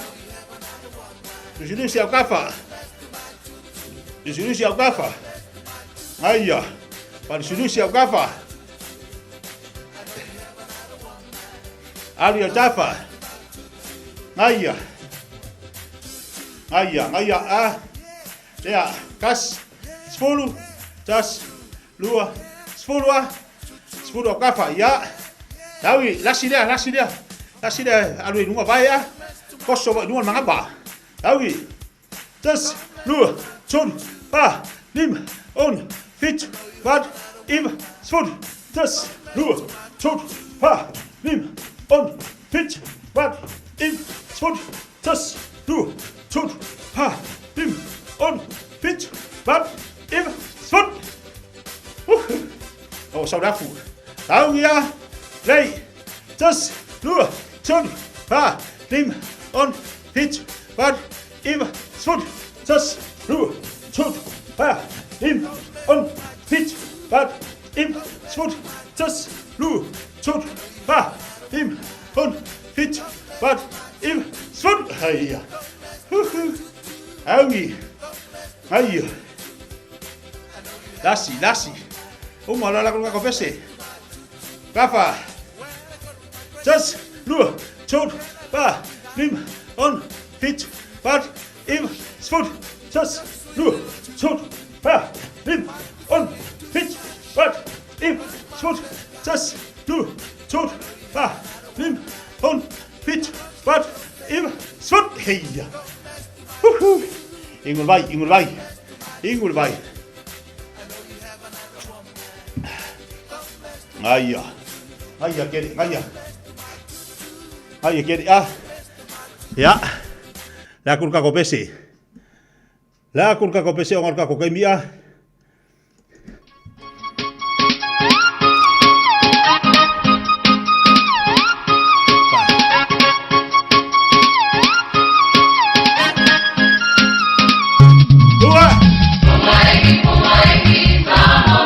Ayo jawab.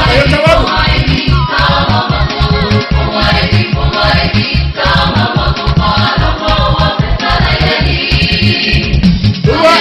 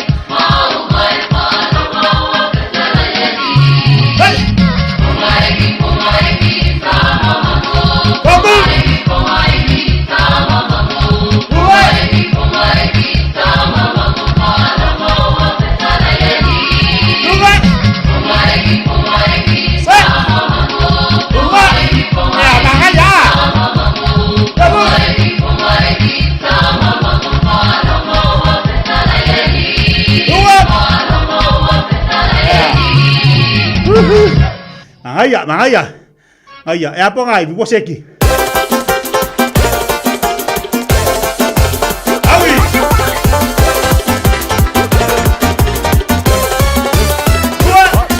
Tu mata toi, tu svali, fa sa o fa mlo, fa sa pa o fo. San fa usa le ula lu si. Aya. Tu mata toi, tu svali, fa sa o fa mlo, fa sa pa o fo. San fa usa le ula lu si va. Mama body I'm young my break up. Yo so tu veula fa sa lu emos musa. Si va Samoa fi ti fa pisang ma ta tuma. Si vam fa kupa. Yo so on me I vai smell my. Yo so tu veula fa sa lu emos musa. Si va Samoa fi ti fa pisang ma ta tuma. Si vam fa kupa. Yo so on me I vai smell my.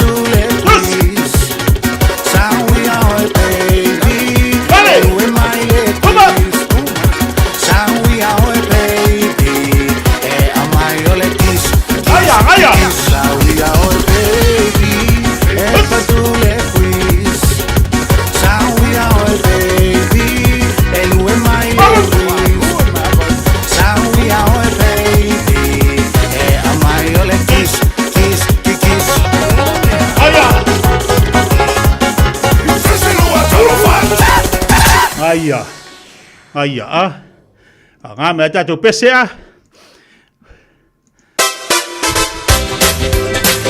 Hey.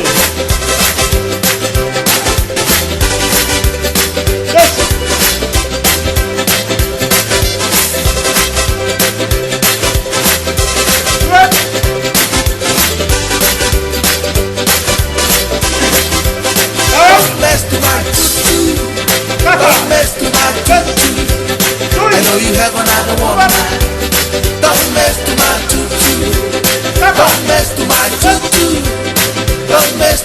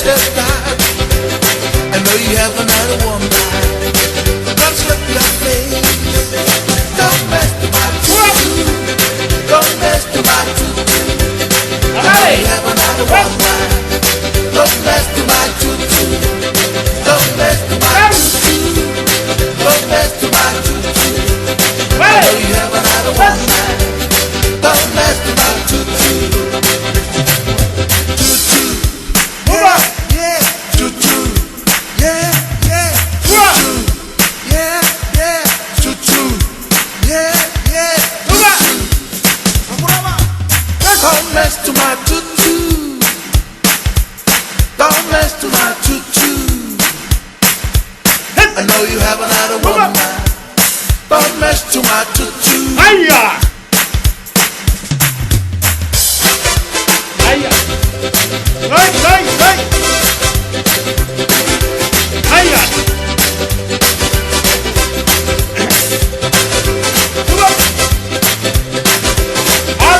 Aku mau kuali pencaka.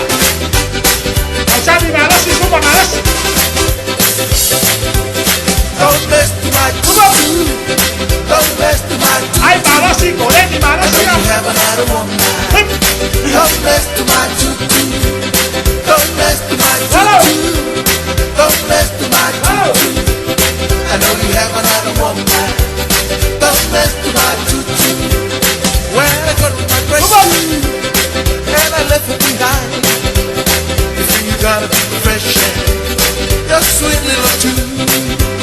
Might be thinking too much, but it's much less cash. I know you have another one now. I must love your face.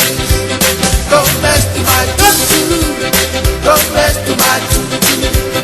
I know you have another one now. Don't mess to my tutu. Don't mess to my tutu. Don't mess to my tutu. I know you have another woman. Don't mess to my tutu. Don't mess to my tutu. Don't mess to my tutu. I know you have another woman. Don't mess to my tutu. Hiya. Halo. Iya, makanya Tado po kalame film market tape na mai. Ya. Ya, palololo malima. Hiya.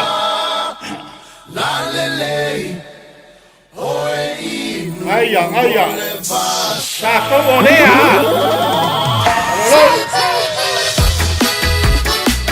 Vale, tas. Palololo ni balo ulima mo vai. Tas. Dua. Solu. Halo, tas. Dua. Solu. Tas. Dua. Solu. Tas.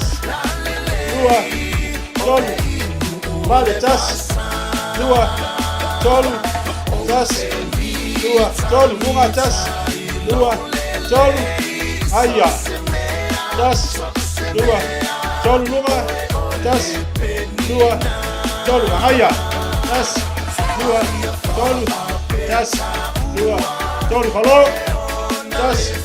Dua. Solu. Tas. Dua. Solu. Hai, tahu rumah. Tas. Dua. Solu. Tas. Dua. Solu. Hiya.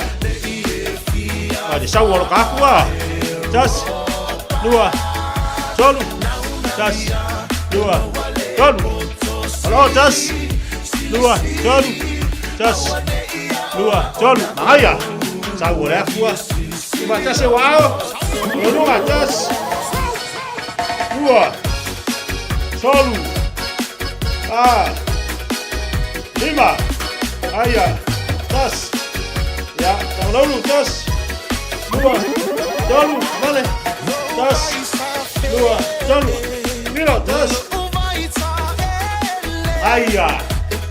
Bye dari bang. Hey. Ya. Bye ya.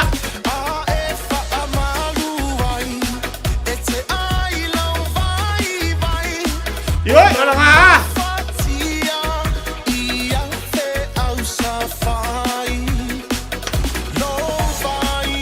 Yo.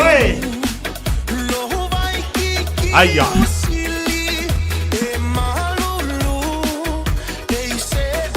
Ya, oleh tahu sumpahan lica yang sudah bakal saya dah sahari. Ya, oleh dalam bang ya. Yo, aku tempo pole Fiafia tahu sami. Fiafia fai famastino.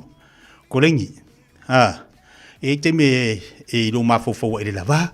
E teme lo mafofo e fi awai. Ai taua fai lo famastino.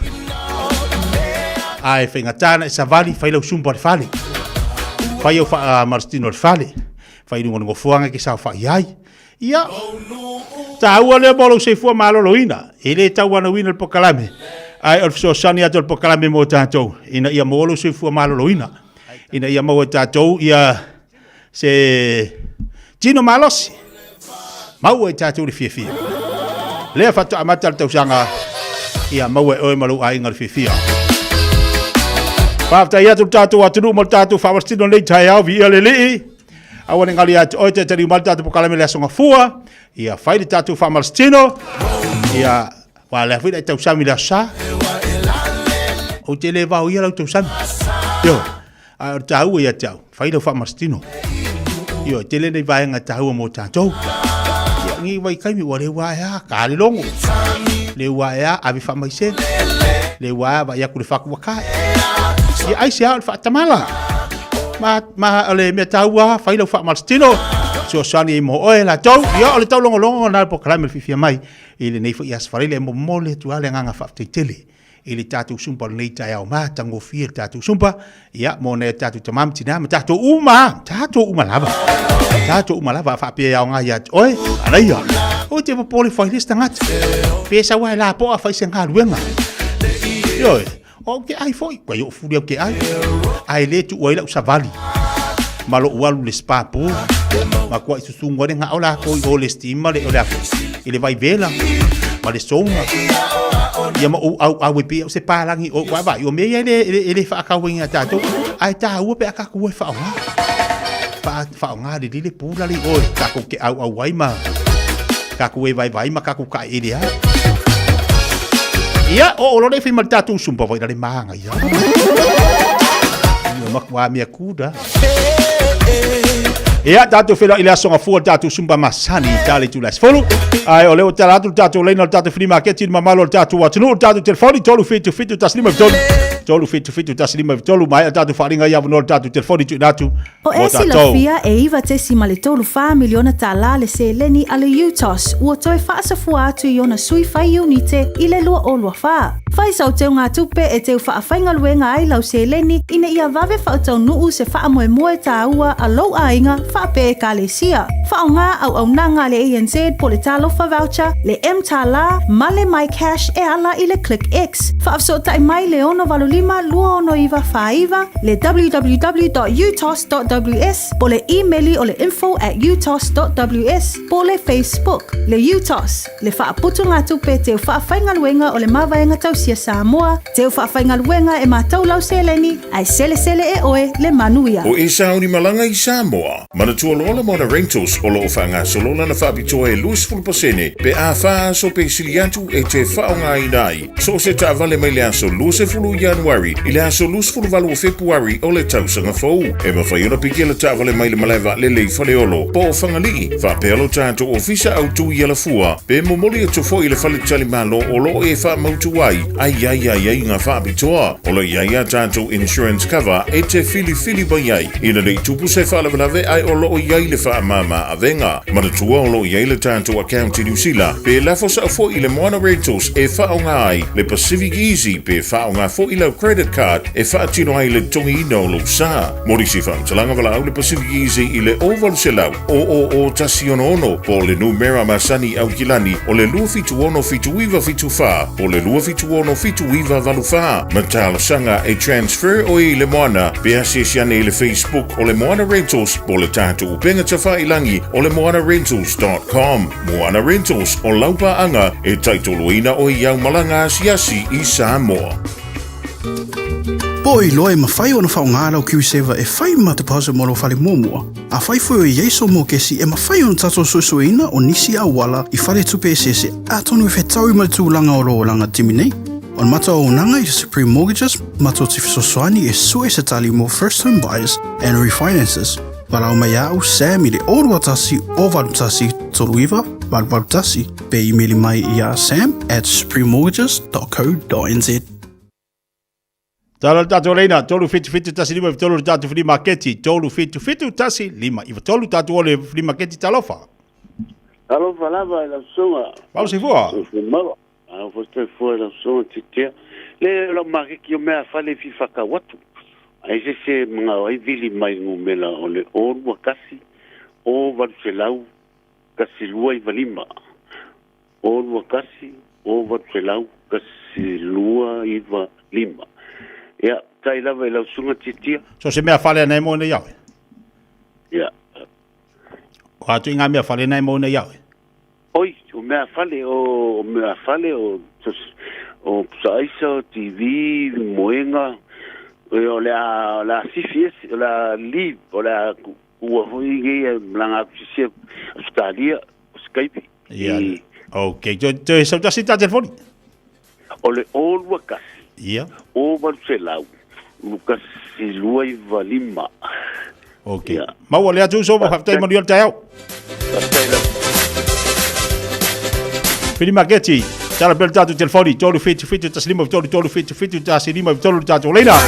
Ah, manu atu mole manu al tatu wa tunu ila tu fia mea la tu oloi nunga al tatu pa kalame nei fi asfalele.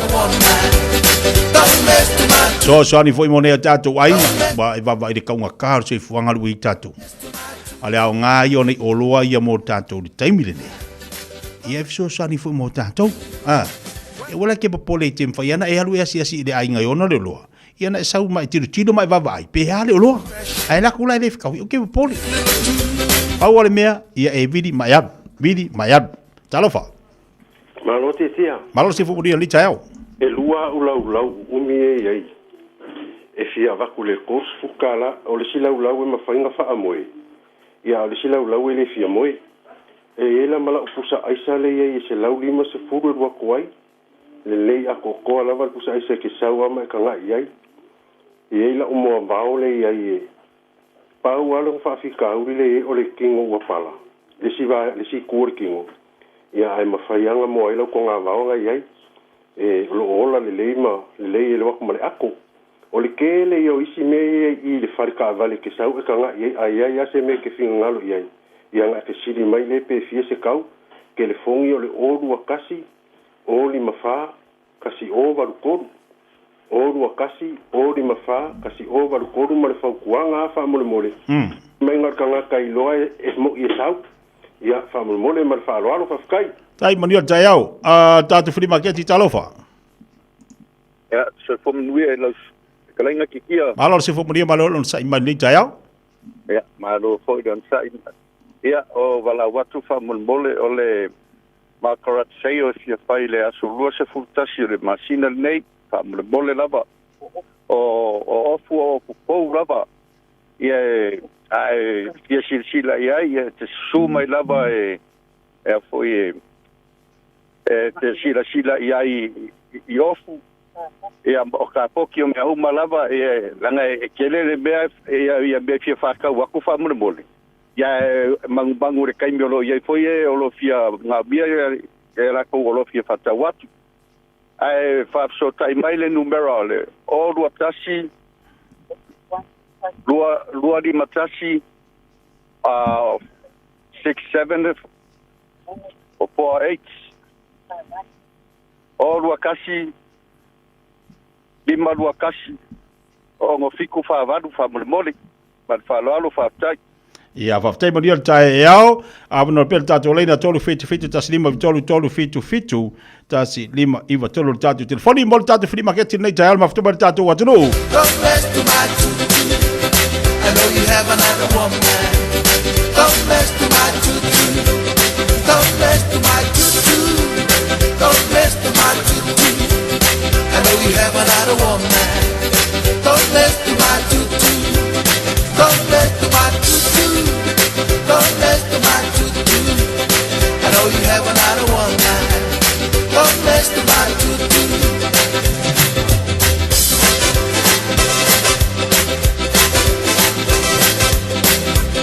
Nai tu ana minuto lo toi lungo tatu proclame to tolu minuto jalo jula suma tas dale jula se football tas yo le tadi wat fo leo proclame tatu mo tatu telefon ngal Britania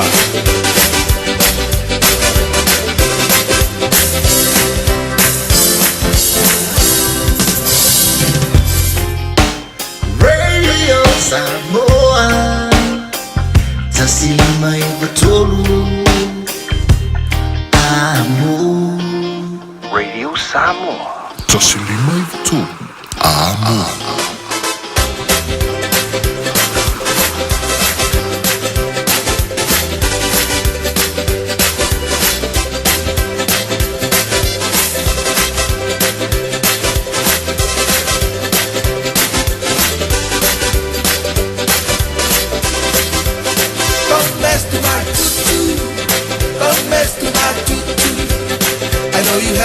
Tātou wala muri e tātou whiri maketi talofa. Ia, alofa pia, Malu soifua ni Taeao fou. O maketi ia, mawala au, manisio wala au, aina pia whapefi soko, pia whapefi nao iei, bili maili, numera olu atasi, o walu lima, whaatolu lima tasiono, olu atasi, o walu lima, whaatolu lima tasiono, pia mana mie nei, wala au aina whaftai. Tai maria Taeao. Lunga tātou leida talofa? Talofa lava. Ia, sano mai? Se whamalmole o lu au ke whaakaua. Ia. Ringo mela, o le o lua kasi, lua koru, lua fiku, ongo maluongo. O waainga whamalmole. Leo manino lau telefoni o nai ola lau lau tina whamalmole. Whamalmole a. Ia. O ulu au ia ke whaakaua. Ia. Ia. O lo ingoa o waainga. Ia. Telefongi o le lua, o le o lua kasi, lua koru, lua fiku, ongo maluongo, whamalmole. Ia, seke maria le Taeao. Ia, whaftai lava le sionga. Saifua. Yeah, yeah, choo-choo. Yeah, yeah, choo-choo. Don't mess to my choo-choo. Don't mess to my choo-choo. I know you have Ia, ole tātou pokalamena le tātou whiri maketi nei Taeao le mafutuma le tātou wantinu. I lona whapoponga nei fo i as whalei le whaingola vai as. Misi a te oile nei aso, au te pole te mole isi tātou pokalame o le whiri maketi i le as whalei le o le vai aso fo. Ai whakte tene lawa le mafutuma le tātou wantinu. Tātou nule tula sumatasi se mai loa tātou telefone ngala Britania. Tala whalawa o le siufonga le nei o Samoa, le Radio Samoa.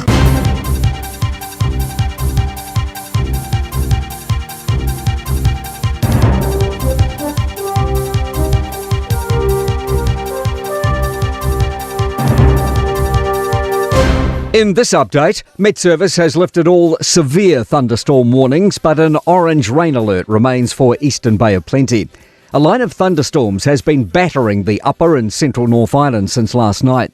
It's brought heavy to torrential bouts of rain, causing flash and surface flooding, with a number of weather-related call-outs to emergency services, particularly in Orewa and Hamilton. Some have reported frequent lightning and thunder, like these Hamilton News Talk ZB callers. Sounded like it was coming right through the roof. I thought I could see torchlight. It leapt out of bed, just didn't fright. I've not been asleep since. Meanwhile, State Highway 2 is closed between Opotiki and Matawai in Bay of Plenty after a slip. Motorists should expect delays and avoid the area if possible. A month after a man died in Tauranga, a 37-year-old woman's been charged with murder. The man was found dead at a Fraser Street property on December 14. The woman was initially charged with assault on a person in a relationship, but after a police investigation has today been charged with murder.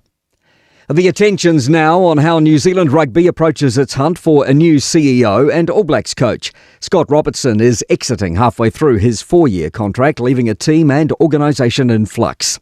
Player frustration, simmering for months, erupted in a scathing internal review late last year.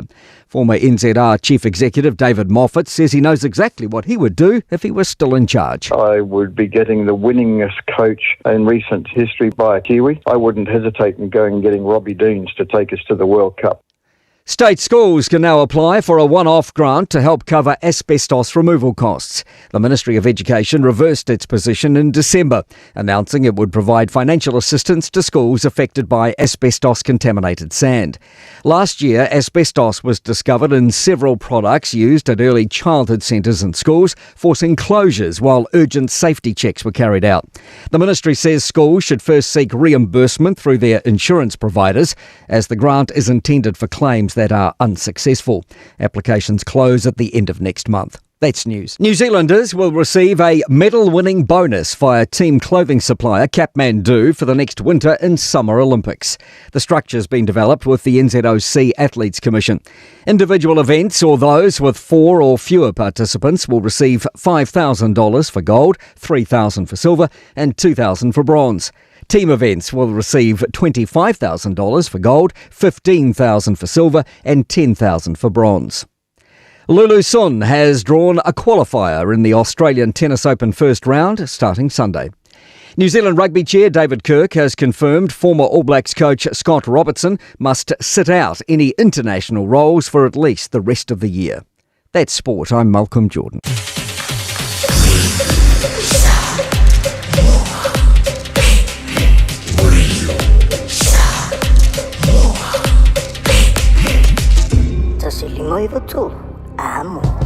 Beta Drive Doctors i le taulanga whaatau I maangele whaapea manrua mo le vaenga o so ngase pe amana o mia e whaatino e fo I matupui pui o le whana witi o tupui pui le COVID sfuluiva mo I latou e sfuluon tausanga malunga atu whaapea matupui pui o le flu pala au telefoni 255-valulima-iva-valu mo so wanoe whaatino ai nei au nanga o fisa whamai I maangele I taftafane o le McDonald Amanrewa e taftafane o le Faletusi po le Public Library.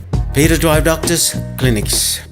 Mo tupe fa mo moni Samoa mana tua lo le Pacific Easy. O lo fa wau pe le tatu fa bitoa e na le limbatala le tongi pe ai fa ngai le Pacific Easy app. E fa tino yo tupe fa mo moni mai lau telefoni febe ai. O lo ava no fo le tatu direct transfer. Ti posi mai yo tupe le tatu account. Ma fa mali ina fa sidi lu telefoni. Ma fa tino la fo ina lo tupe ai nga fa bitoa. Mo le tongi no video le pai mo li te nga tupe so se fa le tupe Samoa. Pe te tongi ni no nga tupe le no pi fa Samoa House Corporation po le Samoa Land. Ma so se nanga Samoa, o lo mawhai na whaatino o ma ile tātou au nanga le Easy Pay. Manatua wa whaasapolia so se vahenga o New Zealand yo tātou lala. O lo hapa no fo yo tātou visa yo tara mamangele. Pe whaunga le Pacific Easy App, bo le direct transfer. E whaasawa inu teimi, ai sido na whaasawa ina yo tupe o taunga tāle benesini. Mo nise whamtalanga, wala au le telefoni o valselau o tasi onono. Po nu mera masani au kilani o le lua fitu ono fitu iwa fitu wha. Ma le lua fitu ono fitu iwa waru wha. Pacific Easy, o lau ba anga mo tupe wha mo moli Samoa.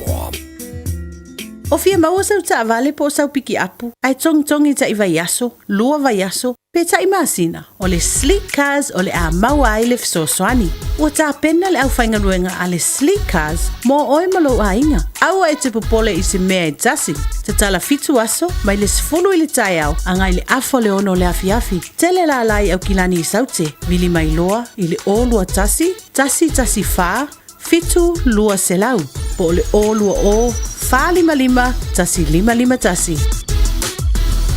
Taeao for Samoa o Mr. Cowboy le nei. Whaafafonga ma mai mo mai pea I le Radio Samoa. Yeehaw! Sorry.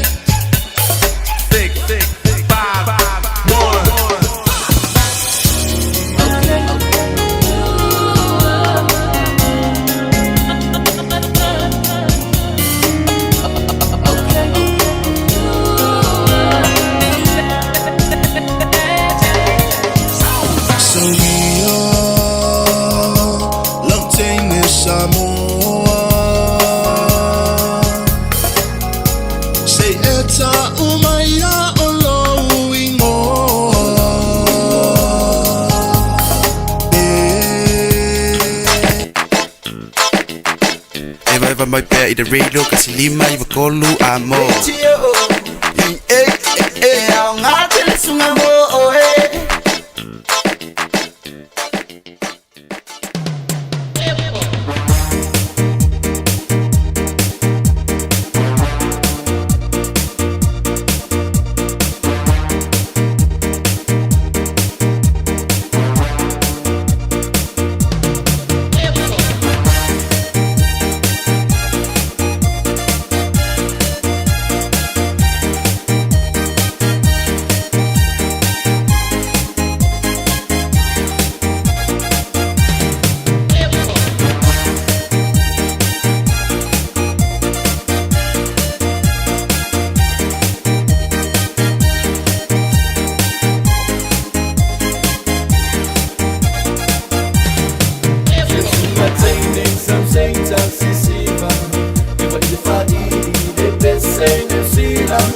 Umalulu mai malili ai itsa Lue malia mai awe e a musika Sisi matende sau seita sisiva Iva kifa ini le pesa New Zealand Umalulu mai malili ai itsa Lue malia mai awe e a musika Eva ne tamo le fola si piste secchio le fa i alquilano Sao sao ma au mai ai na wo O le fola si piste secchio le fa i alquilano Sao sao ma au mai ai na wo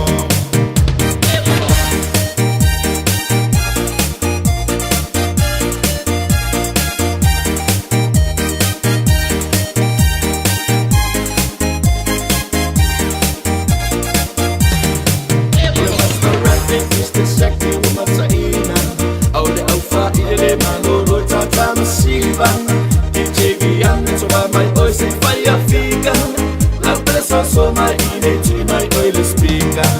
Ole master rap is the shaki umatsaina. Ole alfa ile manolo tata masiva. DJ Gianni so mai oil say Fiafia, la presa so mai ineti mai oil speaker.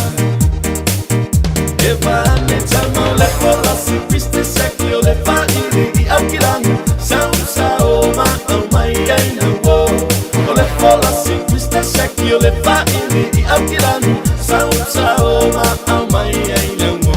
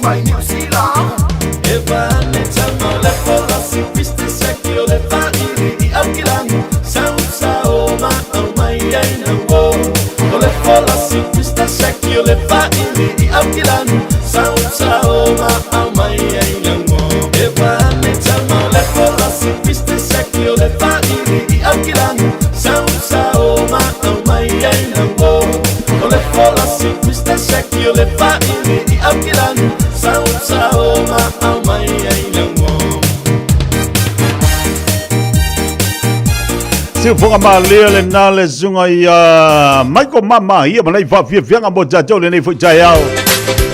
Ina o tali mal tebele wati leo se futbol le 2 minuto te nei le tula se matasi. Taeao wolo fatu fa balo atu tatu po kalabi le nei foi Taeao malaso. Ele to ma ftu bai oni so ila te o le fatu ama mo le po kalabi le Fiafia mai le nei as falaile. Malo fa malo si malo no sa. Lewa e o mai ngā luenga mo nei vai aso vi ia le li. Pa taile tu ia te oi malo usu fa maoni lava ia so o mal nei vai aso.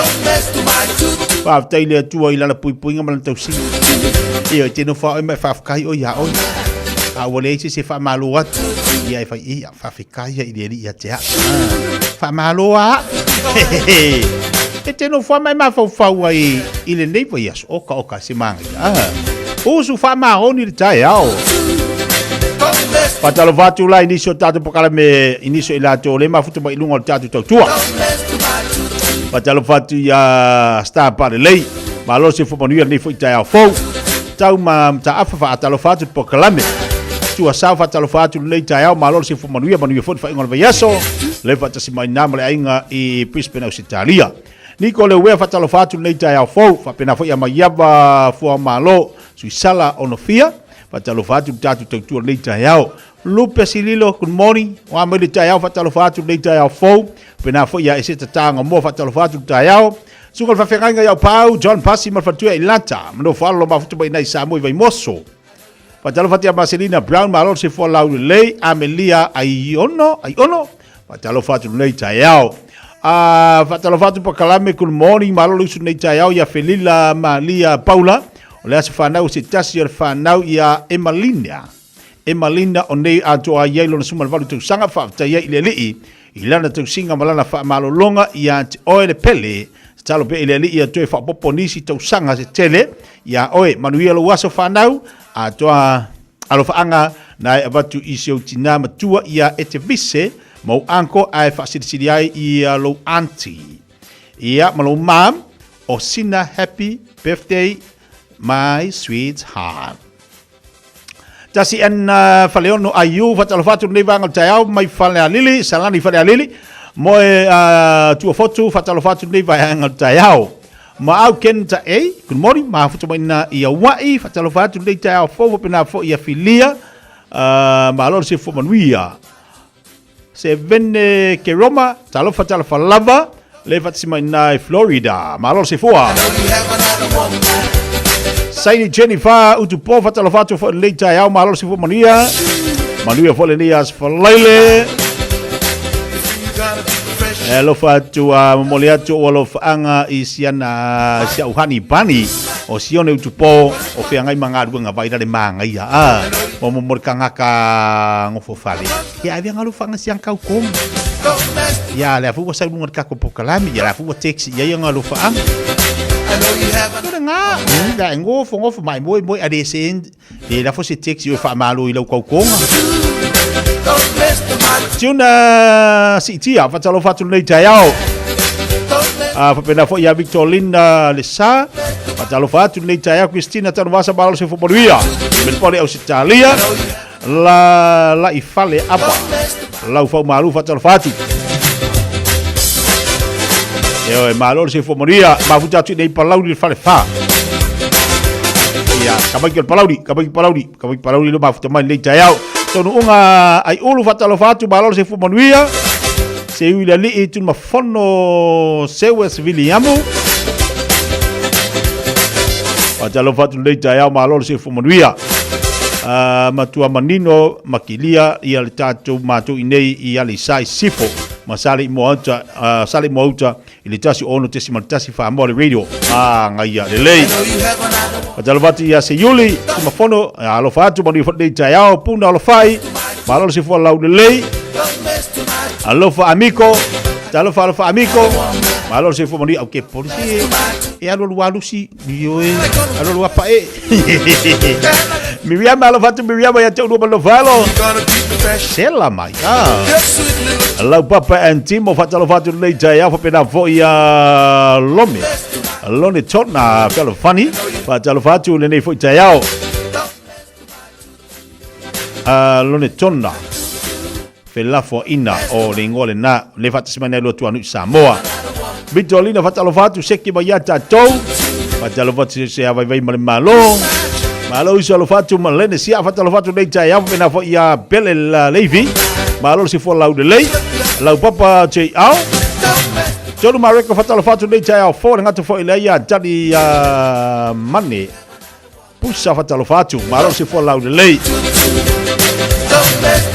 o ka se ko ke no ka ko ya malo ka mo faia lau do watu la to inu ngata po kalame ia fa malo atu ia te utu nei Taeao fa ile tatu YouTube alunga tatu Facebook ia matau sanga le fu ko ngongo mai ele malo longi kangaka alu fa solo akole au male po male vaviao atalo fatu ia foi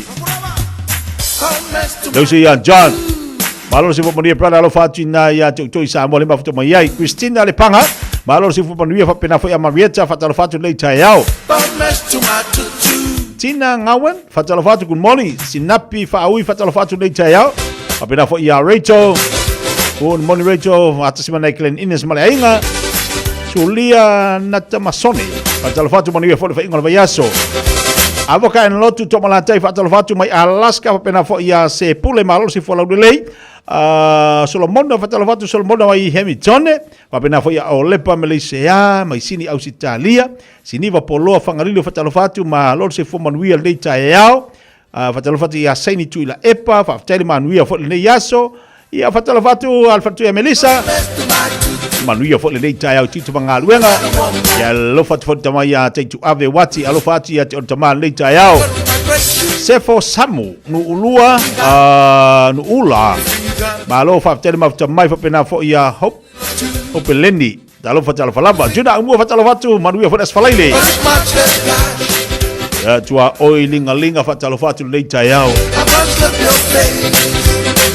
ya tolo la wina peo to swafa to telo tatu lungo tatu YouTube malungo tatu Facebook faila va momolia to lof anga ya emotion ai avita vale kalo fa inga avita vale ya malo ale ngo sai malo fo laba pali ya pena fa yatu be ya lo fa yatu tatu le mafuta mai fale la to lo fe ngai mal fatu inga to ya man ya mo tanga to ile la finga be ya po oila to tonga e kangwa pingi singa o tix vade manguianga ruanga ne yaso ia sia kokonga posisi o faangal ia po lu kama po lu kinga ia le finga ruanga ke ia ko inga kakangi lo text ia manguianga yaso tama ia manguianga yaso tina ia peke text ia wa mai oe ia o lo kokonga la le ke text fo ia la fe wa ia dunga ka vale po la fa de upa ia awa de po ia o mai ia finga upa la mo ka ia fa Saulo le fali. Saulo le fali wala vanga mea aiwa.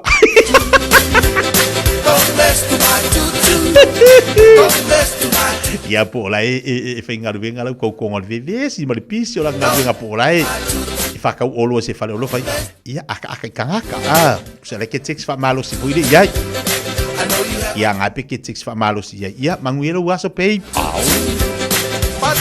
ya pe manguelo waso McDonald's ya wala fe ko lo text ya ko ala kun McDonald's ala ilo fas calor ko fa Patalo fatu so ya Michael alo fatu brother wa benga luang al po le wo mana wala kam Michael Wellington patalo fatu baru ya tel le vanga ole Taeao pela nga fe me pese le face ole me tia ya you tia we fe ole me tio yang ole alofa le uma ole alofa wa komu ole alofa wa ele vai do inga wa berkedo ole alofa ile okai ole alofa ile ma vai ole alofa ole ai pola ziso ole alofa nga yang ole alofa fa awau oka ole alofa wa moksia pe ale selengi le vai le bul Taeao Luas 22 minutos cai nei le chula smatas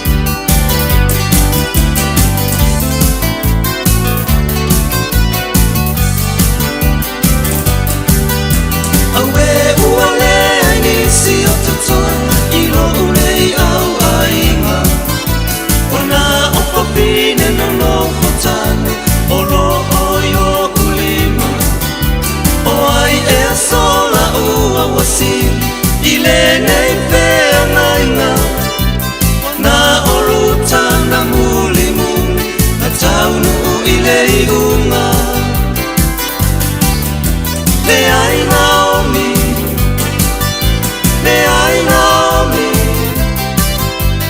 tate to alua pela mama se ia tau ile oti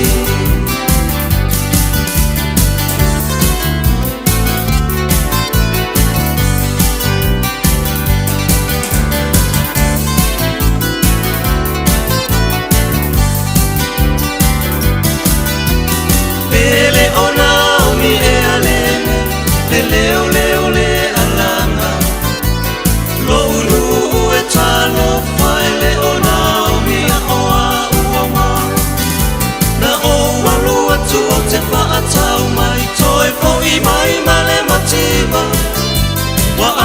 seina le tua mea uma sai o nei lima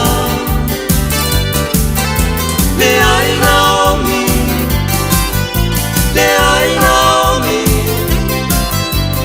tate to alua pe alava mao se ia tau I le oti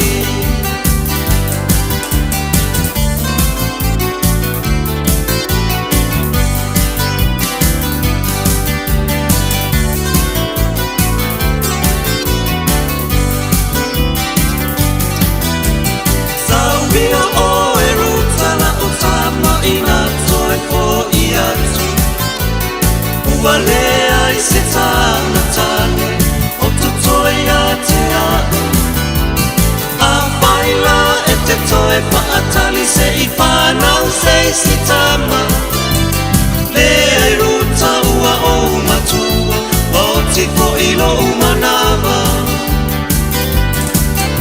le ai Naomi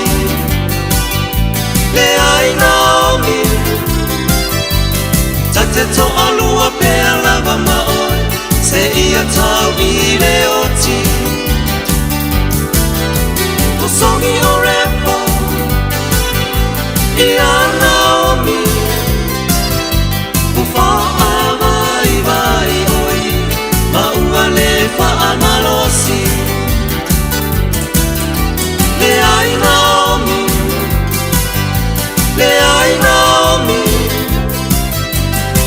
te to alua pe alava maoi se ia tau I le oti tate to alua pe alava maoi se ia tau I le oti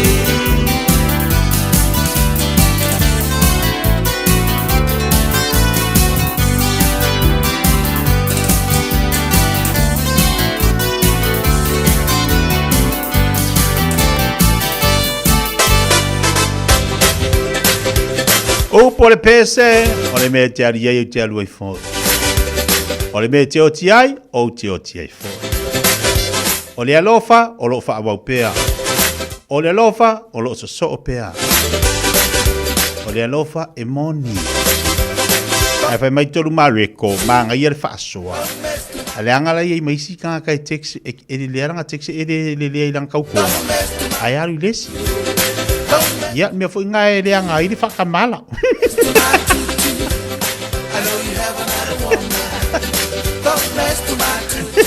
Oh, ko se le mere. E ai vai mai ia tua oi. E ngai ka ore alofa I le alu mamau. Ah, o yo le alofa. O ise alofa me ka ore alofa I le alu mamau. Ka ilo ia. Se alofa fo ngale walu ngofo mai o le spiko ngu. Ia ka ngofo ki ngai. Ia po le alofa fo I le alu fa me alu ngai ngofo ia Australia ngofo ko ngai ngima ka mai. Ia nga ka ore alofa wa va I vasa. Ngai ka ore ngai ka ore alofa wa va ingu. Ma jala pati ya o se ba. Malo se vo maria le pata si mai le nei fo Taeao. Malo le makabaka mai na North Carolina. O Caroline. Tino lo mo vai fatalo fatu malo se vo manuia ba futa tu nei papa toi le falongolong atu male sunga fa fenga ya se te fano male faltua talo fatalo falava ya motiana. Alo fatu foi iso matu fa fenga ya lo manu vai pingonja male faltua malo falo. Alo fatu il tuo fine ya Katrina maleota fa po malauso ya mafua lo meo male tele imanuia tele ia le ia so ya wa ilale kedo alo fa ia wo mai fa mai alo fa malin ya ngai ka ole alo fa ile lava le pe ai do le alo fa nga ole alo fa wa mawale over suru ai kula ai saru ko ngire ako ana na fina lipo tia mai aina mai tau ina i rungo penga te whailang se fulu wha I lato. Na mawaina fo ina isavalalo I le tango fio la isa. Se fulu wha. Se fulu wha I lato. Lea lana o maua foi. Ma peto olua e foi teine. Mawai. A o ali isi. A o lena tau wha ilo ta ilo iei. A lena tau vava I atu. E mawai ma se tasi. e iai lana fale ke puaa. Io i nei tabalalo. Ile o so whainga lea. Se furu wha i lantou. Se furu wha i lantou na maua na nafi. E leo. Maua le so whainga. Ana nafi. A uti tilo atu sole. O tupu langa fo. Tupu langa. Patala fatu le sea kalama plana alo fatu kalama ia te uruma vai. Ia le mafuta vai mbala finga luenga dani offshore. Se furu wha i lantou. Se furu wha i lantou na maua na nafi. Ile tango fia fele aisa las whainga ari malu le malo le aso nafi. O le mela nau so malo mafau. Mai ile whai ungal tau sangan te atu neisi ho o mai le aso nafi. Oka se to atelo i lantou. Ua maua. Ua latu whaatawina le aisa. Ma latu whaongaina le aisa. O nga whongo whalea mo sini do mafau. Mo mafau. Mai ile leisi paya inga whainga malo na umatu. So atu maisi paya inga. Ele i se me whaapea na tupu. Ele i tele i tilo na iei a mea o alakulus whainga leo mo marko kele lea. O so asulus whainga leo mo marko tele lea. A o lea ua tula i maile nei whainga malo li atu se tausanga. Aia u tilo atu. Okai. Le to telo i lantou ua maua. A o lea fu ina maua tu ai maniso i lantou e iei lantou taxi la pasesi. Va ide matau tia. O fesiri lea whapea. O ai tonu ala mafu ai. Na le maua nei tangata i nāwai taimi. Po ore me ea, ore minista sa tūla i ma nāwai taimi, i le mtanga luenga leo, po ore mea, ore lenga yoyo le mtanga luenga leo, i o lantu tiute. A o lewa tūla i mai ia le whainga mā lolo tūla i atu. Nga yoyo le mtanga luenga. Mau hai le to tele. O e tau loa le ata le tau walwari atu. Mai le nāwa i taimi sa iaisi paya inga. E le iaisi me whaapena u tilo na tupu a mea na latu los whainga. Mo mai le to telo i latu na tangwhia la isa. Alu atu le as whainga mo mai le to telo i lantou. Ale taimi le nei. Ina ua tūla i mai le whainga malo le nei. Ua mai tau inai. Oka se to telo i lantou. Ona u whaapea lea. O ai tonu alana mafua ina le tupu se me whaapea. O le lenga yoi e o le minista sa tula i mai le matanga luenga leo iona tiute. Whaatino, po le mea ua le o leo ngai o le matanga luenga leo. O aina pa ui, o le fesili nan tula i mai lota mafau le nawa i taimi, i nei taimi. Ia, a o lea la ua tatu titilo, a nafila na mwole se furufa. Mua nafile se furufa.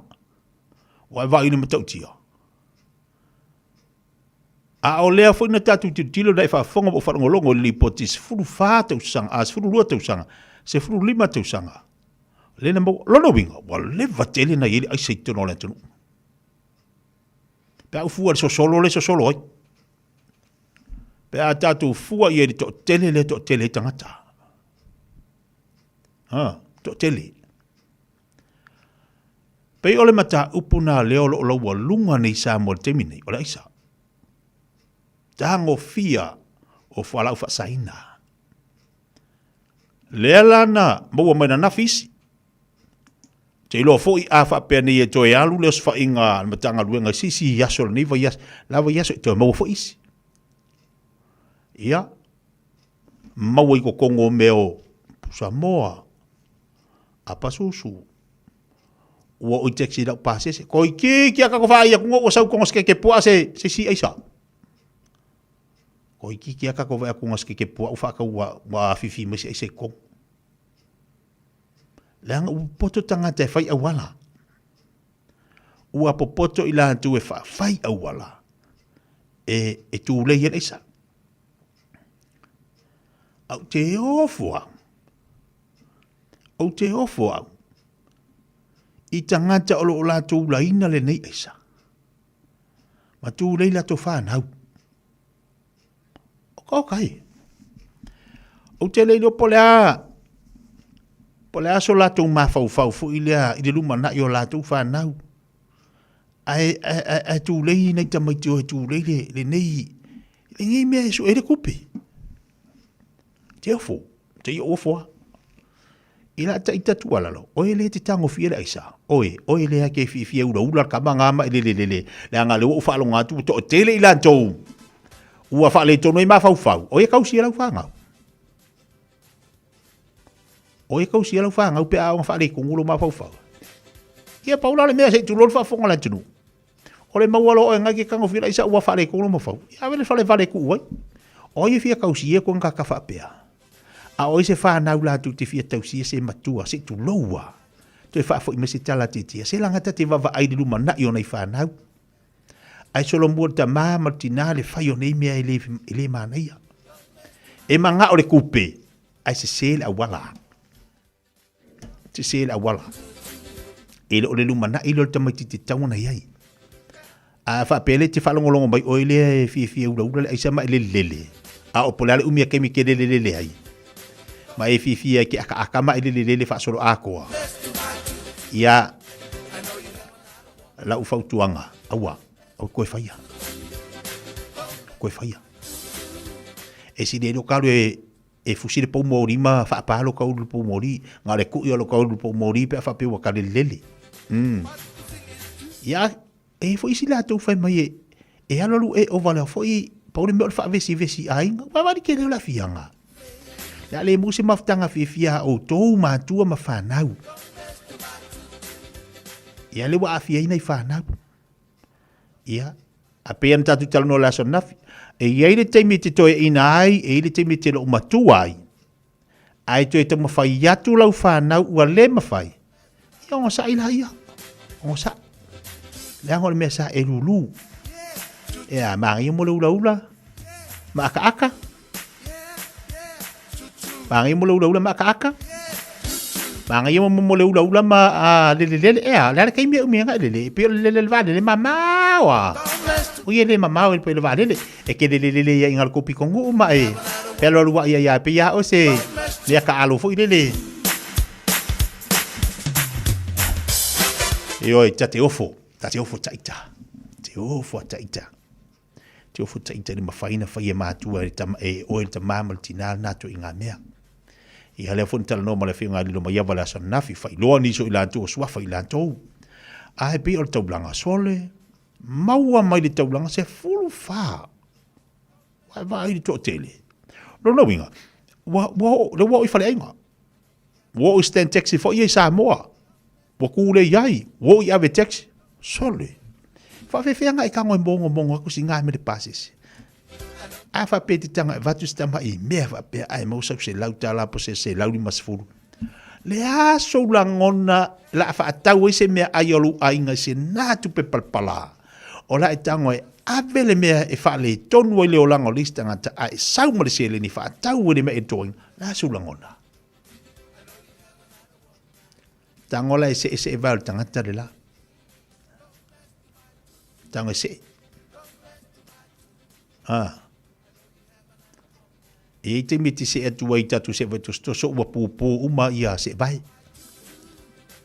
sole ia o va ngana no titilo ina uto va vai la son nafi nunga le fe nafi o ma o le se sulfa no fa pele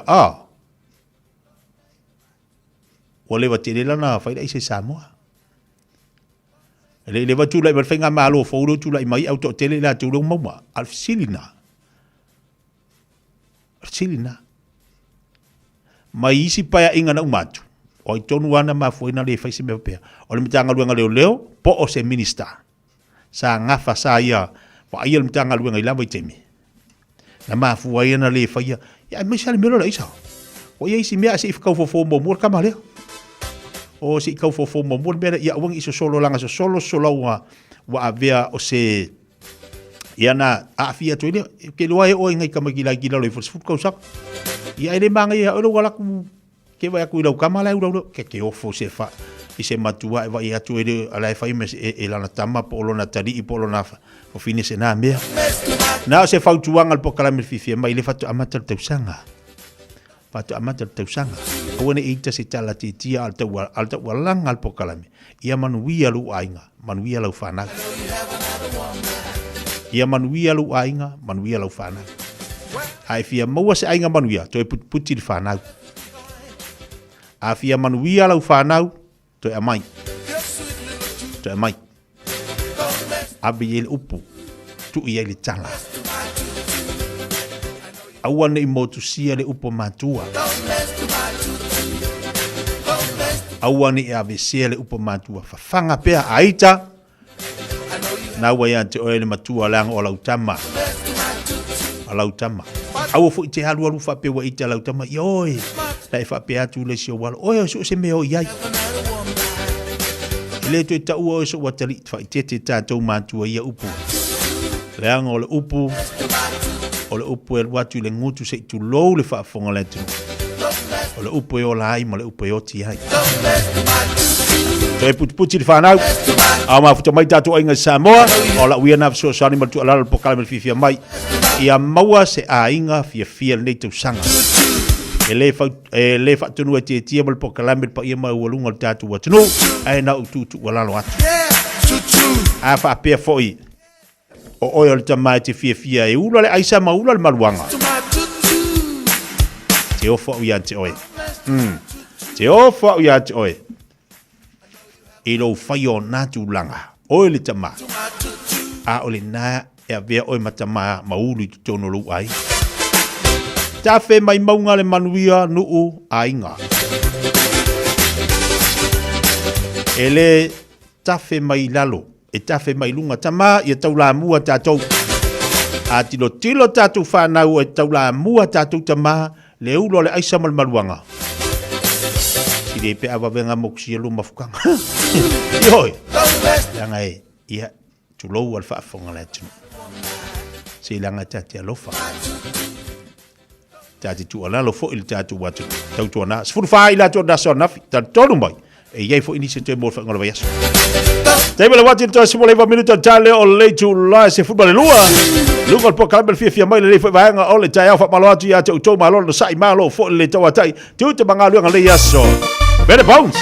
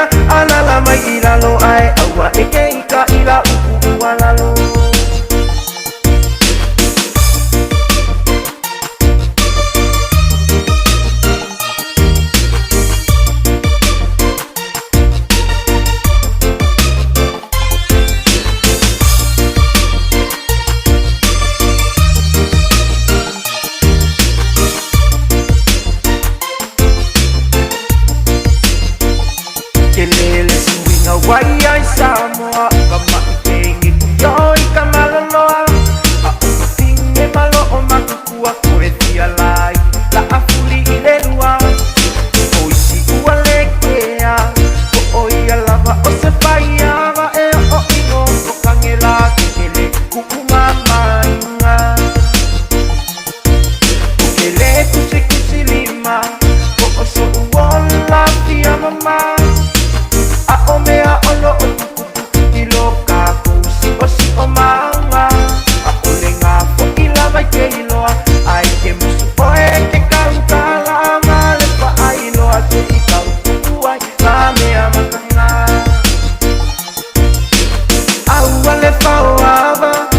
vape mai osi ola au vale ola fao kange male wai se o fa ala vela ve ta vale ai ai nga manu ine winga le mana ya ala la mai ila lo ai awa ke ka ila wala lo au vale fao ava e va vape mai osi ola au vale ola fao kange male wai se o fa ala vela ve ta vale ai ai nga manu ine winga le mana ya ala la mai ila lo ai awa ke ka ila wala lo ala la mai ila lo ai awa ke ka ila wala lo ala la mai ila lo ai awa ke ka ila wala lo Ua mawhai o na aura tula polo kalame le leimo o ia so taitasi o na o le langolango malo si le whale maliu a se alo le aturuu o ese tātupu Funeral Directors i Manukau City. O kalame leimo o he talo falata. Amata ne ne tau sanga e lua o loto. O whaale anga ina le aturuu o Aotearoa New Zealand i lo longa vai matangi i ma le awhao kapiri ela. O le mau tonu ma te meme a tangata umala. Ona o le tele nau nau. O mea teo tino o tangata o whaanga ngaina o lau whanua o wala. O mali liu fo'i i a tangata. O sa ili. Ma fasili pēr ma sa ili se tali. Pē aisia ma sa ili se fōr pa whita uli. Whaatalo no sui o le malo. Ma tangata popoto i whaalawalawe whaanatura. O tusi lima fo'i. Solo tangata o tua ia is tangata ia ma whaala tonga ma company. Ai o le tani lea a yopo. Soma lua wha iwe fitu ma le bala. Ia e fasili manu mai wha. La tu te awa o mai ia te oi. Ma manu whelelei. La tu te wha ilo mai ia te oi. Tau tala i ele ele. E a o mai ia te oi. E wha amatala mai fo ia ia. O le sami ia te oi. Mai tau le puponga o yopo na le ai. Se poto le larolangi na mawhai o na maua le tali e mapu i ai ti ngau yo. Whailo mai e yopo. A o tātou whisili pēr aisea i o le global warming. A whemai o lei loa e manu mai wha. O manu where lei o i o le samu. Le mafu anga o whaalawe whaanatu. Na whai e le tua le larolangi. Ma mea uma o iai. Na sila atu fo i le atua. Ua matua ato toa malelei. Ma fia iai. Ai pangalea. Ua whaalea ngaina. E tangata le lalolangi. O le watangi maui. Le lalolangi. Le la uele ele. Ona ua le tausia le lei. E ona tangata. Ia le lei. Ona tātou teu mawhai le lei a tātou la pisi. Ia ma teu ma lofa i lau whanua na whai e le tua mo tātou. Wa manatua ele lei mo. O le ese tātupu Funeral Directors o se whale maliu Samoa o le tani foilea o taimi whengata o na o le malanga al maliu ma le oti. E ma whai foi o na lato awina atu ma awina mai tino maliu o e pele mai so o se atu nuo larolangi. Mala auno le ese tātupu Funeral Directors i le lua o na lua toru fitu o o. Lua o na lua toru fitu o o. Pea fiwane ele se fulu ma le balu Norman Spencer Drive in Manukau City. A whaile te lei whaonga ina le au omnanga le Samoa Market. O nisi nei o mafua anga e te tau wai. O e au Maui New Zealand ai olo e fia fisoswani ai ngai Samoa. E mawhai ona tutongi lau whaataunga i lunga o le venga te whailangi ale Samoa Market. Ai piki Samoa. Whawhai ngō fia sa o ngō so se whaala velave. Tutongi le pili o mōli, pili o le vai, mea whawhale po se tau mafutanga mō lau ainga. Tu mai lo whaatuatuanga i le Samoa Market mo so se whaamoemoe mo ai ngai Samoa. www.samoamarket.com Beta Drive Doctors i le taulanga whaatau i mangele whaapea manrua. Mo le vainga o so ngase pe amana o mia. E whaatino e fo i matupui pui o le whana witi. O tupui pui le COVID is full river mo i lato is full on tausanga malunga atu. Whaapea matupui pui o le flu. Wala au telefoni 255 valu 5 iwa valu. Mo so wanoe whaatino ai nei au nanga. O fisa fama I mangele I taftafane on McDonald. Aman rewa I taftafane on Falitusi Pole Public Library. Peter Drive Doctors Clinics. E te manae maua se luma nae manuia o la wata li I polo wa fafine.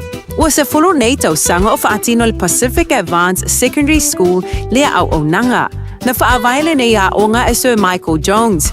E faonga inae ngana le Pacifica I le NCEA. Maua fua o fua onga toile ai ni pilia onga.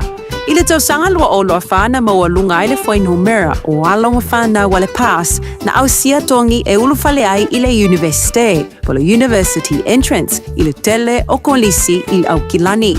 Ua uti ava noa mo le lua o lua ono. Mo nisi famtalanga wala au loa le pass I le ovart se lau valu o fitu lua fitu fitu. Ovart se lau valu o fitu lua fitu fitu. Talofa o waleni o se electrical inspector Samoa tolsu lima tausanga tautua ma o resta leino fo imole waino lo mota falsam fatfanga luenga fa peli peino vai vela ma o ngaumu falau mai lo waleni o amos electrical il odua fitu luo no tolu no fitu no lua odua fitu luo no tolu no fitu no lua.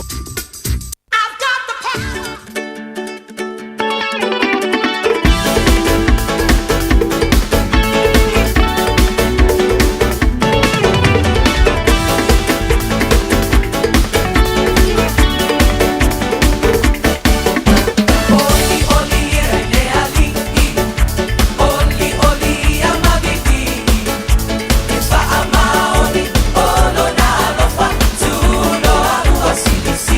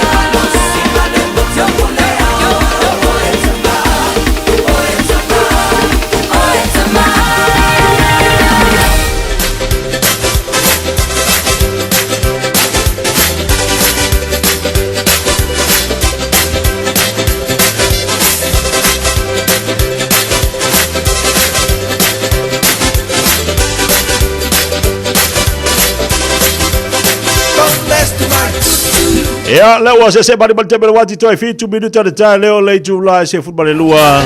Ko kala me le mo oi pone fa fonga mai ai se mai le tu bla danga songa sunga tungsia. Tau lungo le unanga mal tu lungo po kala me le foi vayaso. Pa talo fatu malenganga Fiafia mal le loto fa tai le li o tato e fe lo ile sunga le pole o le tato o meka kas le sunga tungsia au le malor se football ia. Ia, le nganga Fiafia foi malanga fa tai malanga loto fa mo lalo.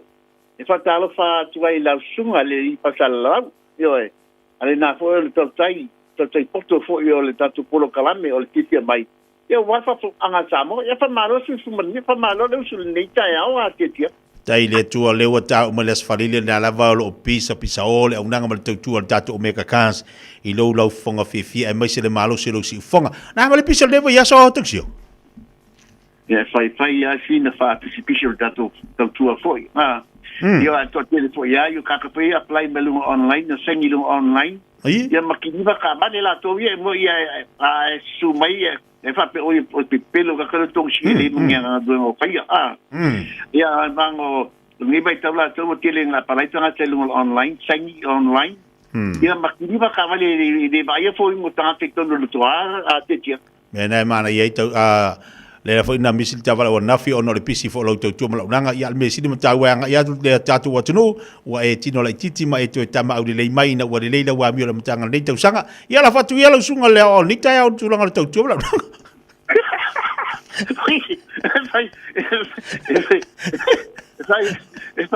e folo mai lo fa mal si ma penso I tuoi ta e yo e che wa kalas fala ile a o le masengo wa kalas fala ile e malo spia ele a boa foi esse na patroa batia ele patroa foi soi lá ia pela minha soi ia foi cala ya ele ia to sia tia yo e mamá to sia tia ele ia na sala tia ele ia na sala foi to sia yo nenga ele malo lo sia to tia yo pa chinale udu le ao ke tia chinga foi le udu ta to sia la to via so ka uale le mo fa bangyanga ia Menga vai fa ko le ya mo mai pipi ma ya wa ke so nga pipi ya fonga mo o singalo do fonga mo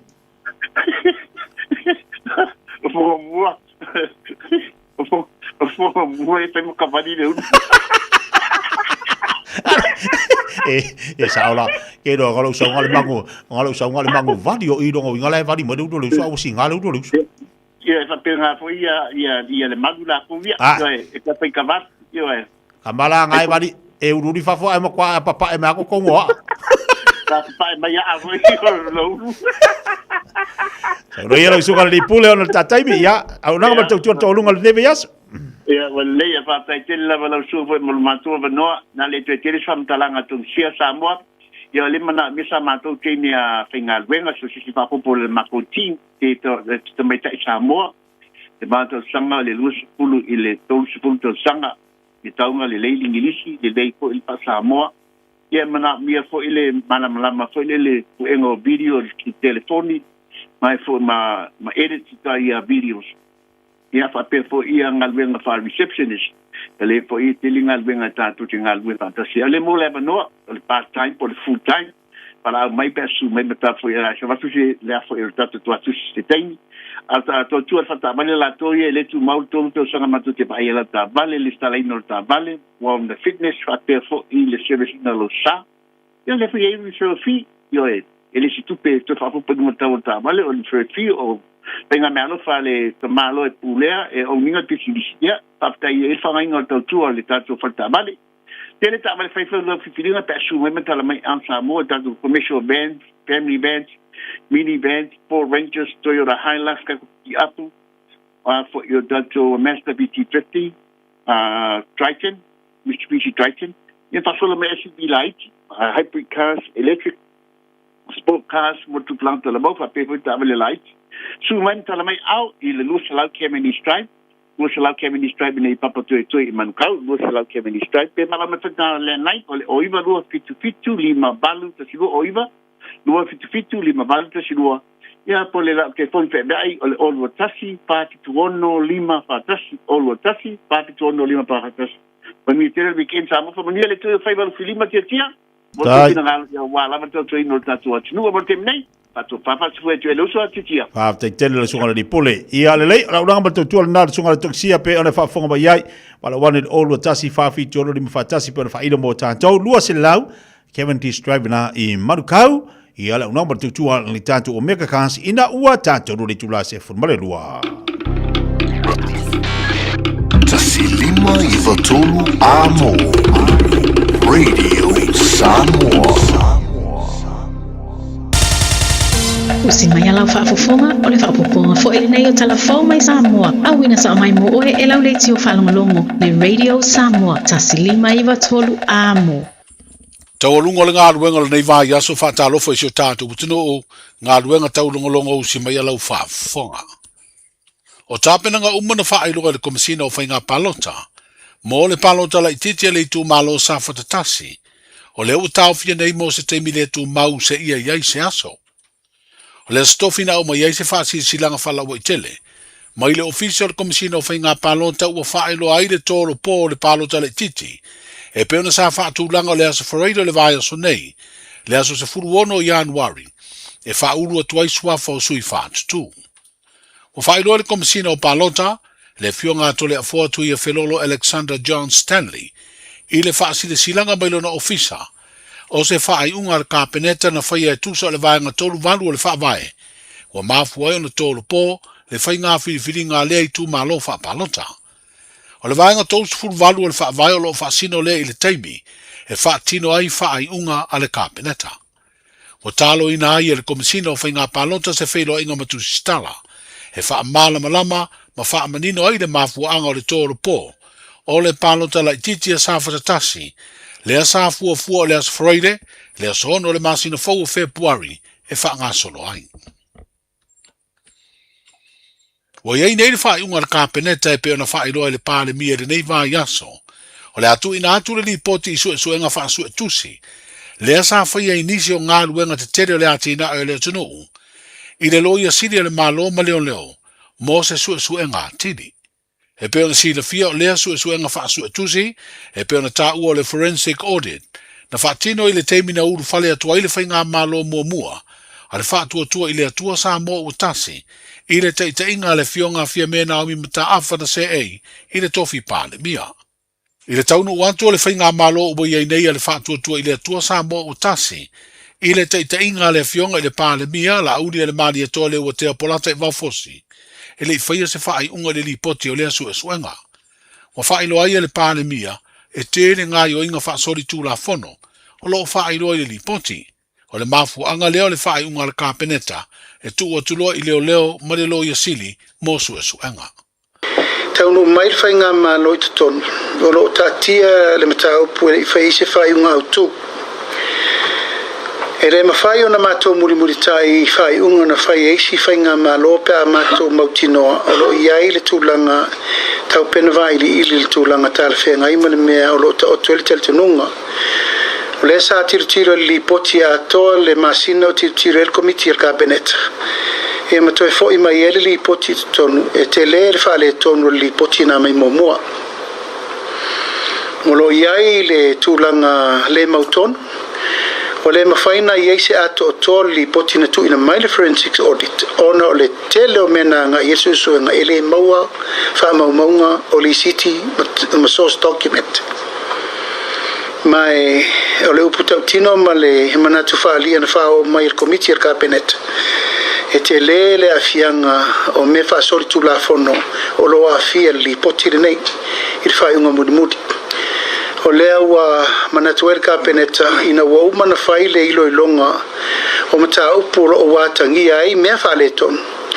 O la atu ina atu sao loa le mata upu ne ilima o leo, ma lima o le loia sili e wha ua waisu suenga.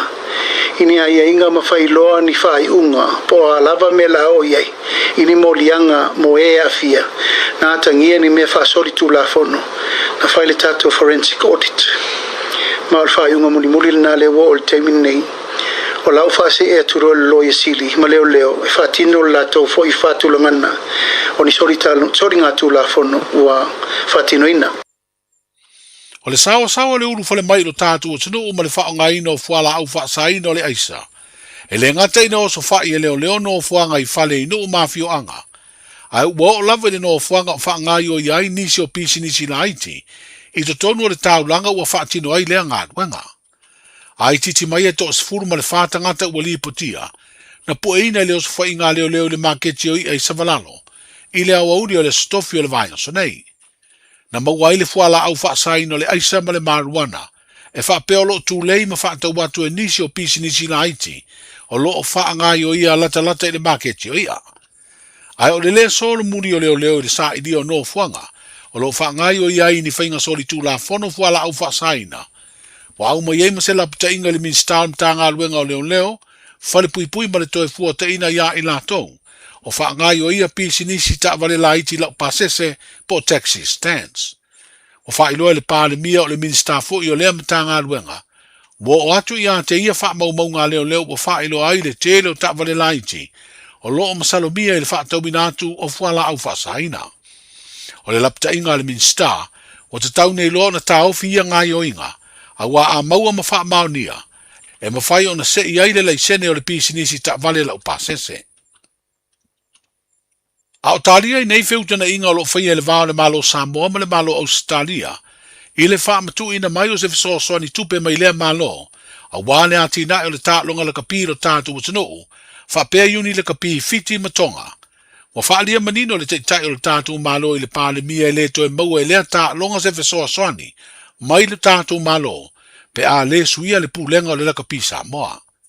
Na toe wha inoa lea fina ngalo le teitai o le malo, ina ua toe fesiringia I le fono masani, ma le vasenga tu stala ma le au whaasara lau, I le o ngā tutonu o le nei vā yaso.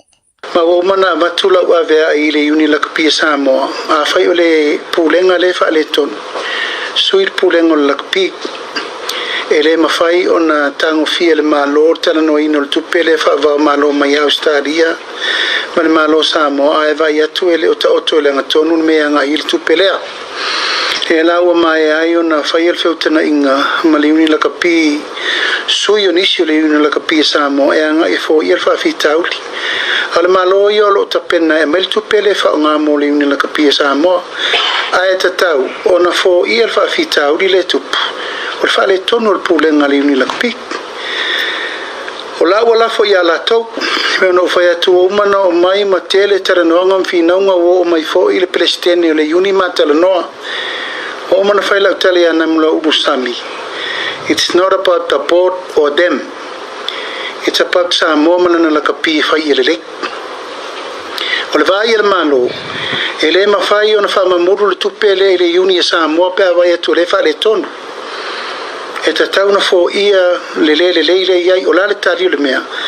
La le tali o results. O feo iei le tato sulima le teminio. Tato tufia. Fele tau te tufia le tato sevens. O tato tufia.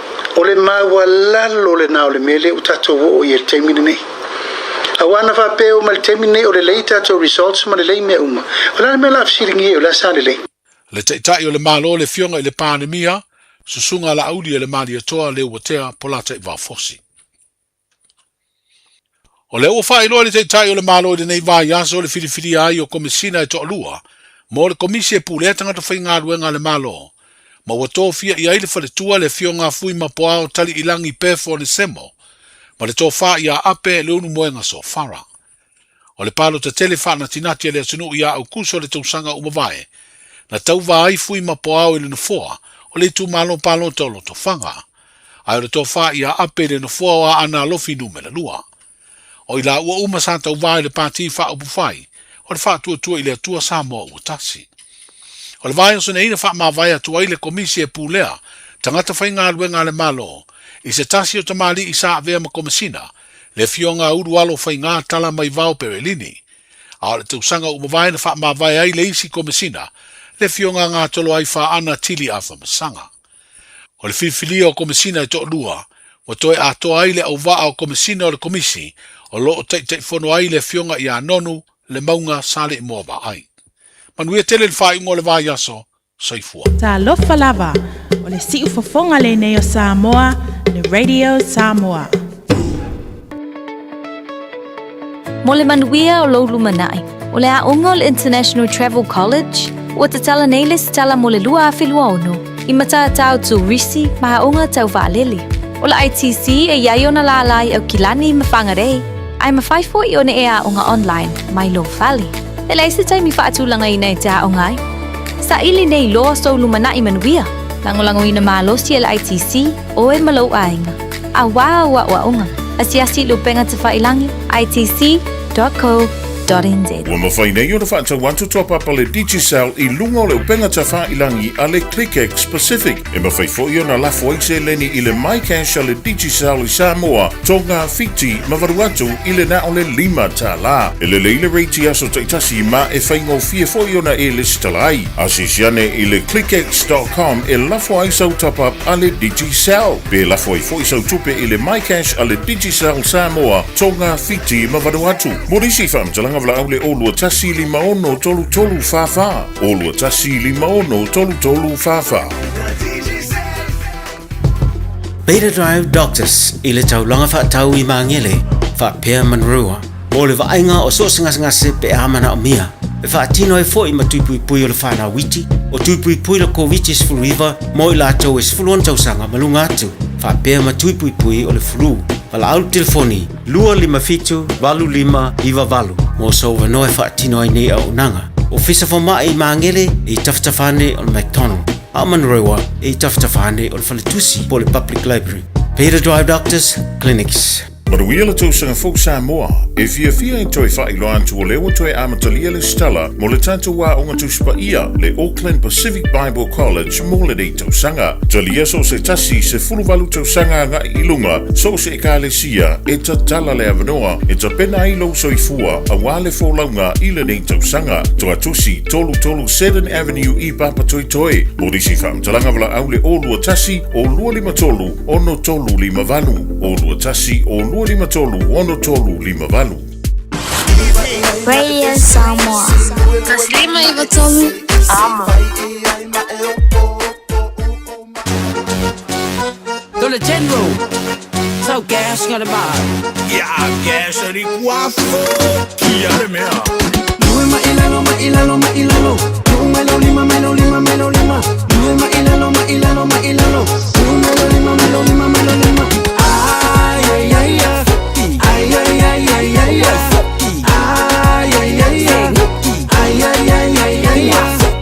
Ese que kuele lue ma esiva. Awa amamile kaika. Efa onga mai ole musika. Oka cosa le faineika.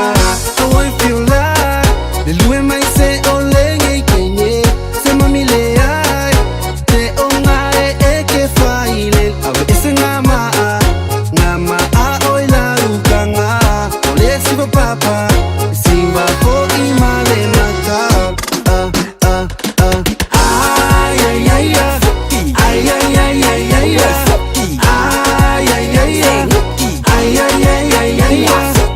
Ese que kuele lue ma esiva. Awa amamile kaika. Efa onga mai ole musika. Oka cosa le faineika. Ale ukua yei maa. Sole ua omo tele oloka. Ba aele o kingalu. Ai a kiri ai o efa pau. Se faifa ale le mai foi. O au ngei o ke le koe foi. A o mami foi le ua siva. Onga ko o ke le koe ika.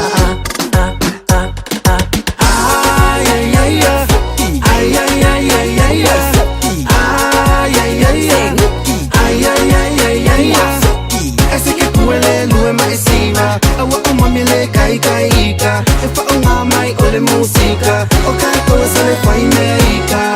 La mami siva mai. Uanga o la upele. Se kilo mai. Uanga o la upeplo. La rosa. Sala le manoni. Una o te wina.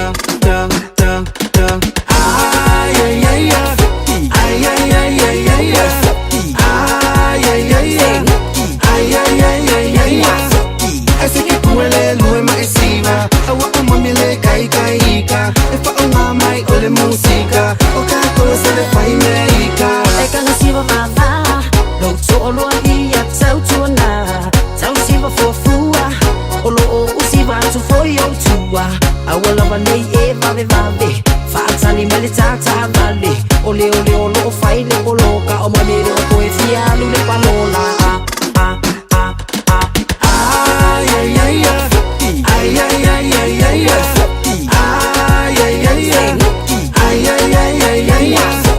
ese que kuele lue ma esiva awa mamele kai kai ka e fa o mai ole música o ka cosa le fai meika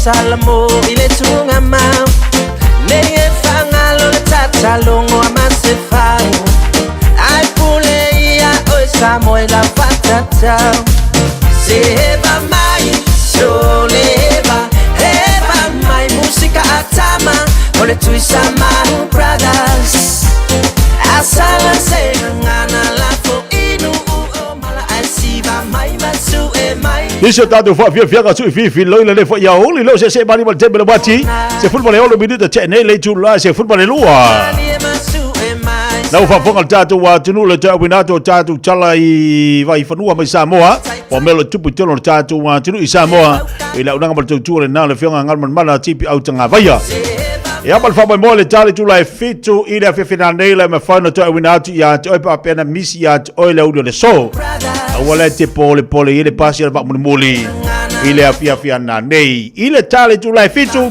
la te memoria tu lo fenga luenga mo mauto mo lawa tatu chala na Samoa ona tatu se atu foi la ile fenga vayaso la te tari mo te tu le fenga ngal mana ile vas fo le tale tu lai valu ile asonga fua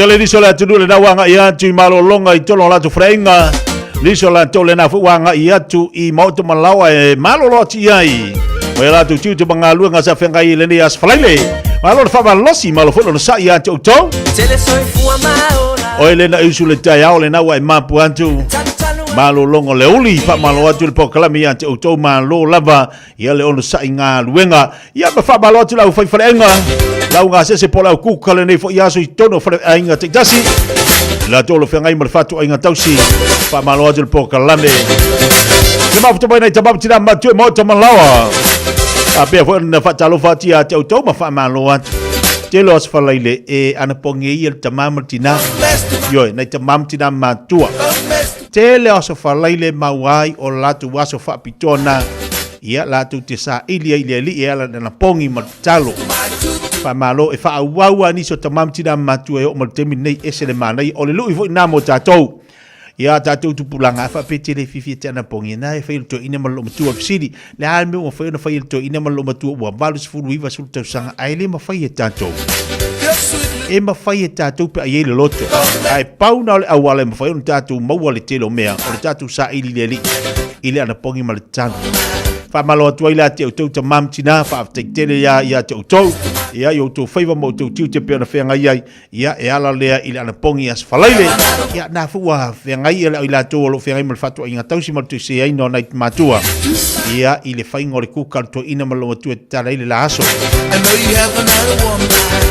beta vale lunga la tele tu ala po kala bel fifia mai mo oile le ya oli fai malu o fai malu o faiba all the side loto awa te se ona mingoi awa te o ngai oi o le fo i wolo pisi da la tele ia E ele po kalamele fai ile fo ile fale tele le imanu kau le Vodafone. Na to telefone nei fana we me fata fa. La to tele tamaiti. E fo ia matua. Afa pe na e te fo ti sa mai lo walo wa on mele fai to sanga uma. Ia na sa ula ia le vai mai. Ka se kumu. Ka se kumu. Ia le afa to tele la tu e Fiafia mai fa nau ia ava no sa mai si o walo fa ta fa. O le ia ele onga na sa ule o tama sa o tina sa o tama matua sa o va ai le tama titi la titi ia ba tu na ia la va se ringi avi o fa ngai kamai. Juna vai lua se fu bilida tele tu la se fu bale lua. Se vai diso tado fa Fiafia ka su filoi. Ia wa fo tama tanga vai enga malo longo le yo las falaile. So mai la usi la ngore pense fai fa be Cancile o so luma ai fa ko lu o e Patata mai to mi o fa mo po mai tele Se ki mai le kabi o pa o paska me Sa ma o Fiafia se fa o mama i pole me Usur ka ko se i we try me So mai la usi la ngore pense fai fa be Cancile o so luma ai fa ko lu o e Patata mai to mi fa mo po mai tele Se ki mai le kabi o Fiafia se para uma mais por me o surca com esse dream vai fazer Fefe Fefe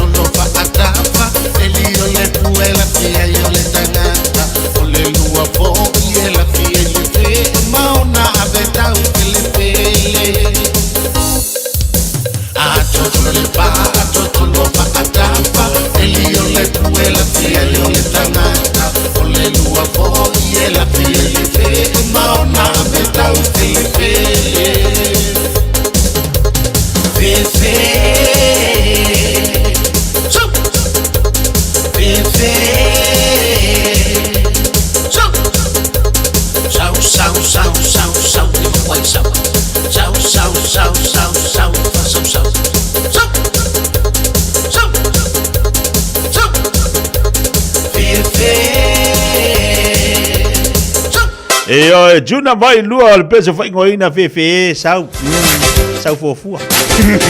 Sau maseoso. Sau marceleng. Sau marcelange. Sau malo mafau.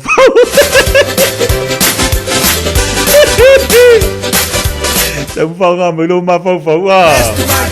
Sebele wati lua se fulu 5 minutos tele jula si malua. Pa malua tu so ya au Juna brother. Male jatu au le valele mai fale apunda. Jatu o kiti le fu tape na tu le so Taeao. Ole to lo fanga manuia tele jalo ngale so Taeao valele mai fale apunda. Well, I got a great shoe. Ia we la vo le yo ka mo onga. Kama lo la nga ya lu fa ila urangu. Au yo kanga. Mingo ia fa ila urangu. E me kama lo la nga ku de kari ya mele mai. Ia ku ku de kan nga ya. Kama lo ya mele. Ade kan nga ya e pule ai oi. Pa wal me ya wal fa mo popole au. Ale kare ku ku. Kika velu lu ia le so o siang kama I ako. Ia le card. Ia wai ko ia me le card le bank. Ia ku ko mo le card ki receive. Ia ola lisi card e ke de card ma. Ia nga card pe fa e. Ale mo se card e u so. Vai fa ma o ia so ka ko nga. Yo. Kabalo tiri so tatu paga lungol jato Facebook le vai ngale so. Pajalo fati alua u vale malo se fo manuia vei fata po I fata lo fatu po glame. Bru senga malo se fo manuia. Sina le santo lupe fata lo fatu le fo ya oli. Sene tau langa fata lo fatu ba lo fata mai. Fata si mai nai singi au Italia. E vai vangole oli fata lo fatu ya Marietta. Tua sao fata lo fatu lunga tatu YouTube. Fata lo fatu le sia mai ko le fatu mai ngalo ma futu mai ma Wellington. Lopa fata lo fatu lopa ma lord se for loud late good afternoon. Fata lo fatu le sia Abraham mal fatu ya. Ele bala ngalo ma futu mai na I vai tele.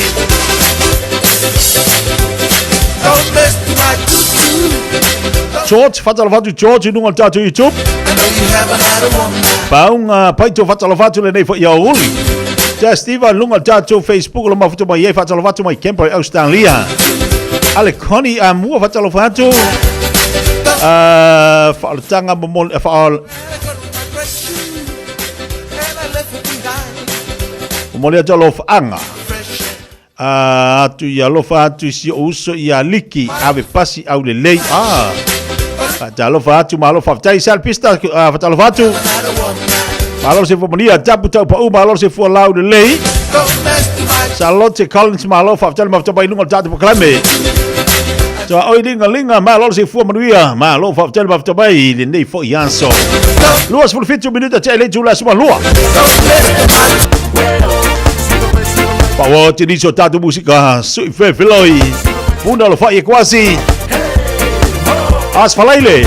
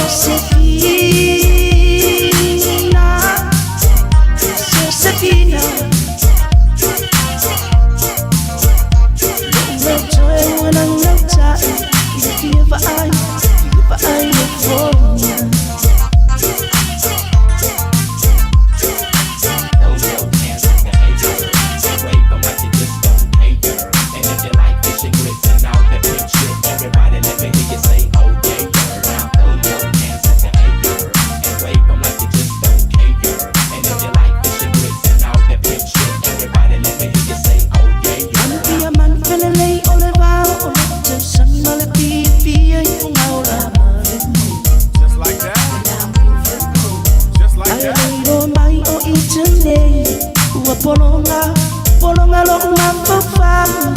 Just like that. Just like that. Anga watu ya oelo watu pia vaya tuwe so sepina wasa. Just like that. Just like that. Sekani maya so mana tuwe tangwana ita so my so far just like that. So sepina, so sepina,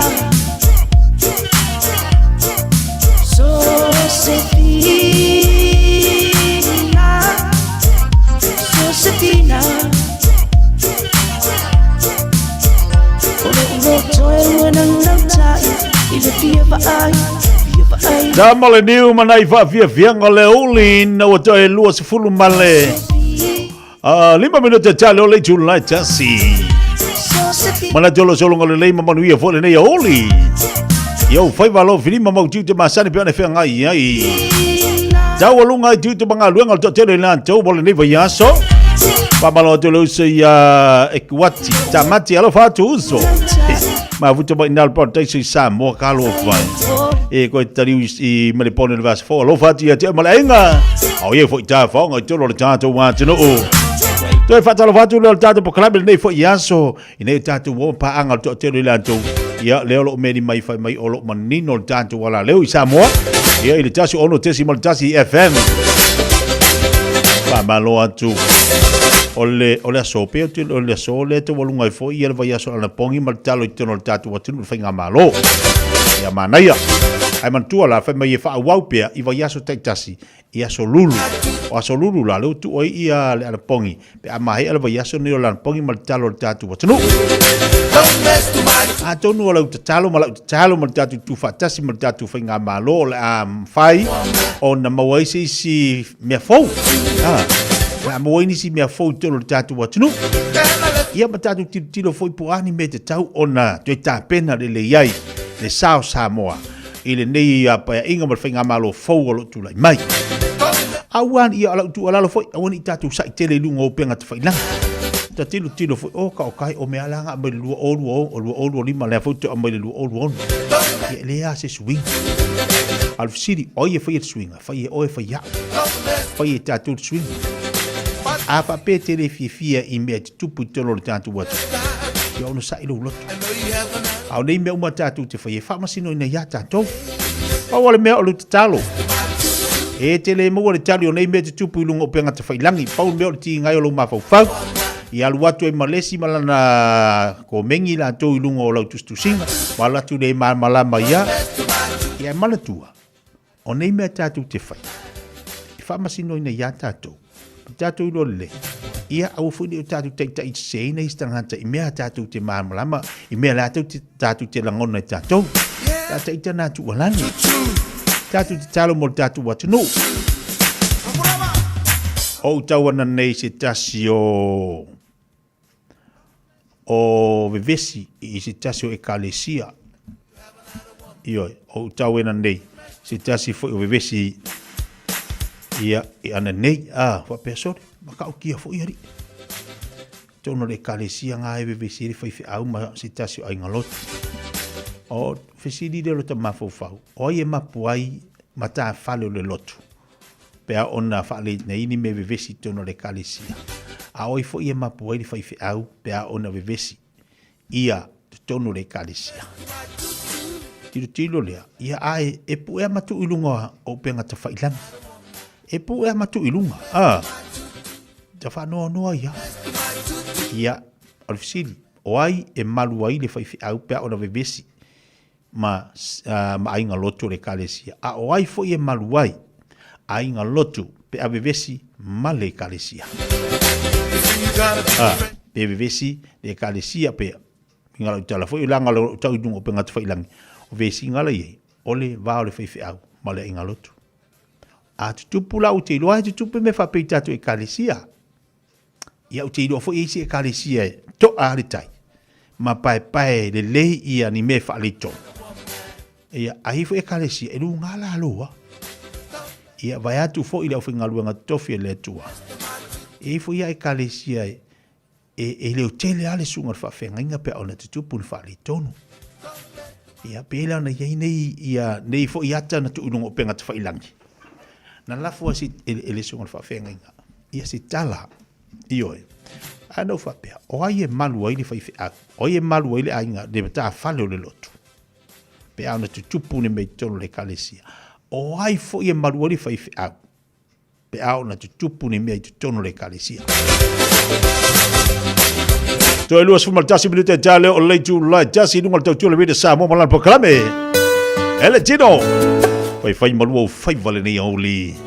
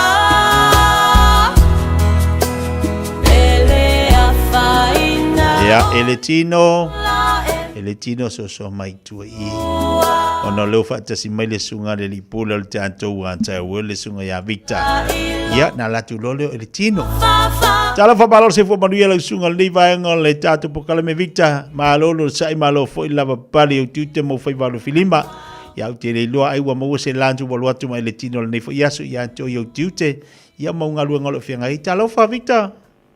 Ya, se fue manuia la wasunga te tia maron sai maro pe tawa sai to ni malo se ta to nu patara ho paisa amoro ta po ni mo ta mala ni to ala uri maro la sai ate to ya le la wa ke le la carta ya e gua va se kia de chino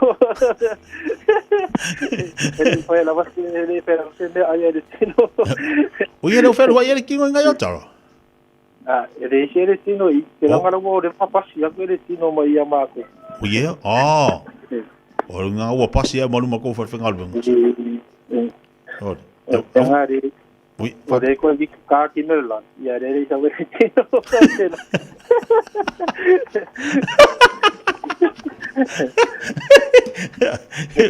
Ke ba pole ko ki o ko de tino. Ki o ko de tino. Ale la ko de tino inga la ko ele. Oi ele. Ah. Ko sa ka mo ya ele. Nga ese ya ele tino ese. Ia fangan fa pupu nganga o longo ngo ele. Oi ke kasi ya. Ah, ela ko foi ala ingai ke do de foi ala ingai. Ah, wa la ko fesi o ya Victor. Por ahora me que no eres tino creo la ele. Oi.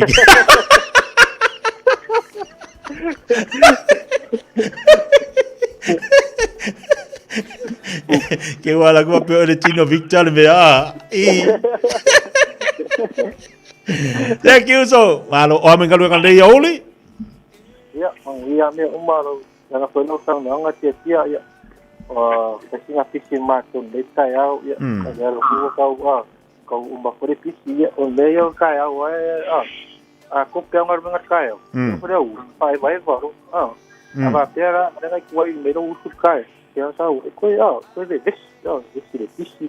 Nó cái bang ở bên phải đi mau cái này có phải mà sao cái cũng nhưng mà phụ nữ bị một cái sao ba mà phụ nữ mà cái này sao giờ mình ở đây mà tụi nó sao cái physics cái mà cái nu anh ấy mới phải tạo vale cái giờ là cái sao mà tạo vale cho cái này giờ cái cái mà sao năng anh sao cái cũng sẽ kỳ lấy ia ola nó bắt đầu chua luôn à jatu chai wa le wo fa ngol va ya so che lo foi tau ona ye di vai nga tau so sanir jatu company ya por jatu fa ngol nga mol ma malo jatu wa tu ya na le ta vale pe yo ta vale ya o tau de le ale nga Victor ya so le la va so an se ya ta vale pe o le yo tau ri so no sa so ai ava pe ere so ta ri si na ta bu no fa yo pe so ta vale ke no fa nga ta se la ko se fa ka wa ade me ke manga oi ya ri ngol venga te kira pa e oso e at sama se kufira banga ikire ko pa ku bui ya se pas ya sia do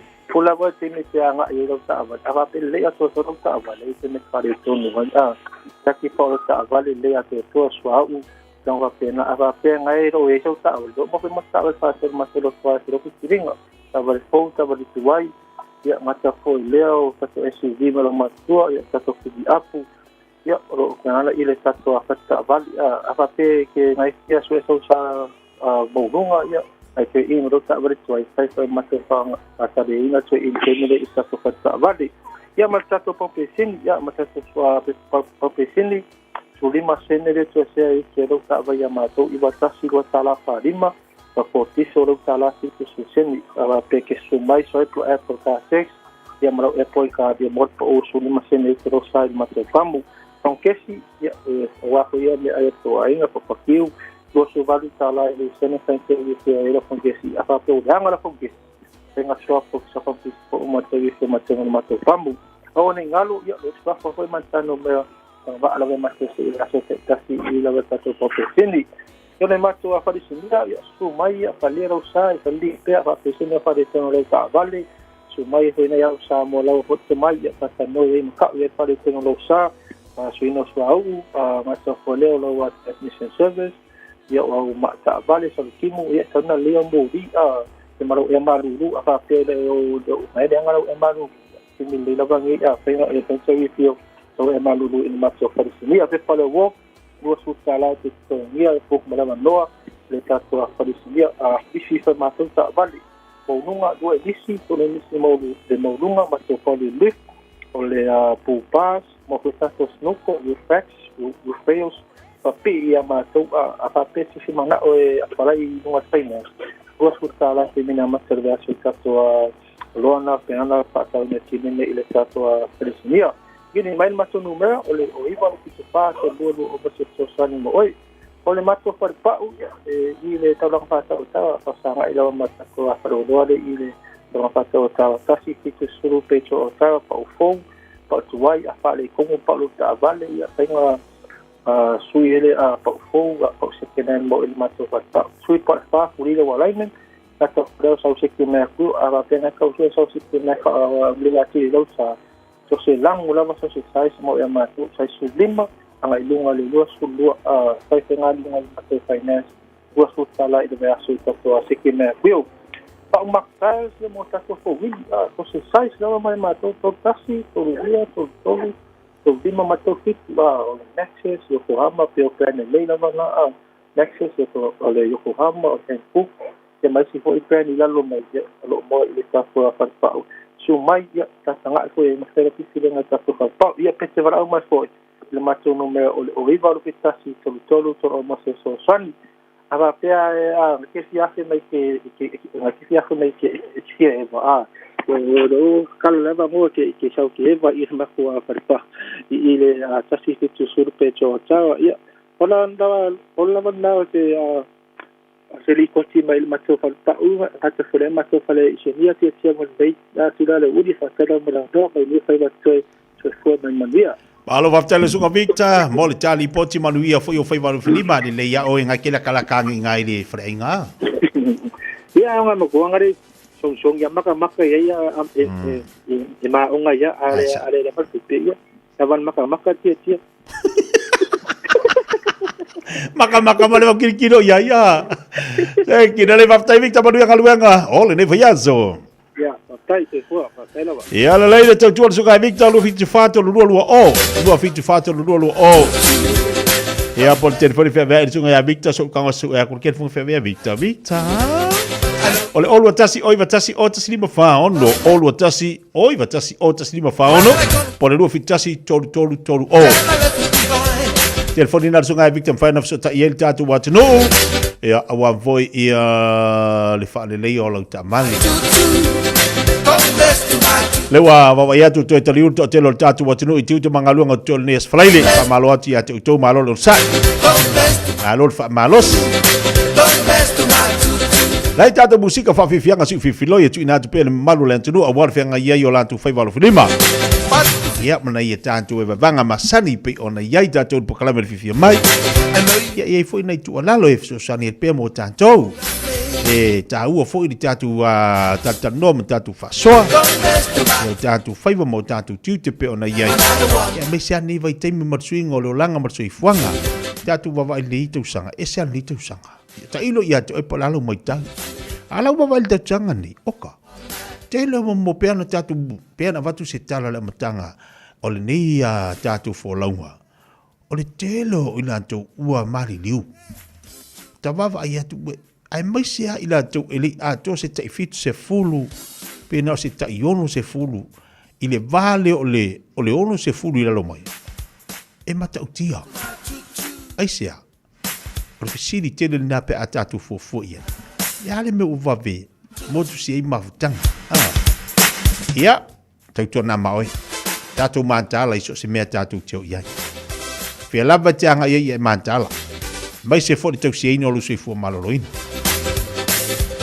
ana file na faso mai pe na vatu ina itama si tamale na tu poe fa lavi nai o tahuhu ia na le tu fa mana tu po kalame mo tanto tu na mo na ia tatu matua na tu Fiafia sabadi au fo ni tu wala tu we ona la tu at tawa na ye masi yo fa tasi masta mama tina na fiola tu fa sina fa marstino era savali ia alu matato au tu dia tama titi le titi ai alu tanga matua wa se furu wono tau sanga nga ilunga i o matua e alu o matama alto ina malo matua sa vali mana ia na pe mana fo ile alu tatu tanga matua avel tamam tina fa sa vali oni tatu na no tele fi au na fa fali ai tu la fo ai il to ina malo matua na ala tu matama titi la titi sa vali le ai na tu ala lo atu tatu po kalam ia tatu mata le so se mea le lava tatu te mai tawina ia le fo na tu po mai fa la visita male le sa nafi ia fa no ia le loto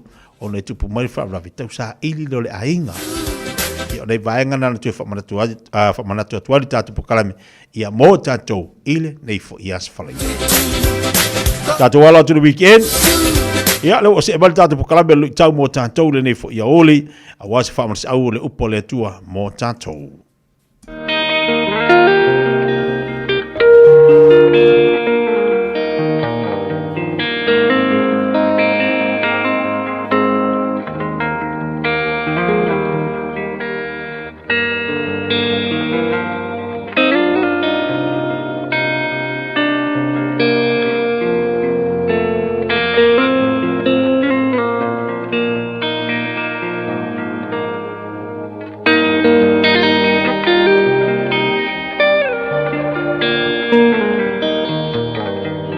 Lui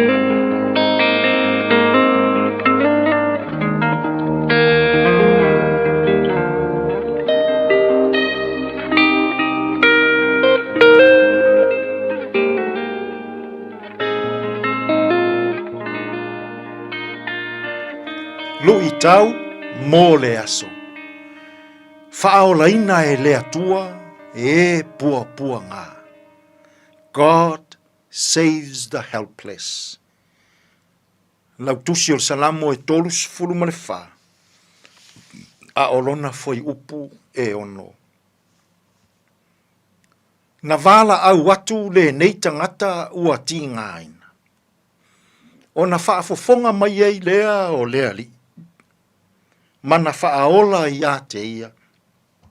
I ona pua pua ngā umalava. Whaaola ina e lea tua e pua pua ngā tia. God saves the helpless. O se pese lau iloa le nei na fatuina malangi ina e tā vita. O lana whaafetai malana vivii i lea tua. Ina ua tali mai le atua ma whaaola ina oia. Mai ona pua pua ngā umalava. Sa tuli tuli e saulo, tā vita ina ia fasiotia. O le ti ngā o le loto saulo. Ina ua fai mai Samuelu ia te ia saulo. O le a ave ese ina e le atua le no foa lii mai ia te oe. Ai tuu ina atu i a tā vita. O le mafua anga lea. Na tuli tuli loa ai e saulo i a tā vita. Ina ia fasiotia o ia. Fai mai le tala. Ua sola au sulu sulu tā vita i kata. O kata. O se tasi lea o a ai o Filisitia.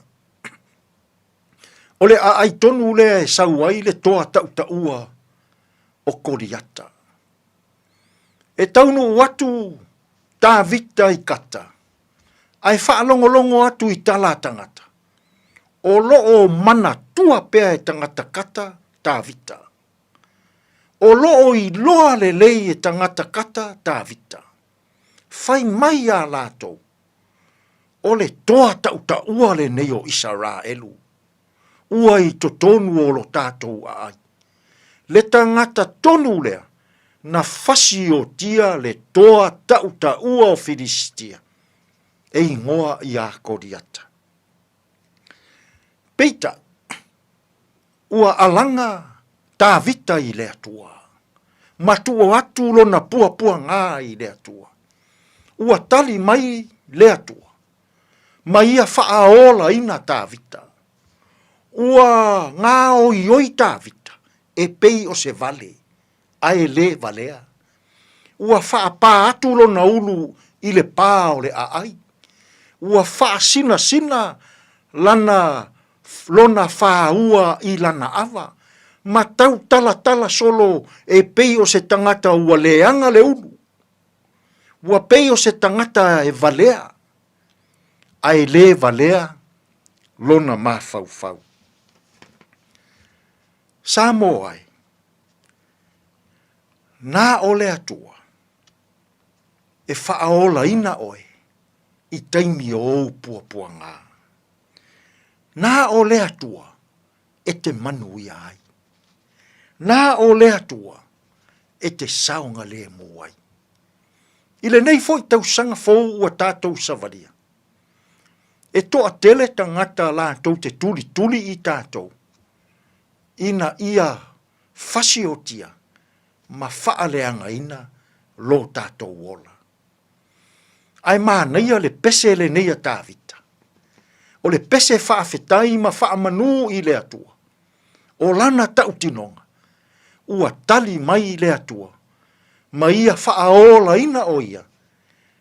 Mai iona fili e tau mawhai e fasioti ma faaleanga ia te ia. Samoa ai.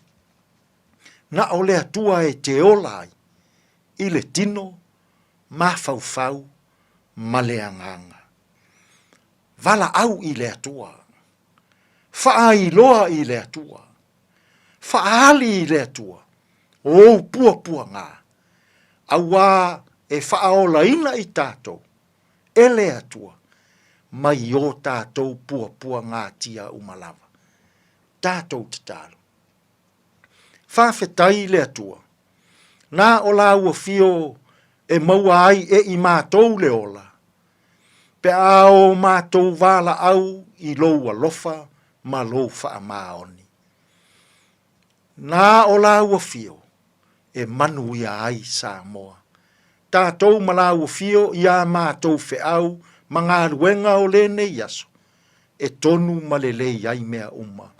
Lou lava suafa Yesu lo mātou alii ma le whaola. Ua mātou tatalo atua i ei. Amene. When you shake up, I'll bring you some more. Loa boy, washing wine. Radio Samoa, Radio Samoa, Radio Samoa, Tasilima Ivatolo. Radio Samoa.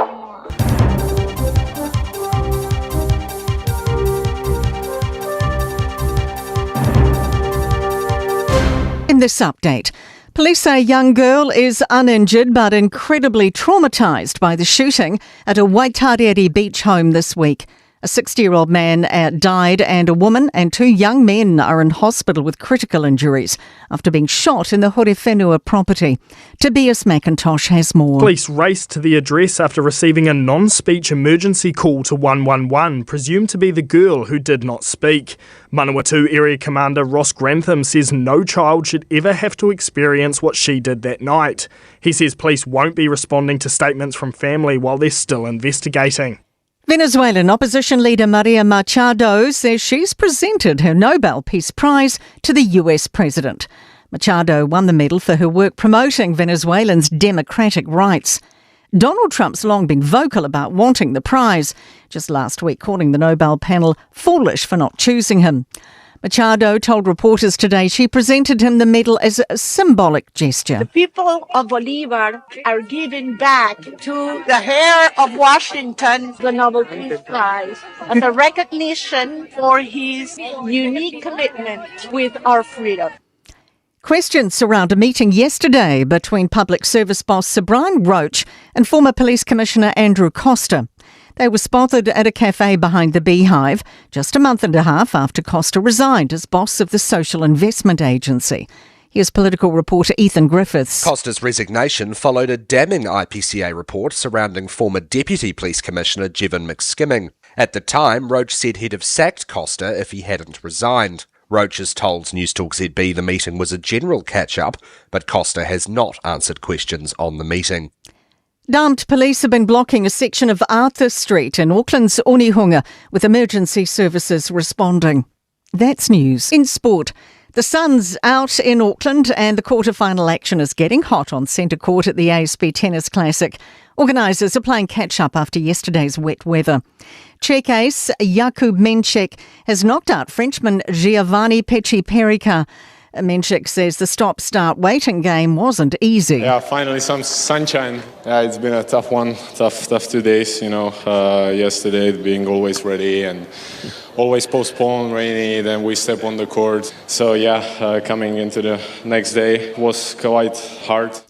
The rugby world has reacted in shock to the sacking of Scott Robertson as All Blacks coach. Former England star Stuart Barnes has labelled the departure as a victory for Ardie Savia. Barnes believes he should have been captain even during Ian Foster's tenure. That's sport. Hey, hey! Oh!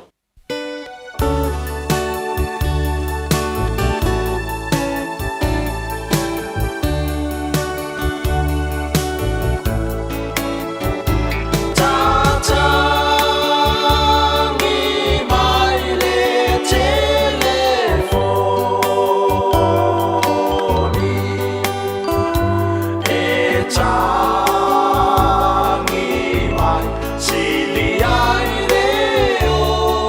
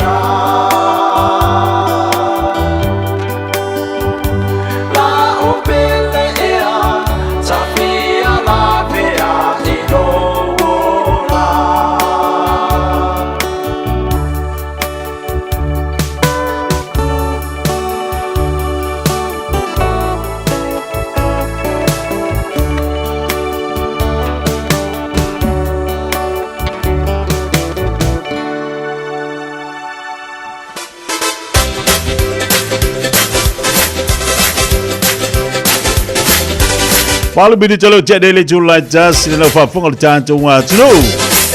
Ni so tato po klabe pe nei tato chale vai fanula ngala pe tani ale nei fo ia oli. Ya malu lava lo sai malu fo lava pale chiute manga lu ngolo fenga yai. Alo le fa malos. Alo lava ia le on sa. So chale wa chula chulu chiute manga lu nga. Pa chalo fa tu mo fa malu anti ya. Chou ila chou bala ba fu chaba ina fa mai. Io e fa malu antu.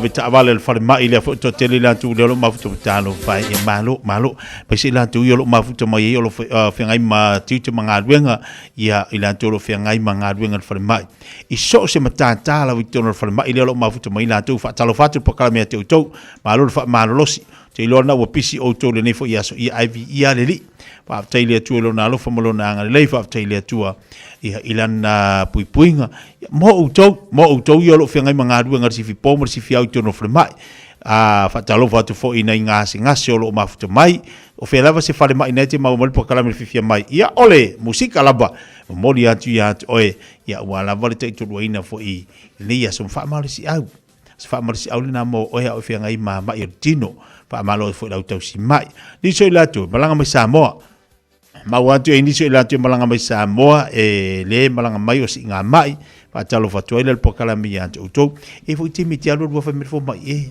ia lai whakarikari po le ase kalamere fo mai wa over suka mariko ko mo lunga o mai masani mo tanto po mai tu mau foi tatu te lua fa mer fo mai tau on tipi de me ai kipi me lolo kipi fa mai fo mai va va ya tu oe wa kauonga kipiring mesmori on sai do finki yo on sai do finki o le melete mo fa ir fo mai mo lo sui fo maloloina ia maue orso fu maloloina de le maue o ia tino malos era fa vai kipi de ima subari ia longo winga la ver Coca-Cola o fanguingu alua ko marka ko coffee ala ko marka ko lauki o ka ko Samoa ali ole sia en koko Ale su maria koko. Ele Fiafia foi ingo koko. Ole si Fiafia ingo koko ai su maria. Ia, ne hale fa fo mai. Or su ko oi, ia wa up. Moilunga. Wa up ele taun. Alo fala fa fo mai. Ia, la sunga ki pidang mes maria ia onga saido fi koko su maria. Ai le Fiafia den koko, ka ofi. Ai le Fiafia de koko mal su maria nga vaku ka fiofi. Ke pa ia ile kako queen tea ingu. Ia marka ko vai vela. Ia marka ko fangvai, ko anga ingu fangvai, ko anga ingu fangvai. Ia mo tatu e mo toto mo lunga. Ia fsidi fo mai. O dali me wai, fa ping hai wa vavelunga a rewa fe mai. O kere ko mo lunga, ai ra ko sia kel fo mai. Oka. E maka o kiel masau le koko nga ia oi. Le ala fa me mal fo mai. E te tau ona e se ni me wa te riro ma fau fau. Ia o hangi me wa ma fau fau. Kala le so so lo fo mai. O hangi me oi, ia la urola le malisi. Ia o me ai ku pure ainga. Ala ko mal le la vol fa soa. Ia alua ko ai mal kedo fa la velave. Ia ai ka mongo ko ai e foi. Ai ka mongo ko ai male lisa allo makua ma ia o lesi me or kama fo ia isi kai mi ese fo ia wing or kama vai e la via ko e la nga mi fa penga ai lo fo ia we se me wa de Fiafia ma sa unga lo koko ma ka ku o ale asosi a ka ku al melo le sosi pero ka ko asosi fu isi mea ia malo asosi fu i pisingisi isi ku po unga lo koko pera le agua au que Fiafia de sosi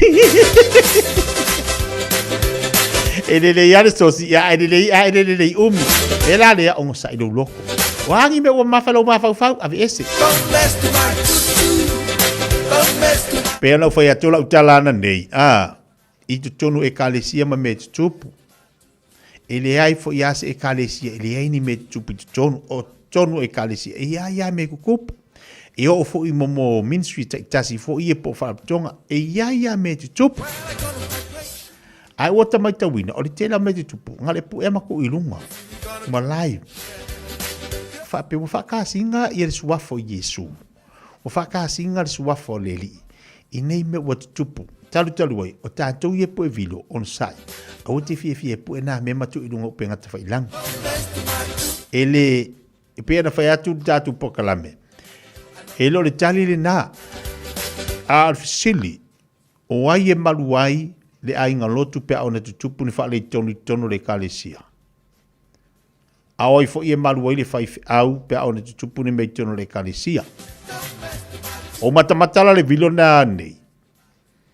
i ele to tere sa lotu au va vai atu o se taso tina la fa maulalo ma vatu asana tala i au alafo mai fo ile le upore al sunga fa fengai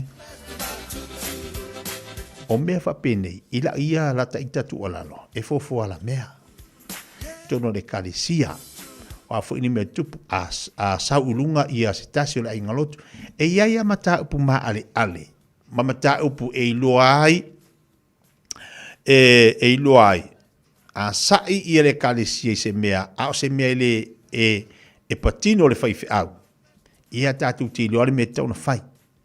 Ai a sai fo le fai au se me patino i se tasio la ingalotu. Tatu te loare me tau na fai. Tatu te loa. O le vano nofo pau alo la tunu. Na o Samoa. E yen me tau o le va fe aloai. Ma le aba fata. Te remo se pukungo palangi. No. Ke loanga o Samoa la tunu le fai ere melea. O le aba fata ma le va fe aloai o tangata. O le fa alo. Ai tatu te ilo fo ile me te tau ana tatu tutu ai. Pe a fa pea. Ua pe vesi maonga se mata upu tono se kalesia. Tatu te ilo laftu tunai tatu te ilo fo ile me tau na fai. Ele fa pea tatu te o uma ilunga. Langa fitau yei sila. O le mea lai tupu. Au na pipi. Ia na tatu le ilo lopo lan me la fai. Ai le leia le mana ia tu analo lesi, fautua lesi. a sa mai ia se ainga lotu ia lo fo le au finga luenga ia lo sunga o me fa fenga tu low lo finga luenga le tua e lo fo ona fai le me te ona fai ai a sai fo le sunga fa fenga ma le fatua e lo le ainga lotu me te ona fai ia pe o vaanga na te tiro tai ai al sili o ia malu ai le ainga lotu se mata fale pe au na vevesi ao ia malu ai le fai au ainga lotu e fausia le kalesia ale ai oe le aia e le se lotu rono winga e te tawana ngā lue whaatasi le tino kriso surono milita te ale tula e tasi nunga tau tula reda Samoa tasi lima vitolo a mope le whaafonga mai ai ile nei foi vai ngala so manisi o tatu Fiafia a fale tula e tasi o le tatu taliwa tule la unanga ma tau tua al enterprise modo ku mo tanto awale ngalo la so Taeao mawal tatu German pan ma tatu keke po ale so Taeao a fa petele tau sami le German pan o tara e te mawale so Taeao ia malana keke po a wale puti a Fiafia la sa ia malea so Taeao awala fatu e bala tunu e la tole ma futu bai ngala tele pe samino lo fatu brother maduia ngalu ngale nei fo ya huli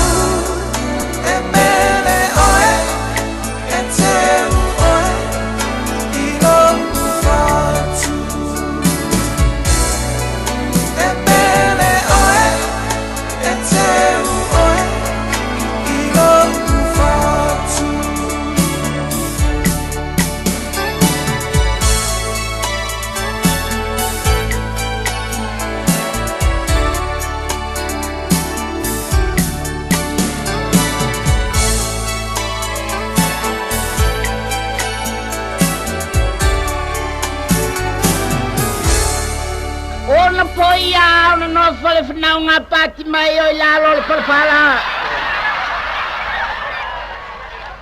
Sa wala watu ai o I le moto tangata e to tele o le o lo tutui lunga pasi.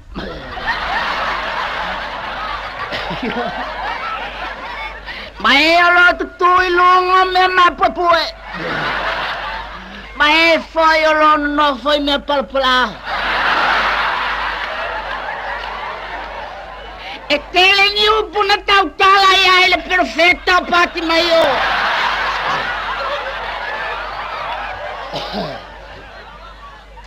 Maior perfetta sta mai perfetta. Ele é perfetta matua. Ela é titi lava ia. A tato menata i upu na tautala ia ele perfetta oka. Que lei loca a kawa pea.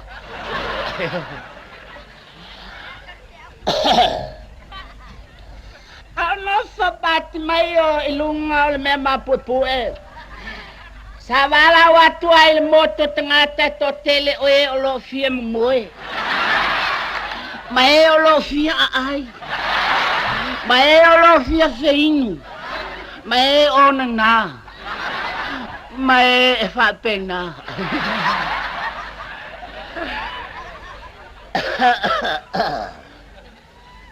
Ole eu pusa tautala ia ele perfecta e fa pea.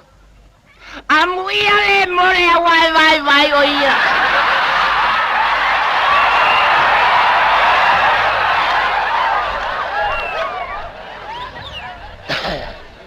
E tele tu ai na vai pea tato mafa fau mamana na tu ai. Io vai walata na oti. Ole vai se ngā luenga. Ole vai ile nofo. E tato nu oe, ma le tato anga whape se kumo se loku oka. E tailo u ave ola uma o tōru. Vangu e kei ka peli ele o ka kōkuku.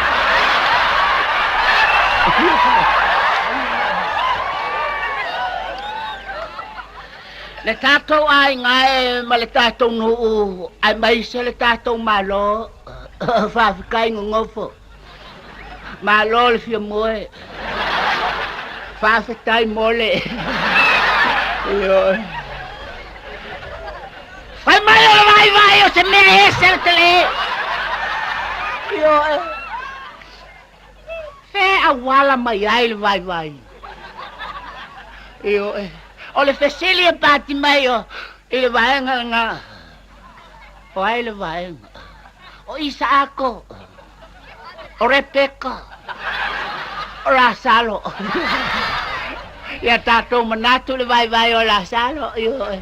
Whenga koe ku angale ai le kama whangwe uma Lasalo. A penge ua makako le koe vai a Lasalo. Ia se vaila le kiki o Lasalo.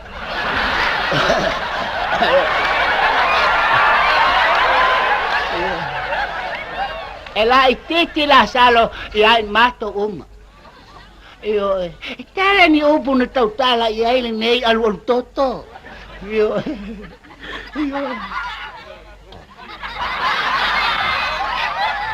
O lei se upu sa tautala I ai le perfecta. Mai.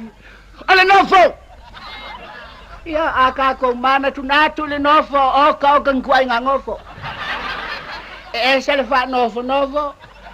Ese le kuangofo. Ese le nofo. Ya vai le nofo le ali.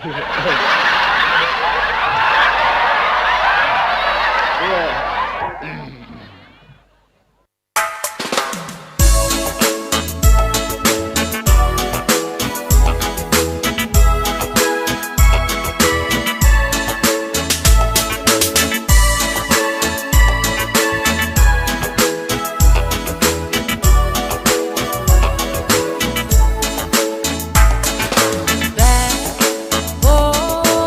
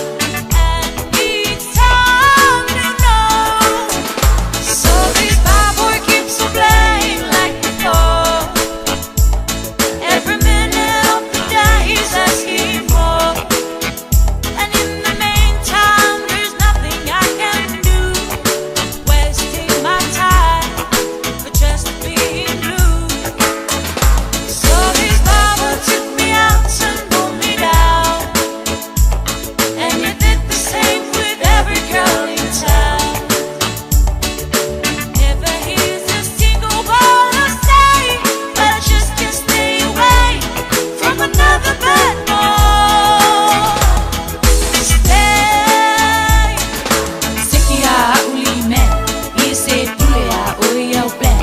Ai uki ngofo le leila va. Lana ma awa i lei fo ia. Uke le kia ngā mau mea. O aia le makangi e le lea i le ea. Ai sawe aru no muia la wala.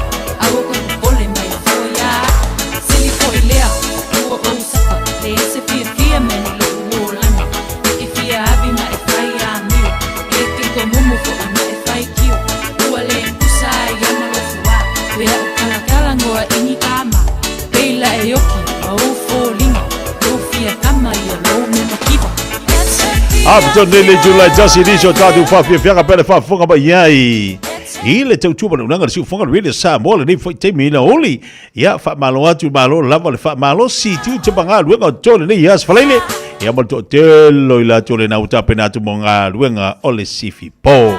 Hello wat si mai ya le suko fai aku Sofia le lei ole nanga ba tu oli tatu enterprise mo tanto. Ya wa foi la tu mansani. Tina tu mo malu tatu wa tino fa ngola vayaso tu langa olo yedi tatu tua I na I manu kau fatalo fatu aku so balor si fumoria balo foi le pali tu mangalu ngole ne yaso ya malo hole tawa ta I malo le so ko mawa lau talainga tia ya malo fo ile la vasinga ne yaso ya wa hole tatu ina se tatu wa tino malo so fo o mai tatu aku so le asfalei le fai we foi ngalu ngal to tele malu tatu wa tino ia ai o lo fa o pe te tu bla nga tatu falta vale fa malo atu le ia tu ia o lo fe ngai fo inga luenga tu ino tatu atu a me vai so a aguso ia e ma 24 hours a day la ngole o vai so ia e a fo ia steady ia ai le pisi tele te longa tele na tanga fo ia lo to amata fo into fo inga luenga ia le tau wa tulanga fo yo nisi o ia holiday ma tulanga papena ia ai o fo ia lo fangia la vai le tua ia tulanga o na nei ia mawana I customer fo ile aso ma le aso ia ai le o ia le pisi fo le pe o time Christmas in tulanga papena te lo to titia o te mi fo le te fa mo popo mai nei se le ni a au ta fa mo ila to fo io lena anga I te fa va yaso ya me se le fato ata wa mataria ngaruenga yo e do le ko e pe o kuia maki yo wa makan ko e sala la mo kulanga le te lo tavali ya wa lu fa ale to lu te lo tavali pe ona ila matanga te usanga ya sa le le la ya lo ya tulanga fo ya lo ya na ya inga ya le ka fo na ta tanga Samoa ya ni si fo yo tulanga fo le na pa lang ya mani fo yo atu no lo to va mai ta tu o nanga ya lo fo ya lo fa ya ona pamania ina fo ia le ona ia tulanga o le fo I le ia wala mtanga ia tausanga ia pi si lo fo le I vai na uma ia alo bawa ia na pamania nga I le lo fo le malu se tato tunu ina ia atiro malo fa tai fa ngol vai aso pe ona iai le fu walo atu tatu le fa ngol vai aso I le stonai ia o te lo le fa o pe le tu bla la tulanga o iai ia pisi fo tatu ia la mtanga le neva yaso po le onga tono le yaso ala foi ba watu to tele ni la tu na ya filta tu faltava ia lo felolo ia na tanga fo lo ia po si vai ngale o mai Hamilton ia ka palangi le ia o le peole o lo fa pisi fo ia ni si fo yo o tamali fo si tatu tu no lo fa nga yo tal sanga le tamin nei ia o lo ia tulanga fo le ia nei tanga fo yo lo fa ona a fia ia tatu wa au na ia fa sta to tatu wa le tiomo mo le fa I do fo yo se au na ia ale tatu wa enterprise nei manuka alo fa tai ali si vanga tonu fa mlatu mo tatu wa tunu malenga fa lo aguso ia tulanga masani ia o tatu wa lo au na ia o le iba na afa le lima I le fitwa so le vayaso o lo no winga po le ala vale aso te ava no ai e mauti no lava te mo mai tatu o nanga nei ia mai le taimina o le iba I afa le lima I aso uma lava fitwa so le vayaso te afa pelo I lunga le market nei ia vayaso ia o lo tele mana no e tatu pa ufa apitoa ia tanga e tatu website o ia tatu tabale pa ufa apitoa I lalo spuruafe ia o lo mfai ona le lifa fo I to tele o le malu se tatu watunu I le tulanga lea ona o le faasoa fo I na I soani I le paketi mal faasoa ia me se foi la mtanga nei tausanga ia o le tatu promotion masani o lo mafai on ia tatu cashback a matatu le afetala na le tolu afetala ia fai lava lau fililinga ia lo i foi option foi ia fai ona a batule grace period foi le tolu masina o le tolu masina le fai sau payment i lono winga fai foi ona na oi pato a fai lau payment i tolu masina lono winga pato e fuala vai le tulanga te kina ngalo ia pato lo la be tato promotion mo nei masina ia a fa pe lo ia sina se sabale tuai ia lo fai kon fa tanu tato trade in ia tulanga o le tato finance o ia lava tato in house finance ia fai so swani tulanga uma ia wal fa tu pe na lo sa lo no winga e tono le tula wai lo le talio la sanga ia mo la to foi le o lava mai le weekend ia fai ona mo tato ta vale uma i lunga le tato website o le enterprise cast ko da ente lo ia uma lava i lunga na tato ta vale lo e foi male link ia ta vale ta tasi ma fai ona fa a matmailo finance na ia fai ona bave ona fa na yoi tulanga uma vai foi na ona mawalo sa ia mo nisi fa mtalanga o tato numero masani o le o Barcelau, o notaciono fata sivalu, o Barcelau, o notaciono fata sivalu, ia polo suma tatu simasani, nei Grace Up Road in Manukau, ia, fai ona moa mai ai, mato ngā lua tu ma le sunga le lipule, ia tau Jerry Cohn, ia, ta mafo ia tau o papo, tau a wauna nei, ia, mo nisi o wha matalanga, ia, ai mai se fo ia le tau sa i dio sa, ia, whaatai lava, lau talenga titia mo mato wa vanoa ia manuia fo ia fai valo filima mai se fa tau ni tuai le tato weekend ia fa fo mau fo se tato wa tunu ia lo famia le tua fa mania le lo se tato wa tunu ia mai se fo fa tau ni le weekend tato to se lo ai se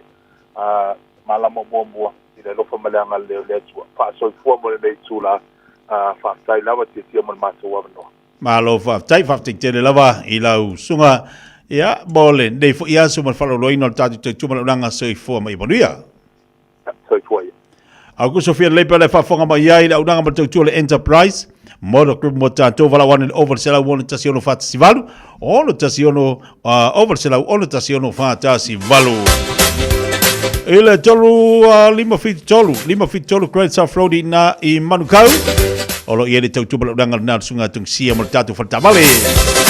Te se bali bate bela wati. Leo toi lua sfuru minuto talo li tulai lua. Ma lo ia te oi leo mafuta bai dunga al tele. Io e talo fai ia sa. Leo fai mai fatu amate dia la tunga ruenga. E ia vaenga momo la pisi mamafa. E lo vaenga na le mafai ona la tu au ina la pisi mamafa pe a e vidi ia. Pe fai fo na alu latu penga te failangi. Ia na e tangola ia lea. E puk te aso. E mawhai ei ona awela ulapisi mafi. E ei latu. Tawa ba iei. Ia. Te lei o lapisi ma mafu ta tau e isi no whanga. O ka oka. Ia a ole mea la lei. Ta te alofa ni te ua mause sala. Te ua mause sala i lo awela ulapisi. A iei ia le vaenga le council. E mawhai ona e tango e whaiela ula pisi mamafa. Nā tu aleo la tau piki la pisi mamafa. Tu aleo la tau e ei wha ia la pisi e mwhaina ve la tau. Ai a whapea nai te ilo la pisi e mwhaina piki ne la e le vaanga ia e au ina la pisi i aso la vai aso. Ia e ei la ia teime whai e ei la vaanga na e atu ala tau e piki la pisi na. Ia ona e ave se mai e ilo whali. Nā vaanga na e whamuna tatu mo tatu watunu.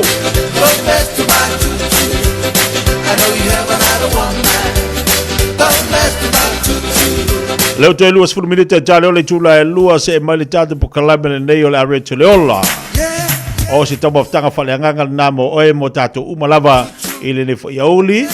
Ina i mo fai o na mau se lu tau ma se fsosani mo tatu tapenatu fa ingona vayasu. E usmai fa fonga.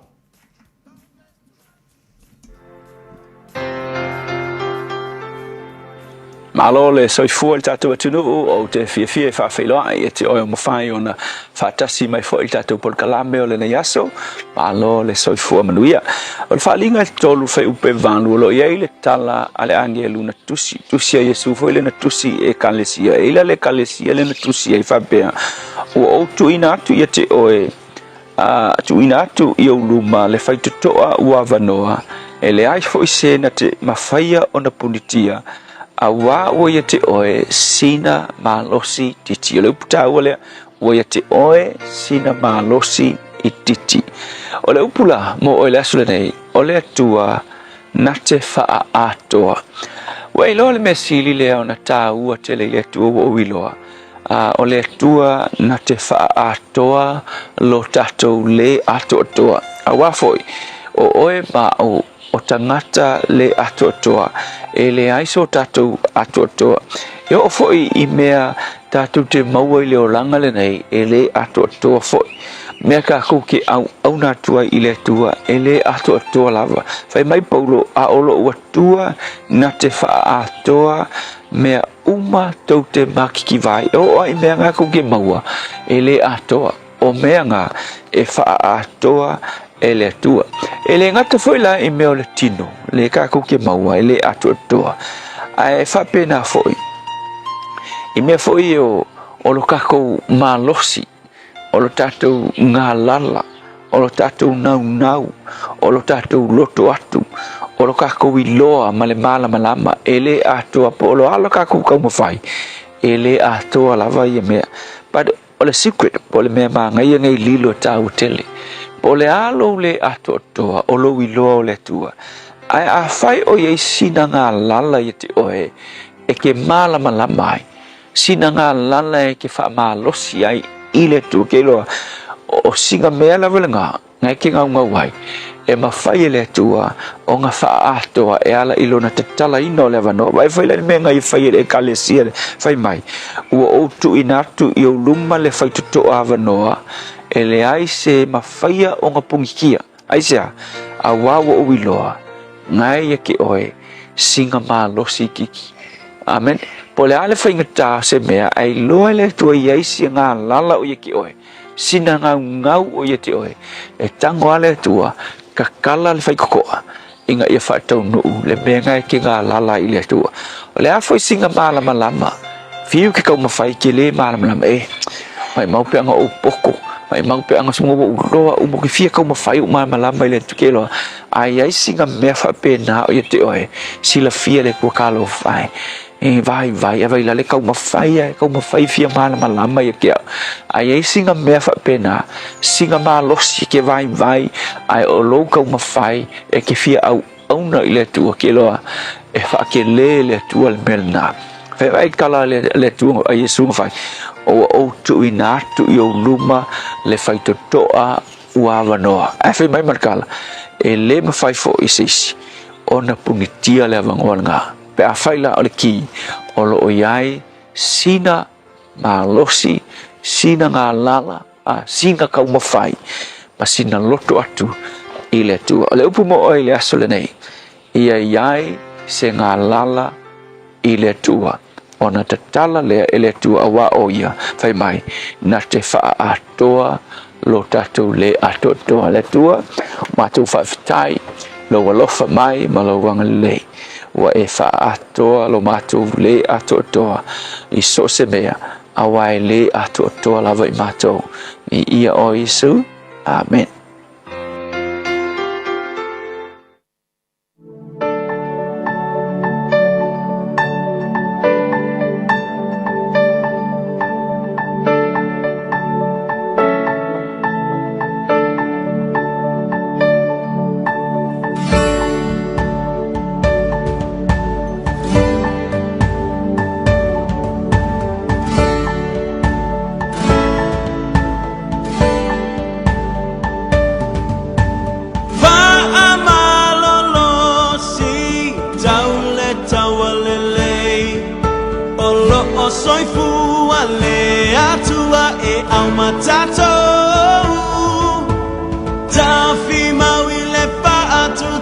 Savali pea, ele toi mama.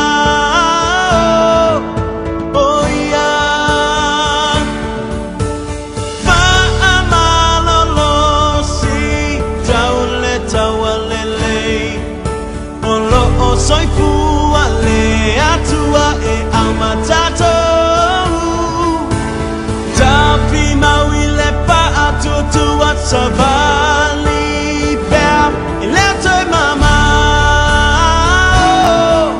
oh ya ngalulue manu o mai le po malolo le au na le pa amaoni ulu pale mai ai le pia pia lo ali Wasaunia tero matua a ukenga olo tawa itai mi uma na te taita ilo lima le papa mawalunga palilo oe maile maleanga ngalulue manu o maile po malolo le au na lele ipa amaoni ulupale mai ai le pia pia lo wali mana tua olo o mai moa le au paia eto atelenga mua mua o pati pati matapua i mautino ete mapaia ya Yesu ngalulue manu o mai le po malolo le au na lele ipa amaoni ulupale mai ai le pia pia lo wali ngalulue manu o mai le po malolo le au na lele ipa amaoni ulupale mai ai le pia pia lo wali ulupale mai ai le pia pia lo wali ulupale mai ai le pia pia lo wali E o le Peace Chapel ma le pese o whaingoina ma lolosi ua tawalunga tua le pokalame le reto le ola le tunga le whawhengainga la whae le kopa ma le tautua mātango fia le upo le tua mo tātou le neva yaso atoa ia e foli talitununga le nau so sani atu la fionga le li ilo loto ma lo loto o aftai fo i le tātou wātanu o le tariaino le upo le tua le ne yaso ma le neva yaso i tono lo maota mo lo lawa ai maise o le tangata kerisiano ia mo tātou tangata vala wina i le li i malon finingalo fa aftai le tariaino le upo fola fola le tua pe ona iai ia le asunga fua si ia pa ia maile nei fo ia oli ia matango fia le fa soa le upo le li fa atoa le tua me uma mo tātou a fai fo ua ia iau tāpenanga i tono lo ainga i heise mea nai misi i fo isi i tāpenanga mo nei tausanga i iailau talitonunga i fa atoa i le atua ni mea uma le heise mea whaingatai le li tātou tuli vai masa ili le atua talitonu le fa tua ta pena le tua masauni le tua mea uma mo tātou lana whanau. Teipa le wati lo te 10 minuta ni talo li tūlai lua, tali tūlai lua na tāpania fo ilia, a na whamutalia fo ilia o se tātou poklame, mo tātou le neiva yasu. Ia ai malo la wala sai, malo le maftu mai, malo fo ilawa pali tūte manga luenga.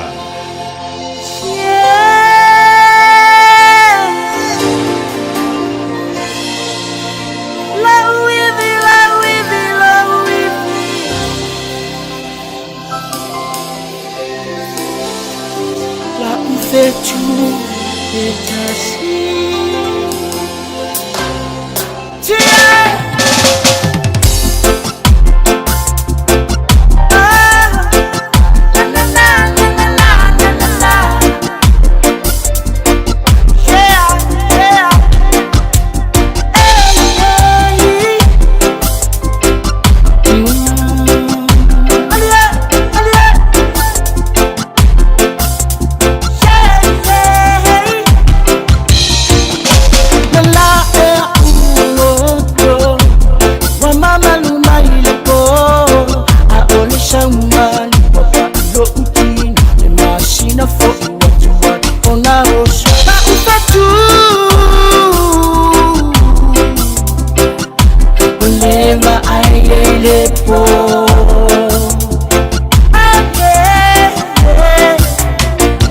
Uwali ole happy happy.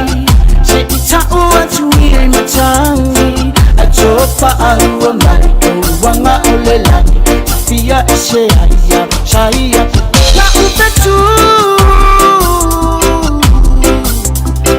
Susulumai ila chapalagi.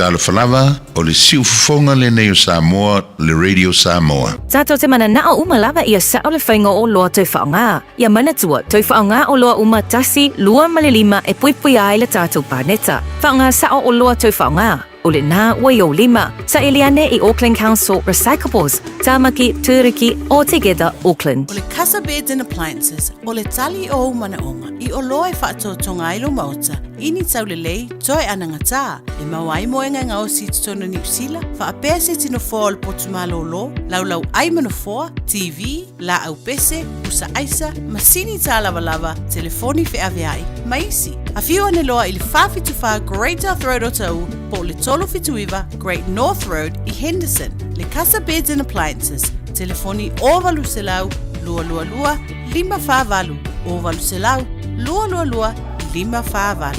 A whaile te lei whaonga ina le au aunanga le Samoa Market. O nisi nei o mafua anga e te tauai. O e au Maui New Zealand ai o lo e fiafisoswani ai ngai Samoa.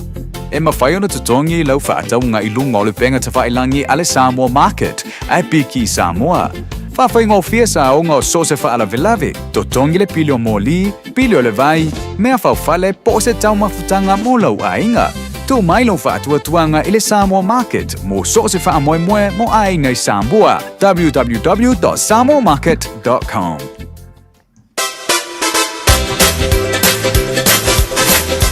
Toi Fabio de Talo le tu lai lua. Ole te mina ale read Samoa lo yai tato. Ya o te whamaloa tia te lato umala valeo mafuta mai ngalunga whawai taimi. Whamaloa tu malu lava ngalu rui ya te utou. Malu fulo na sai wa vala lava maainga mtei te oruma whanau. Ono le anga i mai sa ili manuia i mai se foi. Tulanga o le whale leia o ainga i Samoa. Whamaloa tia te utou.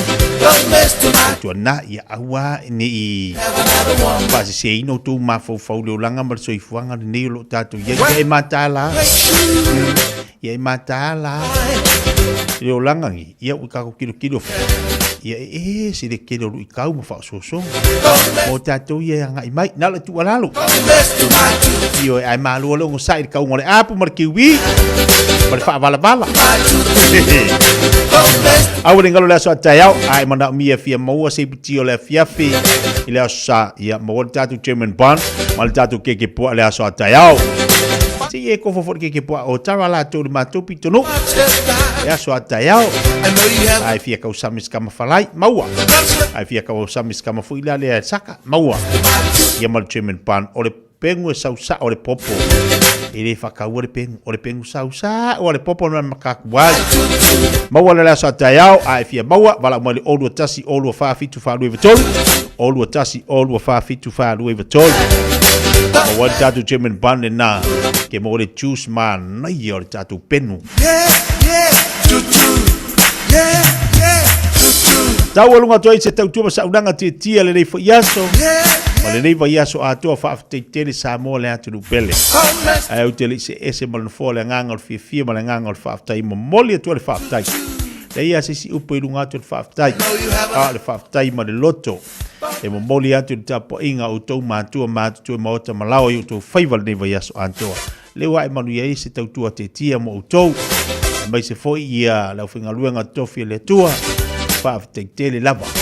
Tai foi o tau tapo inga la finga luenga malo malo isunga fa finga yo le nganga lava le tasi fa leo ile nganga le fa tai do lo tatu watu no sa vele ni pokalame le va yaso ato sa fai mau pa anga mau le tio fa longo se anta o se tala suanga il tatu pokalame mo mole atu ale nganga fa tele tali ino le tau tu Fiafia mai le yaso mal ne va yaso ato i te tondolo mota malo lawa pe ona yai ai fa malulu atu fo eri ato se tau tua te tia mo utou sa mo le tulu pele ni va yaso ai mai se fo le ni yaso na ia ia la pela unanga ai mai se o se tau tua ma se famtalanga sa tu inatu ia o te asu atu vai maru i puenga i lo fina ngalo ai o te malu atu fo i lo titi faitama o le tama martina te mawesi silangona ma se si manatu te fa eri tatu pokalame ile vai yaso fo le lo fo le fa mangalo se le vai to auna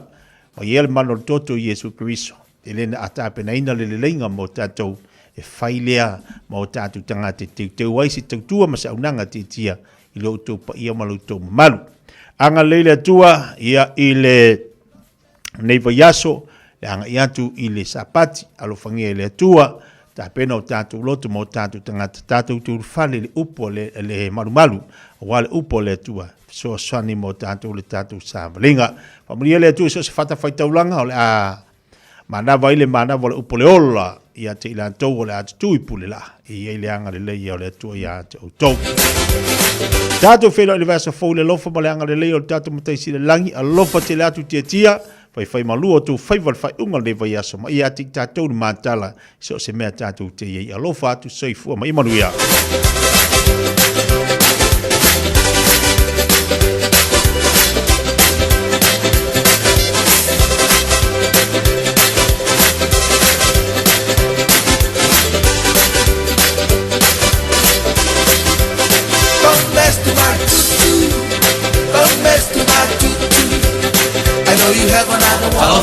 We're the Katinas, and you're listening to Radio Samoa on 1593 AM.